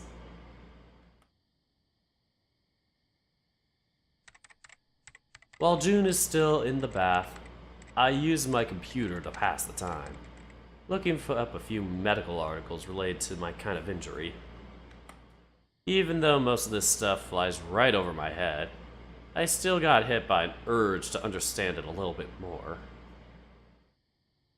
I'm still sad about the lack of hope they've given me for playing tennis again. And I'm still sure I'd feel down about eventually playing, and I'm sure I'm still, oh god. I'm still sad about the lack of hope they've given me for playing tennis again. And I'm sure I'll feel down about it eventually once the high of being able to walk once more wears out.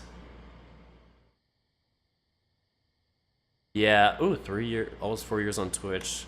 I still struggle, even with the push of something film content. Sorry, I couldn't see the last word. Yeah, man. Wow, congrats on going on for almost 4 years now. But yeah, honestly, it's just hard to balance that. And part of the feeling of you feel like people should experience it with you, or if you're normally not a type of player of that game. Like for me, I'm not as used to getting into like RPGs, or just, I don't know, just gaming in general. I'm still getting back into again. Like I played your generics, like your Pokemon. I've been playing Codes of the Lamb lately. Party games, of course. Mario Kart, you know. But anything more beyond that, I've just been, I love watching, but yeah, kind of like Nico. I haven't had much of a gravitation towards it. And I'm kind of like in this weird middle zone. Do I want to? Do I not? Because I stream, but I kind of have a niche of things that I like to stream. Anyway, rant's over about that, sorry. So I thought that if I could at least understand it better, I wouldn't keep getting my hopes up the whole time. Just based on what I'm reading, though, I zoned out a bit when the doctors explained my injuries to me.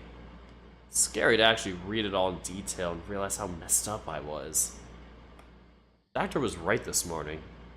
I'm amazed that I recovered this fast. Nico-kun, I'm done. Oh, hey there. That took you a bit. Well, what were you talking about? I took about as long as you did. Oh, I know. And I usually take quite a bit on the bath since my fur is a bit of a mess. It takes forever to dry it. Yeah, mine is about the same. Not to mention having to comb it after. Or at least comb whatever I can reach. I nod, painfully aware of the hassle that having longer fur can do to you. And how I envy Sai and Keisuke. Their fur is naturally a lot shorter. I'm sure they don't have to deal with this kind of thing as much. What are you doing? Taking a look at a few medical articles. I was a little curious about my injury, I guess. Ah, I guess I can understand why. Did you ever do anything like that yourself? What? Look up my heart condition? No, not really. Huh. I wasn't expecting that. Guess you and I are pretty different in that regard. Well, it's not like I'm trying to compare our situations or say that yours is as bad or anything. But this has been my life since I was a kid. I had years of doctors talking to me about my heart, getting more and more detailed about it the older I got. Years of people telling me what I can or can't do because of it. When your whole life revolves around something like that, the odds of you wanting to look more into it are even a lot lower. I wanted to get away from my condition. I'd do research about it. Oh. I hadn't thought about it like that. Jun's right. He's been, sorry, Jun's right. Speaking of which, it's nighttime in day 39 also. He's been really helpful to me since the accident because out of everyone I know, he's the only one who could possibly understand what I'm going through. But our situations aren't the same at all. The things he's had to go through are something I can't possibly imagine. He can understand what I'm going through, but I can't really say I understand what he went through. For some reason, That realization makes me sad. Please don't make that face. What face? Like you're upset. I don't want you getting down because of me. Call it selfish, but I'm tired of people playing me, pitying me, sorry. I'm tired of people pitying me. Can't I want to not have to deal with that for my boyfriend at least? I'm not sure if I can call that selfish. Didn't I say something very similar to Shoichi, Saya, and Keikun a few weeks ago? Huh. Well, I guess you did. I guess I'm in the clear. You bounce back fast. It's not like I'm upset or anything. At least I don't think I am. Either way, I don't want you pitying me or anything. But that doesn't mean I'm sad or upset that you worry. I guess both of us worrying about each other would be fine sometimes. Just can't let it go too overboard. Man, you put a lot more thought into these things than you used to pretend to. Am I allowed to say that it's still a bit jarring to see? You are, yeah. I deserve that. Still, you said you think you're not upset. What do you mean? It's not like I've got a grip on how I feel all the time yet. I don't want to be a downer. Do we really have to talk about this? Not unless you don't want to. Okay. Let's see. Where do I start? You know how I said before that I spent so long pretending to be happy and cheerful that I don't really know how I really feel sometimes?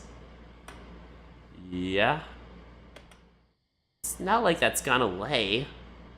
I'm often asking myself what I really want to say or do, or even how I really feel about something. It's really easy to act cheerful all the time. It's kind of a trained reflex at this point.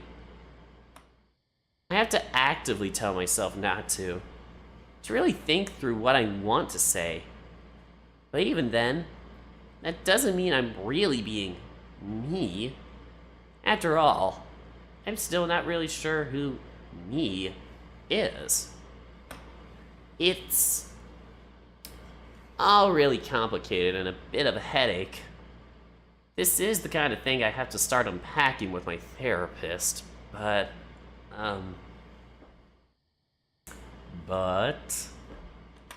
and I'm not really sure how it's gonna feel once he finds out I've been hiding this for so long. You've been lying to your therapist? Not lying per se, just tweaking the truth a little bit? June. I know! It shouldn't have let it go to this point. It's just that once people started treating me normal again, my parents stopped fussing over me every single second. It was hard to go back. If I knew it would get to the point that I'm not even sure who I am anymore, I wouldn't have done it. You've been a lot more open and talkative lately. You've been even quipping and snarking at me the way more than you used to. I thought that meant I was all good now? I swallow hard, avoiding eye contact with the tiger before meekly nodding in confirmation. It's sweet that you think that, but it's not that simple. I'm trying to be more true to myself. At the very least, I'm not censoring myself as much.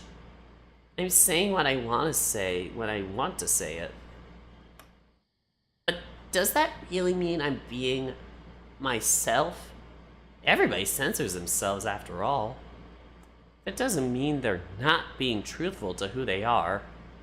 If you really said everything that ever comes to mind, you probably end up being a bit of a dick.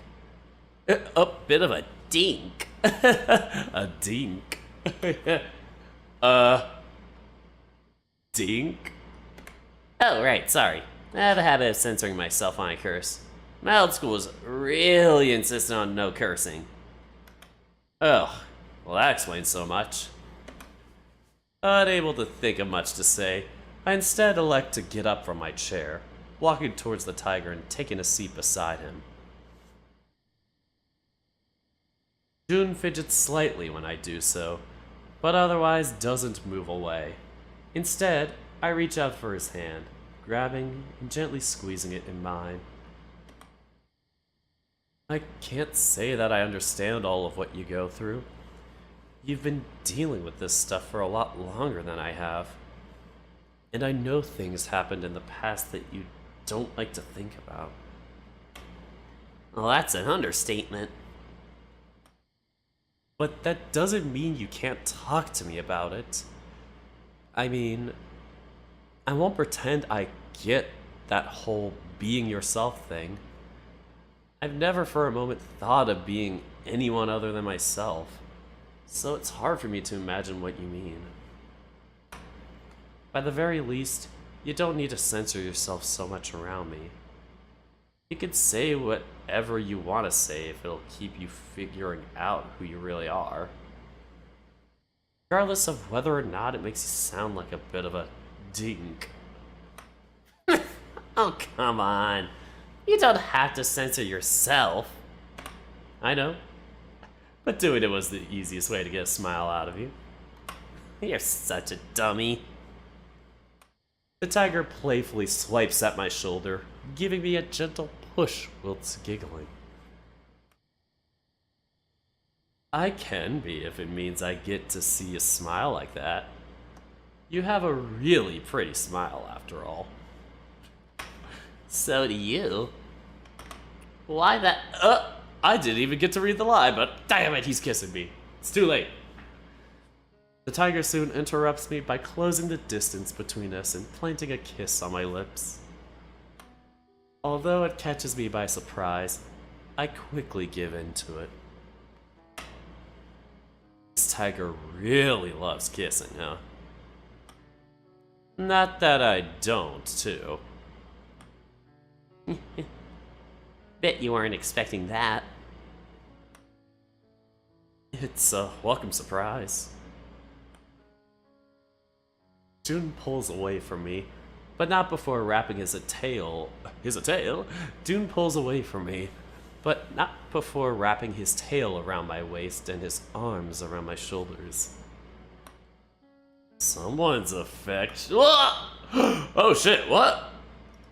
Without warning, June tightens his grip on me and pulls me down to the bed, with both of us falling back onto the soft mattress. Oh boy, I'm a bit worried now. This could be a... Oh god, I don't know where to stop. For now, we'll just save here, and if I need to, I could scroll back a little more. What? Without warning, June tightens his grip on me and pulls me down onto the bed, with both of us falling back on the soft mattress. What are you doing? It's nice to catch you by surprise. You seem to be doing that a lot lately. I can't help it. It's too fun to mess with you. Jeez, you sure don't have a bit of masochist in you? Huh? Masochist? Yeah, someone who likes messing with others.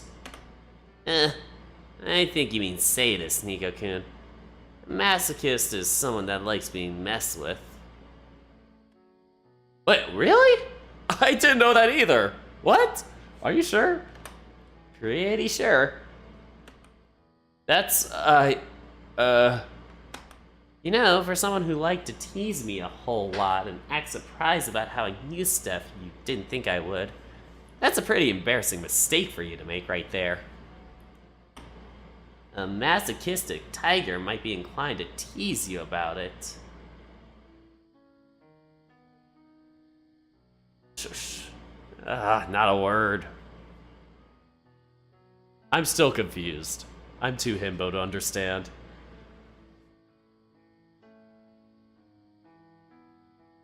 You make it too easy sometimes.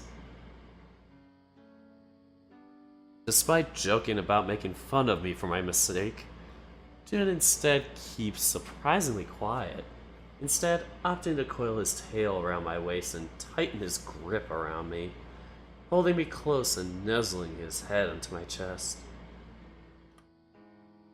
Back to being affectionate again? Right now, I want this more than I want to tease you. How kind of you. I'm a very kind guy after all. Either that or you've been touch-starved. I could be two things at once. Touché.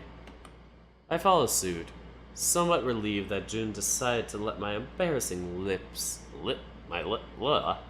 I follow suit, somewhat relieved that Jun decided to let my embarrassing little slip pass. Instead, opt to enjoy the softness of his fur pressed up against me. Maybe I might be a little touch-starved myself.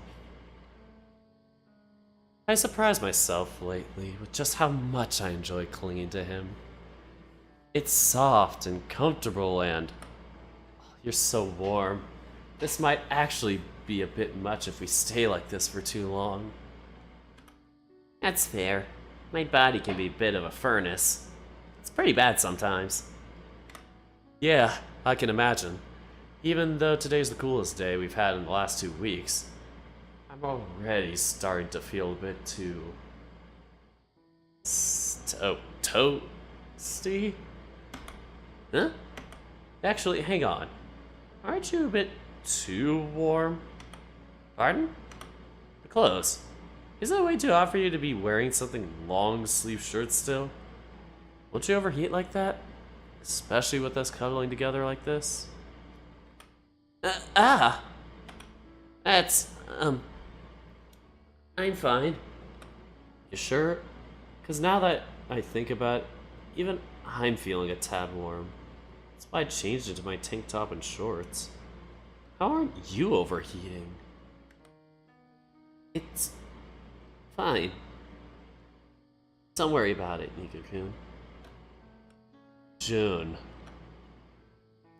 It's fine. I'm used to running a little hot. It's better than... Tiger's voice trails off as he twitches and shifts uncomfortably on the bed next to me. Still, I don't let him. Instead, choosing to press on and ask, even though I already have a pretty good idea what the answer will be. Better than what?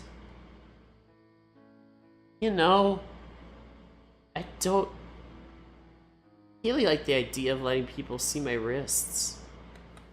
Move quickly, setting up the bed, choosing to get on top of the tiger and straddling my legs around him. Jun's eyes go wide, staring at me in shock. Oh, maybe this will be... it's so weird going from this. Maybe this is the place that will have the save. I'm gonna be saving at like 5 different places at this point. Jun's eyes go wide, staring at me in shock. However, I don't give it much consideration. Leaning forward and reaching for one of his hands with my own. The tiger stares at me, confused, and in silence for a moment. Wait, don't! I ignore his protest, gently pulling down the sleeve of his shirt and exposing his left wrists. Jun freezes, the words catching in his throat, the look in his eyes shifting to something almost resembling fear. Seeing him like that, I'd be lying if I said it didn't bother me. But more than that, it bothers me to see him acting so fearful of letting the people around him see anything. As gently as I can, I try to trace the scar on his wrist with the tip of a finger, struggling to even find it in the first place. Once he realizes what I'm doing, the tiger's body relaxes, letting out an involuntary whimper when he feels my finger touching him. And yet, he still says nothing, avoiding my gaze entirely. I study the tiger's face for a few moments, watching him bite his lower lip, almost as if he were trying to stop himself from reacting, letting me do whatever it is that I'm trying to do. I don't know where to stop, where to enter. This is starting to get a bit, spicy? It's like, I'm confused. It's a mix of, like, pure, from a kind moment, a deep exploring. I don't know how to explain it. It's a mix of, pureness, but also potential, sexiness. Anyway. Nobody's going to judge you for this, Least of all me. You can't know that. The tiger finally manages to squeak out something resembling words. His voice unusually quiet all of a sudden. Maybe you're right. Maybe I can't. But is it really hiding yourself like this? Aren't you uncomfortable? I can handle a bit of the heat. It's not just about the heat, June. I can handle it. So long as people don't see. It's not a big deal. This isn't the first time you've made yourself miserable by being way too hot and refusing to wear something cooler, I'd rather be hot than risk people seeing it. It's not like anyone would notice. I can barely see them even when I'm looking for them. I know, but still. I get that I don't have the right to tell what you should and shouldn't share with other people. I don't know what you've gone through for the last couple of years since this has happened, but... What? I just wish you could be more comfortable in your own skin. I don't know. God, what am I doing? I started spouting all of that without even thinking about it first. The only thing I said here that's right is that I have no right to tell him how to handle this. Nico, what are you doing? June isn't you. Sorry. I might have gone too far. It's fine. At the very least. Still holding onto the tiger's wrist, I tug on it, slowly bringing it closer to my face until I can kiss the faint pinkish scar hiding under his fur as tenderly as I possibly can. Whatever you decide to do, I'll support you. I just don't want to see you making yourself uncomfortable over this.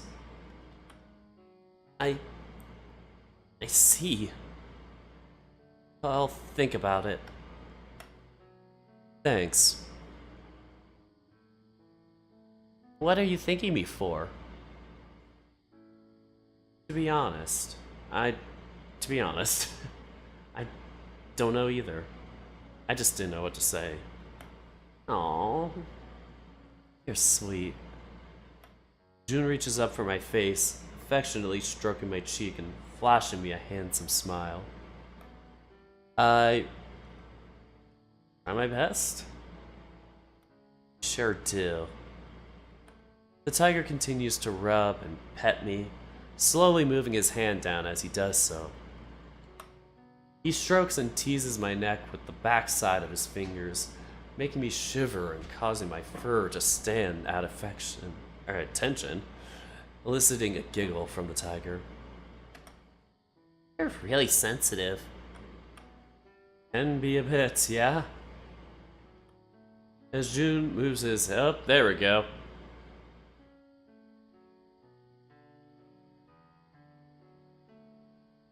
This is probably where I'm going to stop for now. I was told a forewarning of a potential naughty scene, so we're gonna save it here, and what we're going to do is, you can always play this, links in the description below, but we're going to do a BRB screen for it. And during that time, that's when I'm going to kind of skim over it, see how long it is. But during that time, you yourself, if you have the game at home, could also open it up and, you know, see what I'm quickly looking through. Because this scene that's in between here, I'll try and do it so that, you know, during this break BRB time, you can go over to the other video, like the exclusive video I might make for this scene, and yeah, watch it as a private video. You know, by being a patron. Anyway, enough of the over-explaining. Let me get back to the YouTube. Everything's like a minute behind there.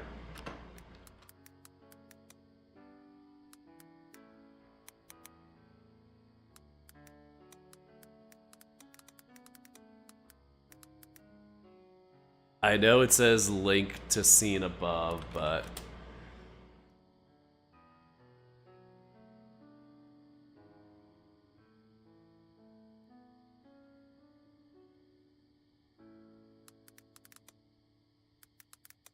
link above. That's what I'll say. Sorry about that. Alright, let's get back into the action. BRB. I'll let you know when I'm almost done. Should not take me longer than 5 minutes, 10 minutes? I don't know. But I will be, you know, kind of silently reading it, so I'll be quicker. I hope you all understand.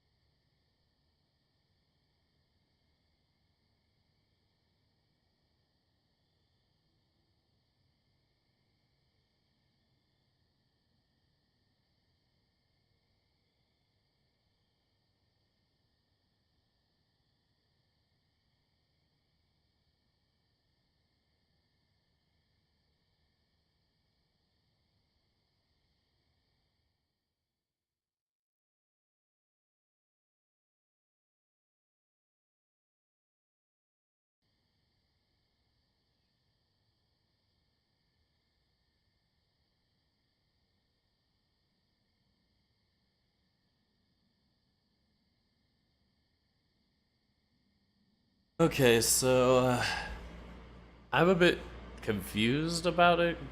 What happened? I'm not sure if I didn't get like I don't know the proper, you know, amount of connection or something. I was told beforehand that this potentially was gonna be, you know, you know, that type of scene, but is more of like a kind of a teasing of it instead. So, like I said, I'm not sure if it was meant to be just that or if I did something wrong. So, like, you know, not today, but, you know, in previous decisions. So,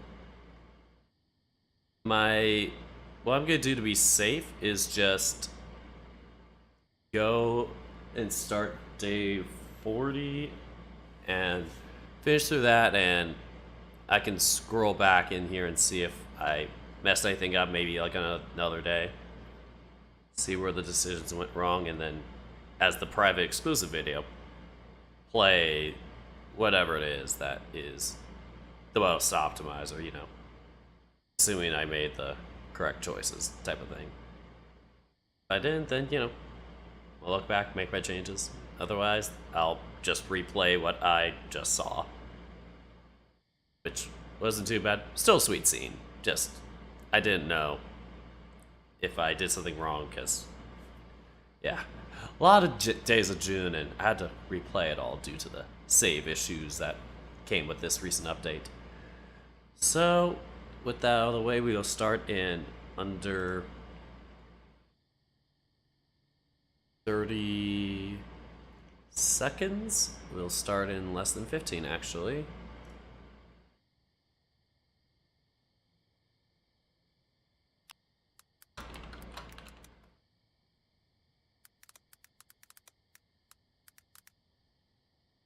Okay, alright, are you ready? Let's get back into it. We will continue with day 40, and I turned off any sounds in case there were any, you know, sounds. The sounds back on. Where? And why do I feel so beat? Did I even sleep? It's like I barely closed my eyes. I reached for my nightstand, grabbing my phone to look at the time. God, it really is morning already. It's almost 9 a.m. I was in bed for that long? Jeez. Uh-oh. Maybe I did get a message. Well, fuck.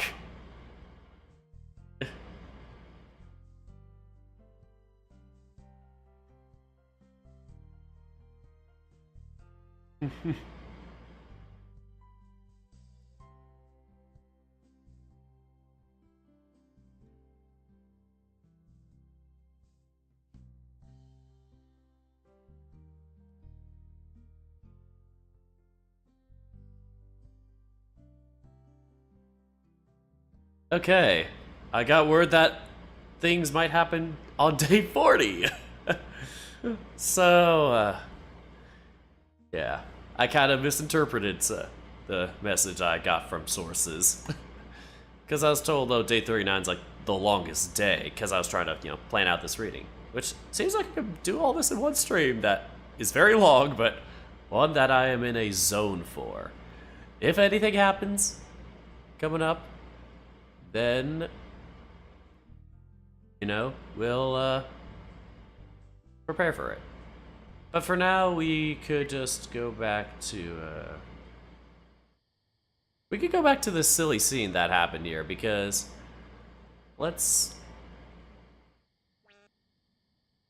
you did not see anything. No spoilers.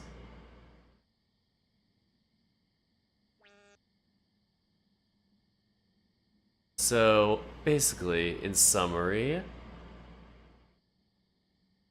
let's just start here. No matter how badly I might want to try it, it's not enough good reason to leap into it without considering what might happen. Fuck, I'm such an asshole. I said way too much. There's no way June wouldn't be upset if he figured out I've been dodging his attempts at sex. because I was scared of his heart problem. Nico, what the hell did you do? What the fuck are you going to do now? Damn idiot. And maybe I should have started here instead. Either way. That's the basic summary of what happened. Those few lines will give you a good taste of what you missed. Anyway, for the most part, things remained a little awkward for the rest of the night. It's not like we weren't able to bounce back. We still talked. Sorry. It's not like we weren't able to bounce back. We still talked and played games and had fun.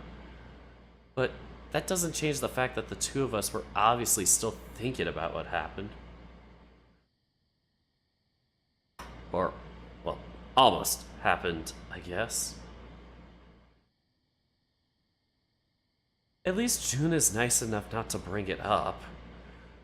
Or maybe he just doesn't know how to. Regardless, once we've run out of things to talk about and start getting ready for bed, the awkwardness comes back full swing.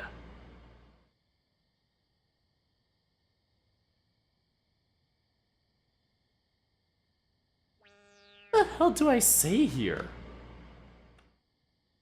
I've been racking my brain this whole time thinking to say, trying to think of something I could say to smooth things over.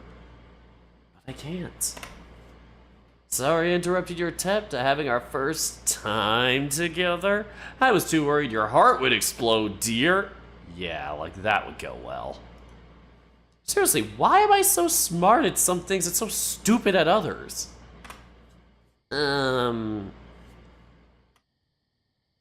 Yeah. So, I probably should have asked about this earlier, but what do we do about sleeping? What do you mean? I mean, we probably shouldn't share a bed yet, right? Considering... Oh, yeah, I can't blame him for that. After the way I acted earlier, I would feel comfortable sharing a bed with me either. I'll get the futon for you in that case. Thanks. Although that's... not all. It's not? Carp, why is this so hard? I usually sleep in just my underwear, you know? Oh. Oh! Okay, that's normal? That is normal. This is just Nico brain being, oh! Himbo moment. I know it's normal, but I wasn't sure what to do about it now. I mean, should I... If you feel more comfortable that way, then it's fine. I usually sleep in just my underwear too, so... I'm fine with it if you are. I'm also fine with it. Okay. A sip to that. Remember to stay hydrated. God, this is torture. Something like this was already bound to be awkward before. But now, it's even more awkward thanks to that whole stunt from before. You sure wouldn't have a problem if I took off my clothes? I'd be fine with it. Yep, totally fine. Nothing wrong here. Just getting half naked in front of your boyfriend. No biggie, and you've done this before. Except it totally is a biggie. The tiger hesitantly reaches for the waistband of his shirt, tugging it on it slowly for a few seconds before taking a deep breath and finally pulling it all off. Whoa. And finally pulling it all off in one quick move. Man, you got me, I'm getting tongue-tied. I decide to rip the band-aid off as well and undress myself along with Jun, taking off my clothes and throwing them on a random bunch on the floor without much care or consideration for them. I have too much going on in my mind to care about wrinkled clothes at the moment. There. See? This is better. Yeah. This most certainly is not better. You look really cute and fluffy, at least. Shush. The tiger grabs his discarded shirt from the floor and throws at me. The whole thing is so absurd and unexpected that I immediately burst into laughter, diffusing the overwhelming amount of tension in the air. Stop laughing. This isn't funny. It's not. I swear it's not. I just...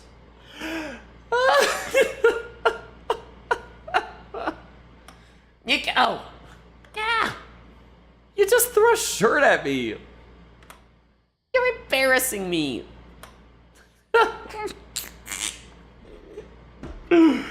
Ah! Oh no. I can't stop. I can't stop laughing. I have tears falling in my eyes. No. Ah! Stop it. I swear I'm not laughing at you. It looks like you are. I can't help it. Whatever. Jun stomps to the light switch, flicking the lights off and walking up to the futon I grabbed for it, rolling it out in the dark, as counterintuitive as that is, and getting himself inside it. Without even grabbing a pillow first. At least that gives me enough time to finally stop laughing. Sorry about that. Here. I got a pillow for you. Thanks. I really am sorry. Please don't be mad. I'm not mad. You're sulking. I'm not sulking.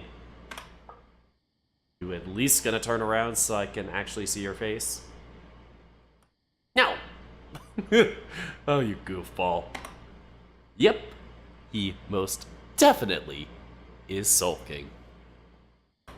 I decide to give him his space, lying on the bed myself and getting under the covers. Still, I make sure to keep my body turned towards Jun, not wanting to take my eyes off him. Even if he's a little mad at me right now, I still enjoy being around him. Knowing he's right there when I'm going to bed is nice. It's weird.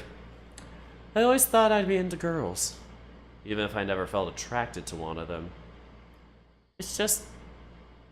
I just expected that I would be.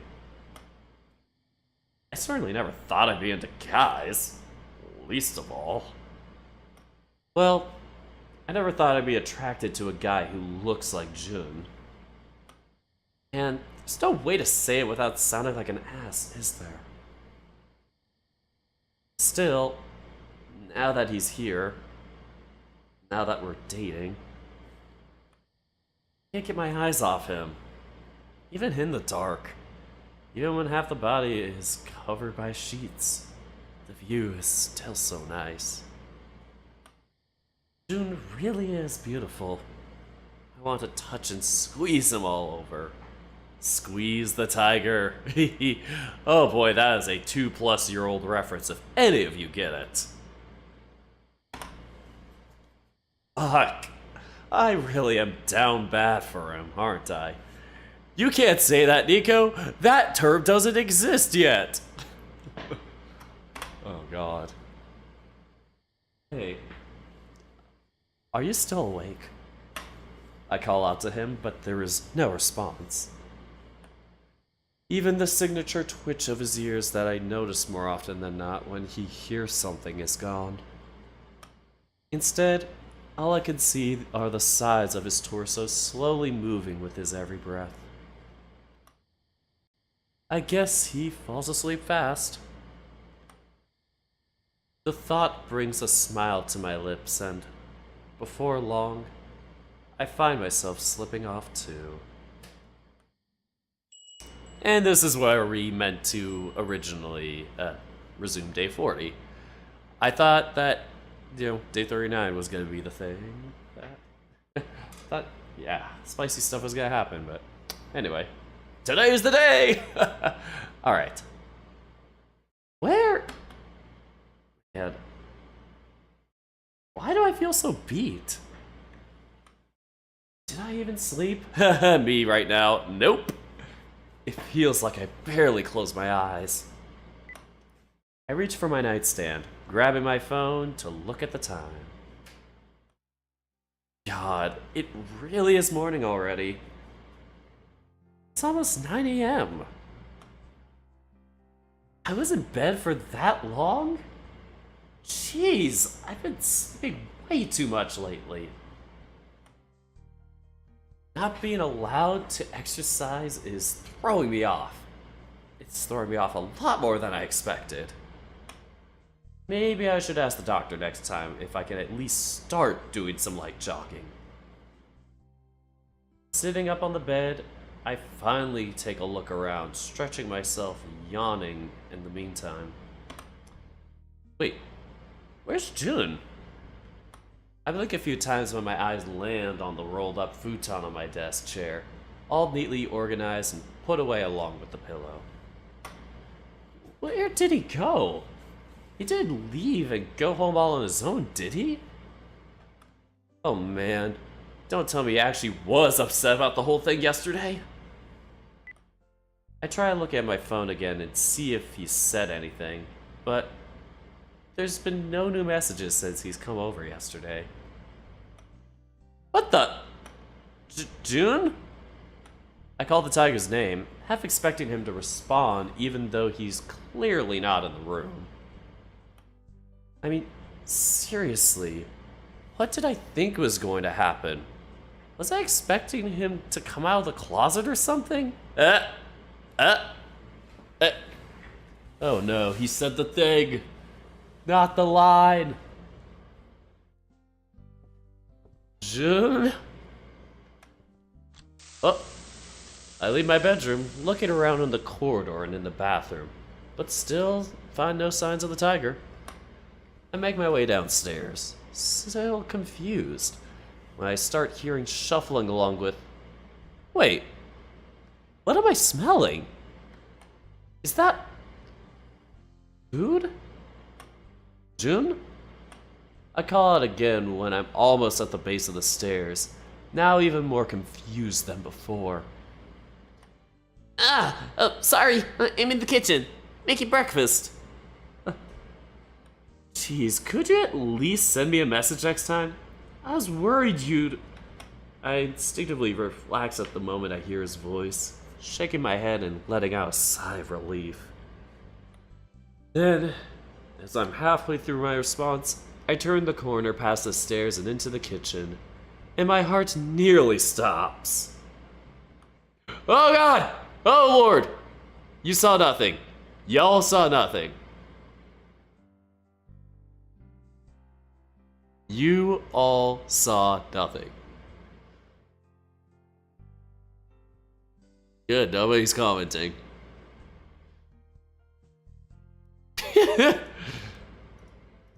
My lord! What happened?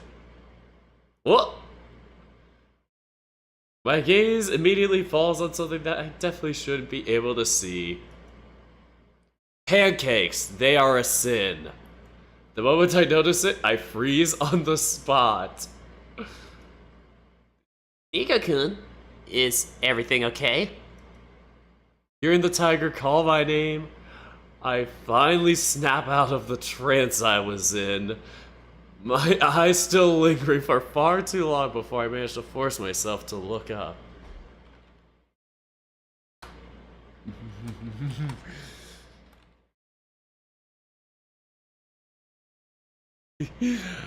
Ah! I blink a few times and shake my head, trying desperately to come up with some reason, some explanation for what I'm seeing. June looks back at me, still gripping a skillet in one hand and stirring something inside it. It's batter. It's gotta be batter. Please tell me it's batter! There's no way. Nothing can make this make sense. Confusion isn't going away. What the hell is happening here? Oh, what is... what's... what? Jeez, don't look at me like that. It's embarrassing. That's embarrassing? Well, why are you... I'm making breakfast. He says it like it's the most normal thing in the world. Oh god, I can see why he, takes after his father. Did you sleep well? He's trying to act natural, but he can't help but stammer, his voice echoing at an unusually high pitch. Not only that, he can't hide the blushing of his cheeks. His face cheeks. Yes, those. Ah, God. What is happening? Any more and I might have to just be like, this is the part we cut out. No matter how I try to make sense of this, my brain comes short of any kind of answer. I can't think of any reasonable course of events that could have led us to this. Why are you unclothed? That's the best way to say it. Why are you naked? It's not like I'm totally naked. I'm still wearing an apron. You know damn well that's not the point. Crap. I mean, I can already... oh, God. That is not the point. This is not the point. Folks, we may BRB at the moment. Ah! I am about to have a brain meltdown.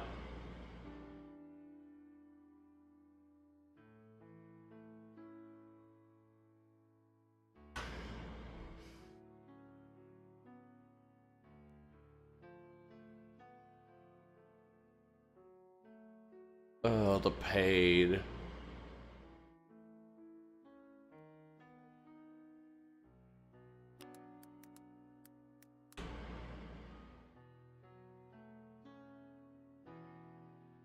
We may have to turn this into a goddamn upload. Ah!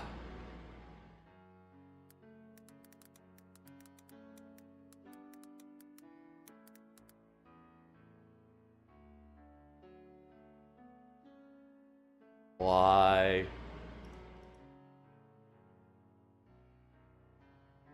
You're gonna keep moving on. Muting the sounds in case.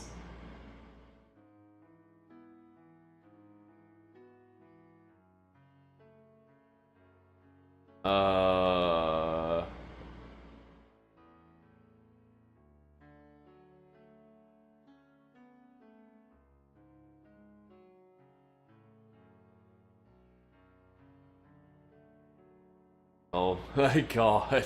This is definitely something that's censored for a reason.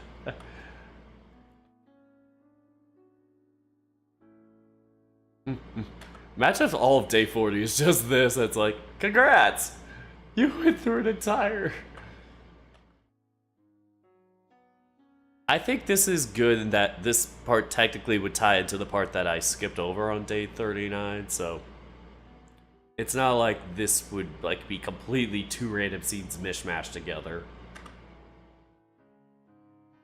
You saw by those couple of sentences I described between these two missing scenes, so we are going to probably yeah.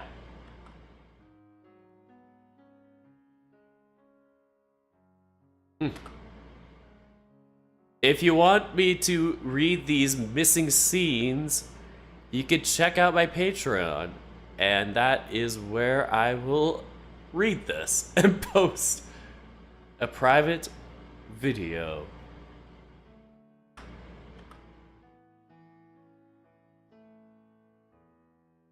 So, hopefully there is still content after this. Fingers crossed. I am actually going to mentally break down.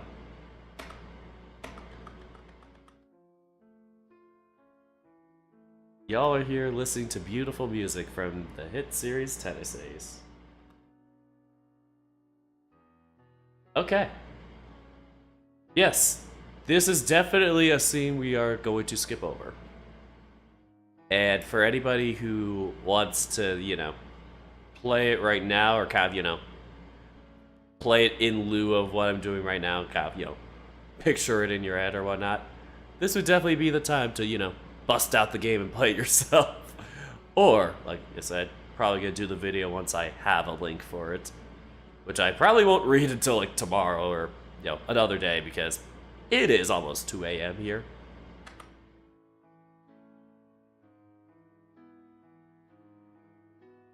Yeah, this is pretty obvious. This is definitely gonna be something.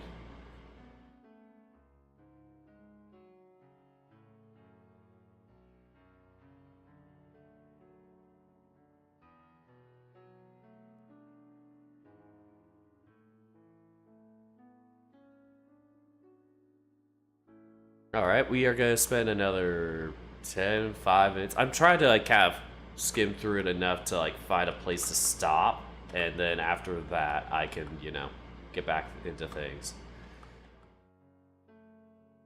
Because, yeah, just in case there's like actual like regular content after this, I can, you know, at least get through it and, yeah, just share the rest. So you get to hear the music for now as kind of a little courtesy.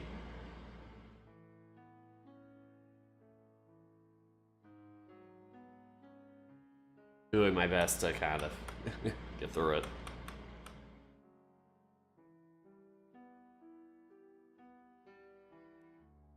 There is regular content after. Thanks. And why are you still up? Go to bed. I know it's late for you.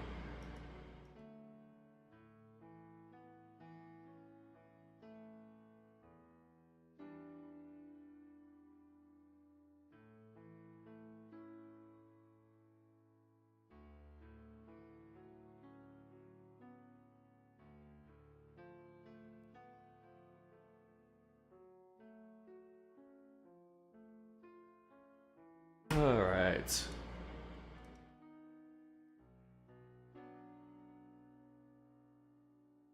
It's only 5 in the morning?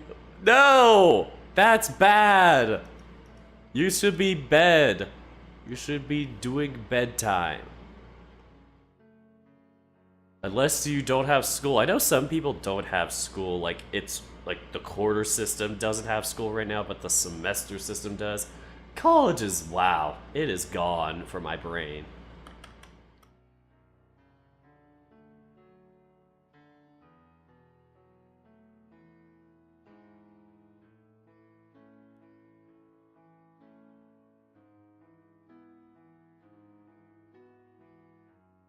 You are in bed with my phone in the dark. Oh boy. Don't worry, we'll get there. I am... Yep.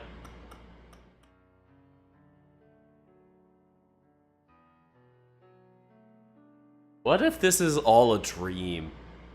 This feels like it's an all the dream type of thing.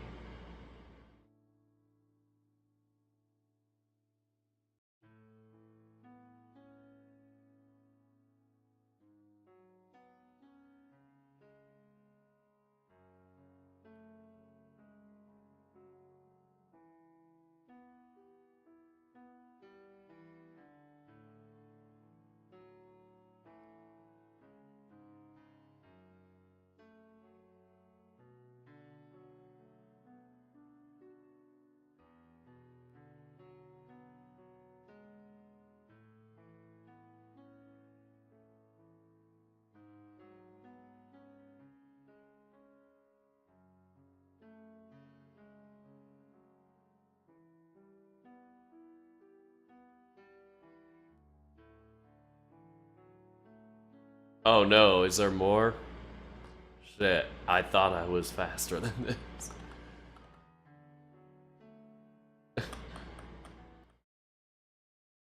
Oh.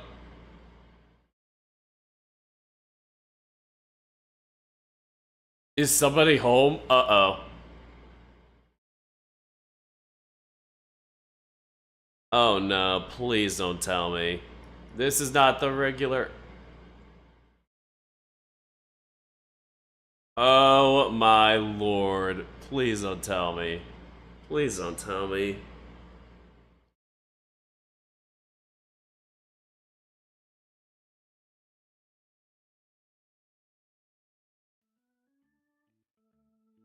Oh my god.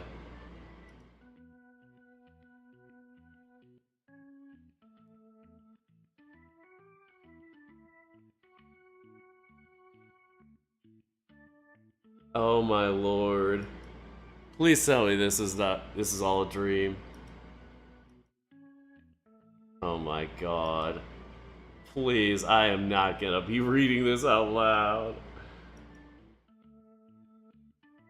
You're gonna take a quick pause?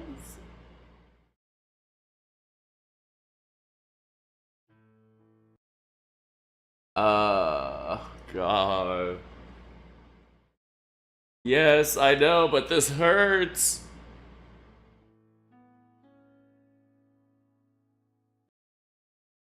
Okay. We are doing it. I swear to God, this better not be a dream. Alright. I am sorry to keep doing this to you. Ah! The pain.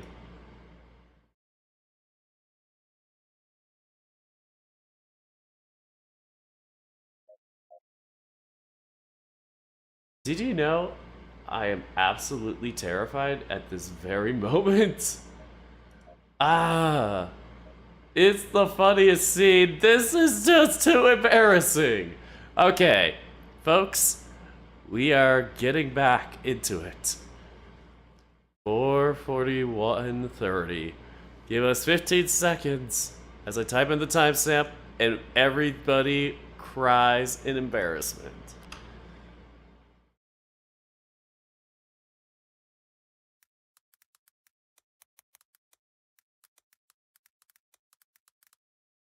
Oh no, I can't believe this is happening. This is really happening.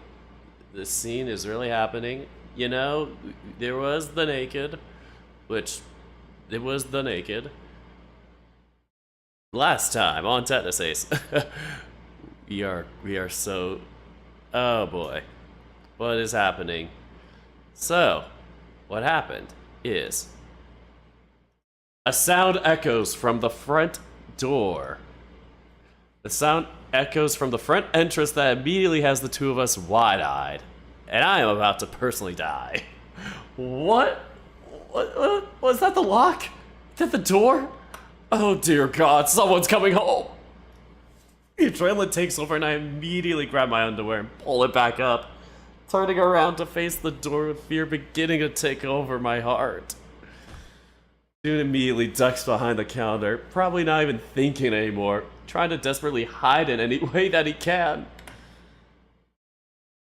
At that exact same moment, I see Mom emerging from the entrance, her travel bag still strapped around her shoulder and everything.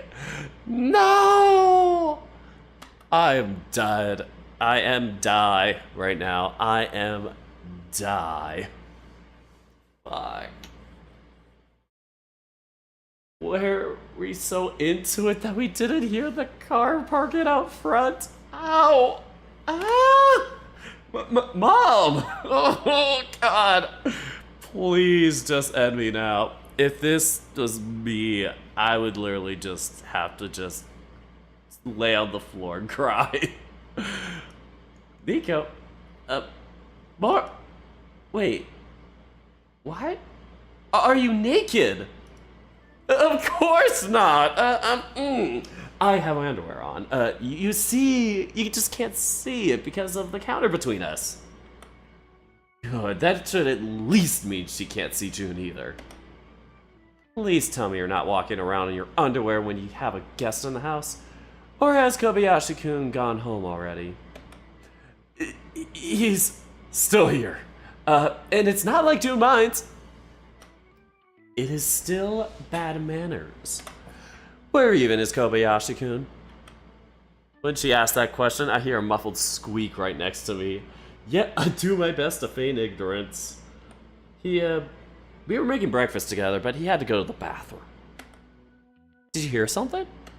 Me? Hear something? No, not at all. Are you alright, sweetie? You're acting odd. I'm fine, totally fine. Say, what are you doing at home so soon? I thought you'd be away for a few days. Yes, well, it seems there was an issue at the building we were supposed to meet in. The whole thing had to be delayed until next week. No kidding. You'd think they'd at least let me know ahead of time? Then I wouldn't have to drive out of town and spend the night at a hotel for no reason. That is a bummer. Mom takes a step towards the kitchen and Oh, God.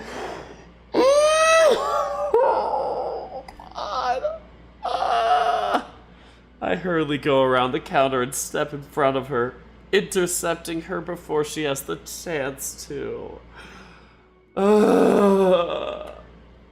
Nico, what are you saying, Mom? Do you want something? What do you want? Why don't I get it for you? I was just going to get some water. You don't have to get water.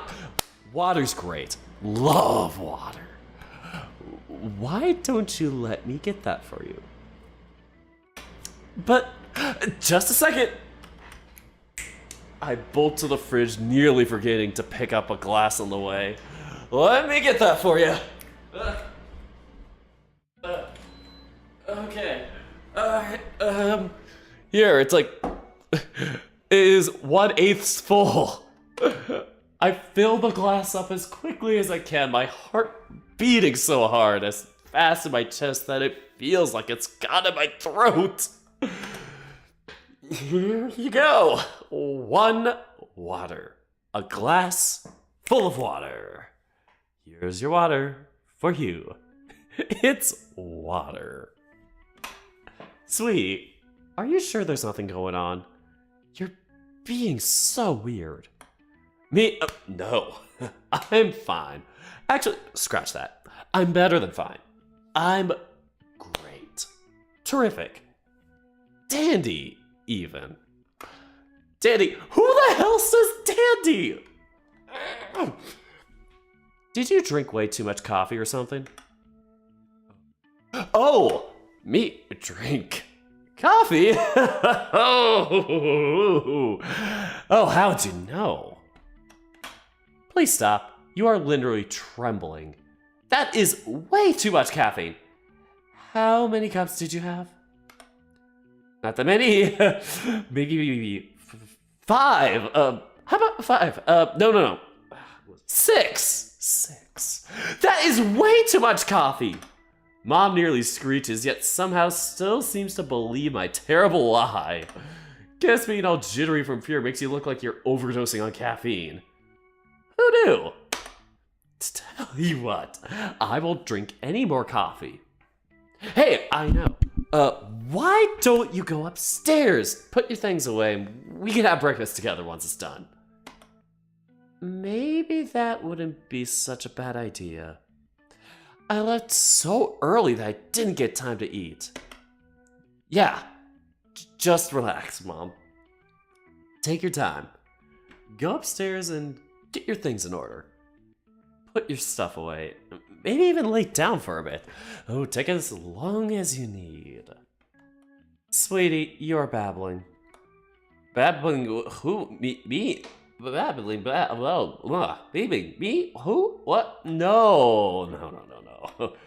Please take a very cold shower once we've had breakfast, okay?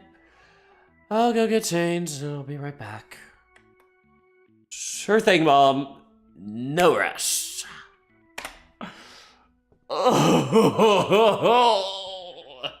As soon as Mom disappears into the staircase, I let out the loudest sigh.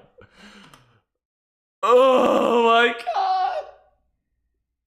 No! I rush back to the kitchen, finding June still sitting at the same spot as before.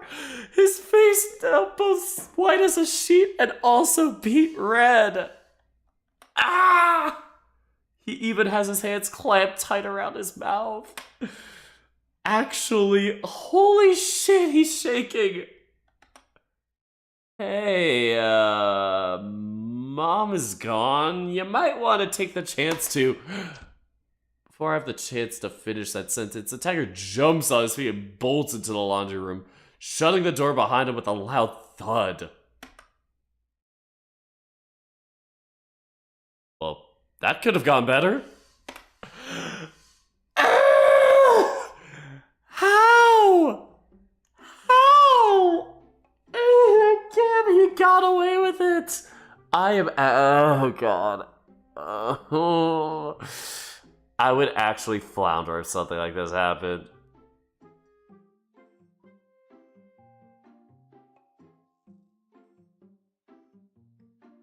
Excuse me? That was not little. That was the biggest goddamn incident I've ever seen. High school me wouldn't have been able to handle that shit alone. Like, even let alone current me.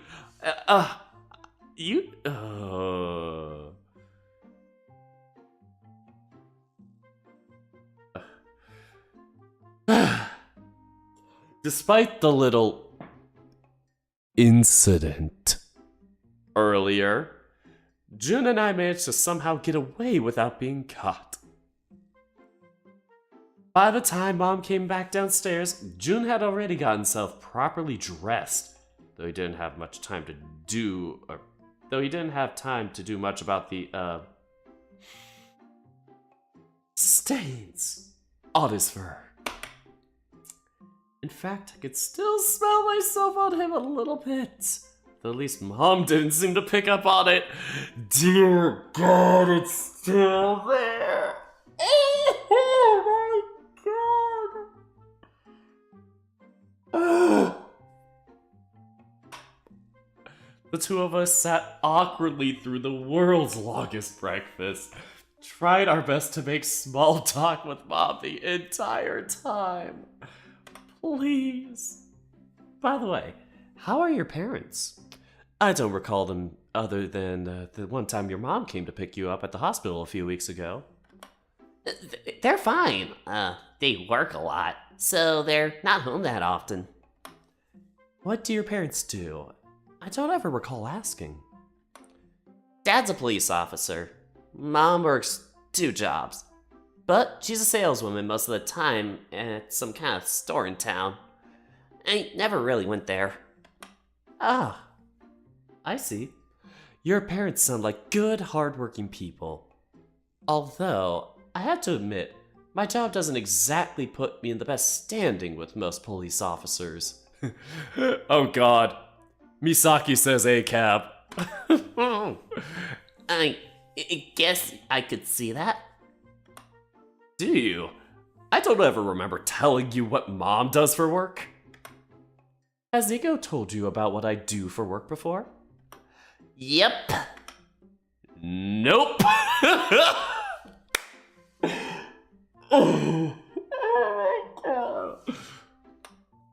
I'll admit, it's a fairly complicated field to be in.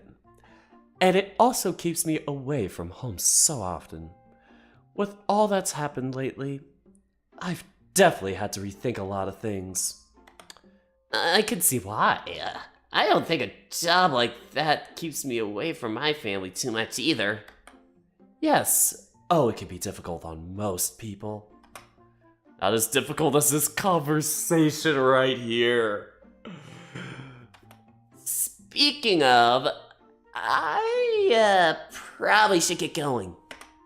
Oh, so soon? Yeah, I wouldn't want to make my parents worry. I never really told them when I'd get home today, after all. Oh, that's fair. By the way, Nico, I know we said we wouldn't invite your friends over this weekend since I'd be out of town, but now that I'm here, maybe we should look into doing something today. There's no need, Mom. I'm good. Imagine if they came over right now. Please, if they came over right now, like if Mom was like, oh, I actually invited them over right now, I would literally have a heart attack at this moment. Literally screaming on the floor, 2 a.m. Landlord has to write letters the next morning to me. I'm getting kicked out of my apartment because of this goddamn scene. If you do that. Oh, but we've gotten such good news. Don't you want to share them with your friends? I'm good to share it on my own time. Don't worry about it, Mom. Fine, fine. I won't push you. Do what you think is best. Thanks. Well, since you boys both made breakfast already, and since Kobayashi-kun is leaving, I should at least take care of the dishes. Oh dear God, I hope there are no stains behind here. Thank you, ma'am. Sorry for the trouble. Please tell me there's nothing behind the dishes. Please tell me nothing leaked into the cabinets there. Please tell me nothing leaked down there. Oh, nonsense. It is no trouble.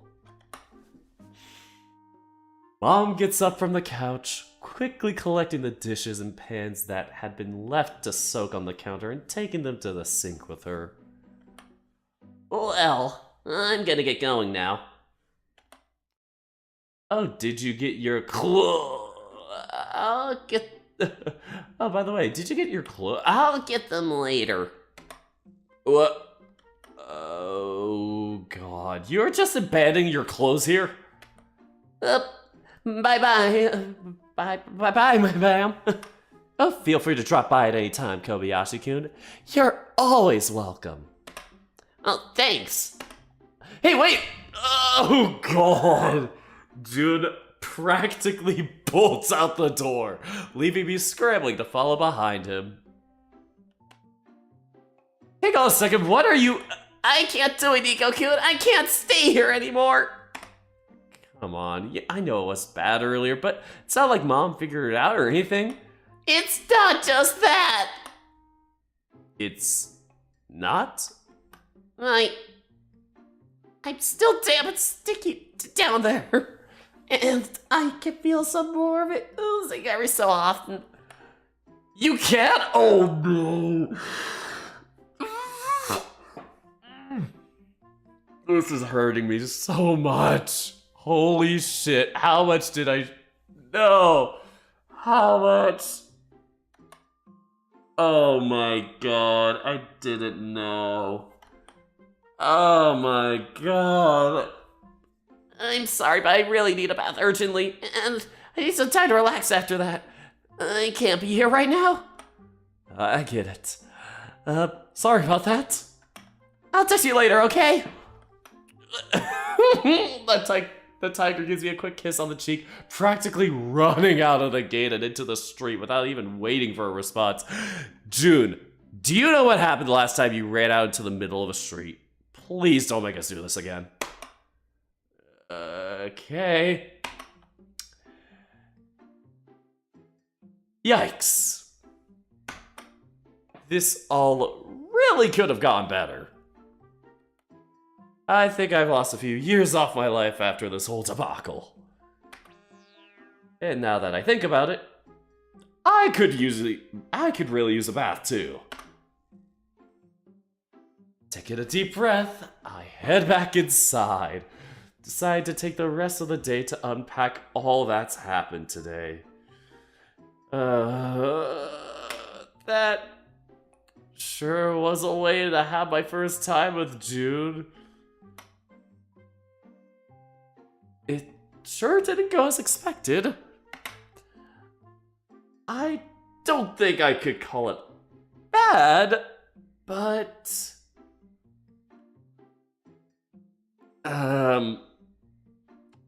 I don't know, actually. For the rest of the day, despite his promise to text me, I hear nothing from the tiger. Even when I send him a message asking how he's been, all I see is the texting icon pop up and disappear several times, with no message ever coming through.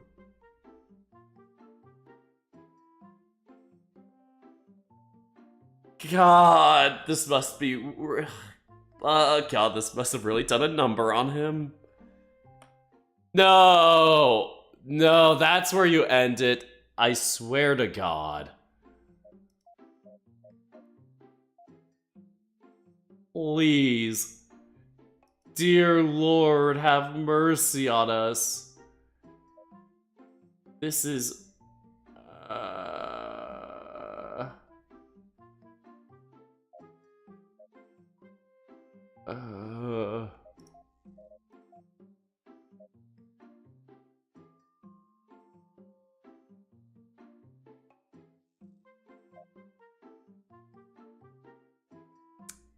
Why? Why? You know what, screw it, I'm making the timestamp exactly 5 hours, because this is 5 hours of just cry. Why? This may not be suitable for anybody. Hello everyone. I'm going to kill you. I hope you guys enjoyed this update, and that it was worth the wait. Lord knows it was a chunky one. Somebody really had to make the chunky joke here.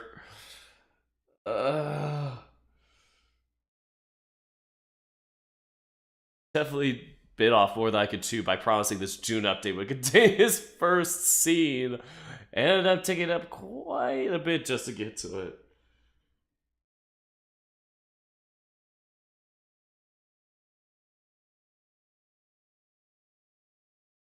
I'm messaging someone.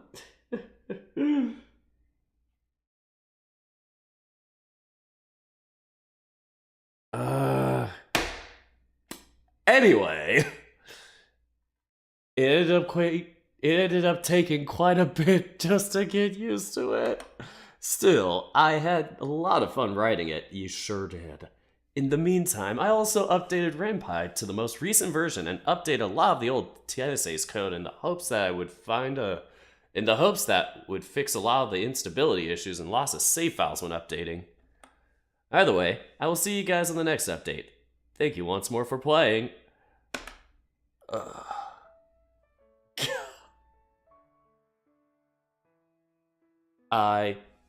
It's 2 a.m. here. If I yelled, thank God for Hands.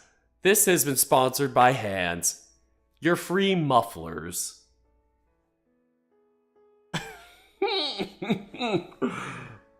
Oh, I am gonna just be writhing in pain from that. Holy fuck.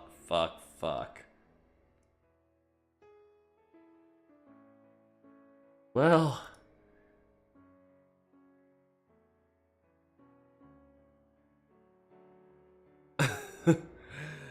I can barely breathe.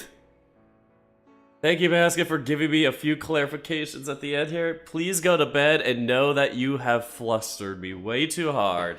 And I am actually gonna just lay on the floor tonight and think of what I've done.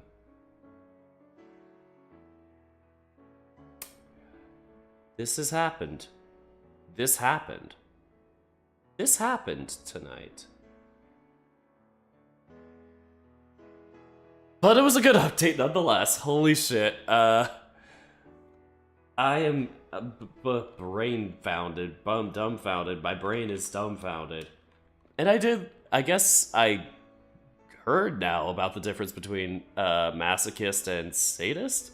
And I still don't understand the difference, because I am big himbo. But yeah, that is today's magical update. Splendid, wonderful, beautiful, gorgeous, mwah.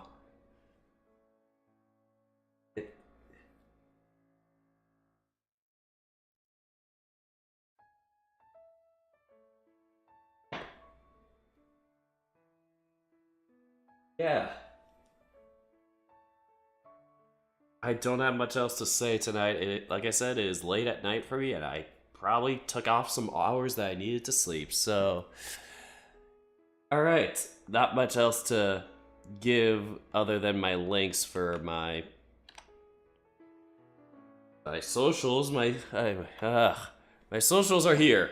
These are my socials. You click on this, and it gives you all the links to my socials. The link contains the links. And if you want to support me there, my Patron is in that link. So you can support me there. That's where I'll update the scenes. Those scenes.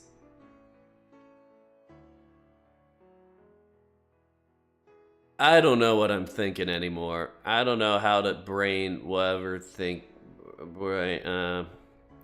Yeah. I'm broken. Let's just say I'm broken from tonight. But it was a blast. I would raid out to somebody, but this is not a Twitch stream. This is YouTube. You could follow me on Twitch if you want, in this case. Or in that case, yeah, follow, and then you could subscribe on there if you want. Which, subscribing there is a paid thing, unlike here, where subscribing is free. But yeah, twitch.tv/dorkthepanda. It's in the Linktree links. Yeah. Absolutely composed right now. So, I do have a new outro that I've been playing around with, just like a new saying in my outro with a new sound clip. And so, this is the first time doing it, so don't be surprised when I do it. So, here it is. As always, thank you all for entertaining me, and thank you for letting me entertain you.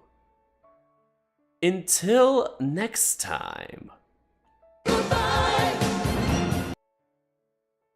Have a good night, everyone. Take care.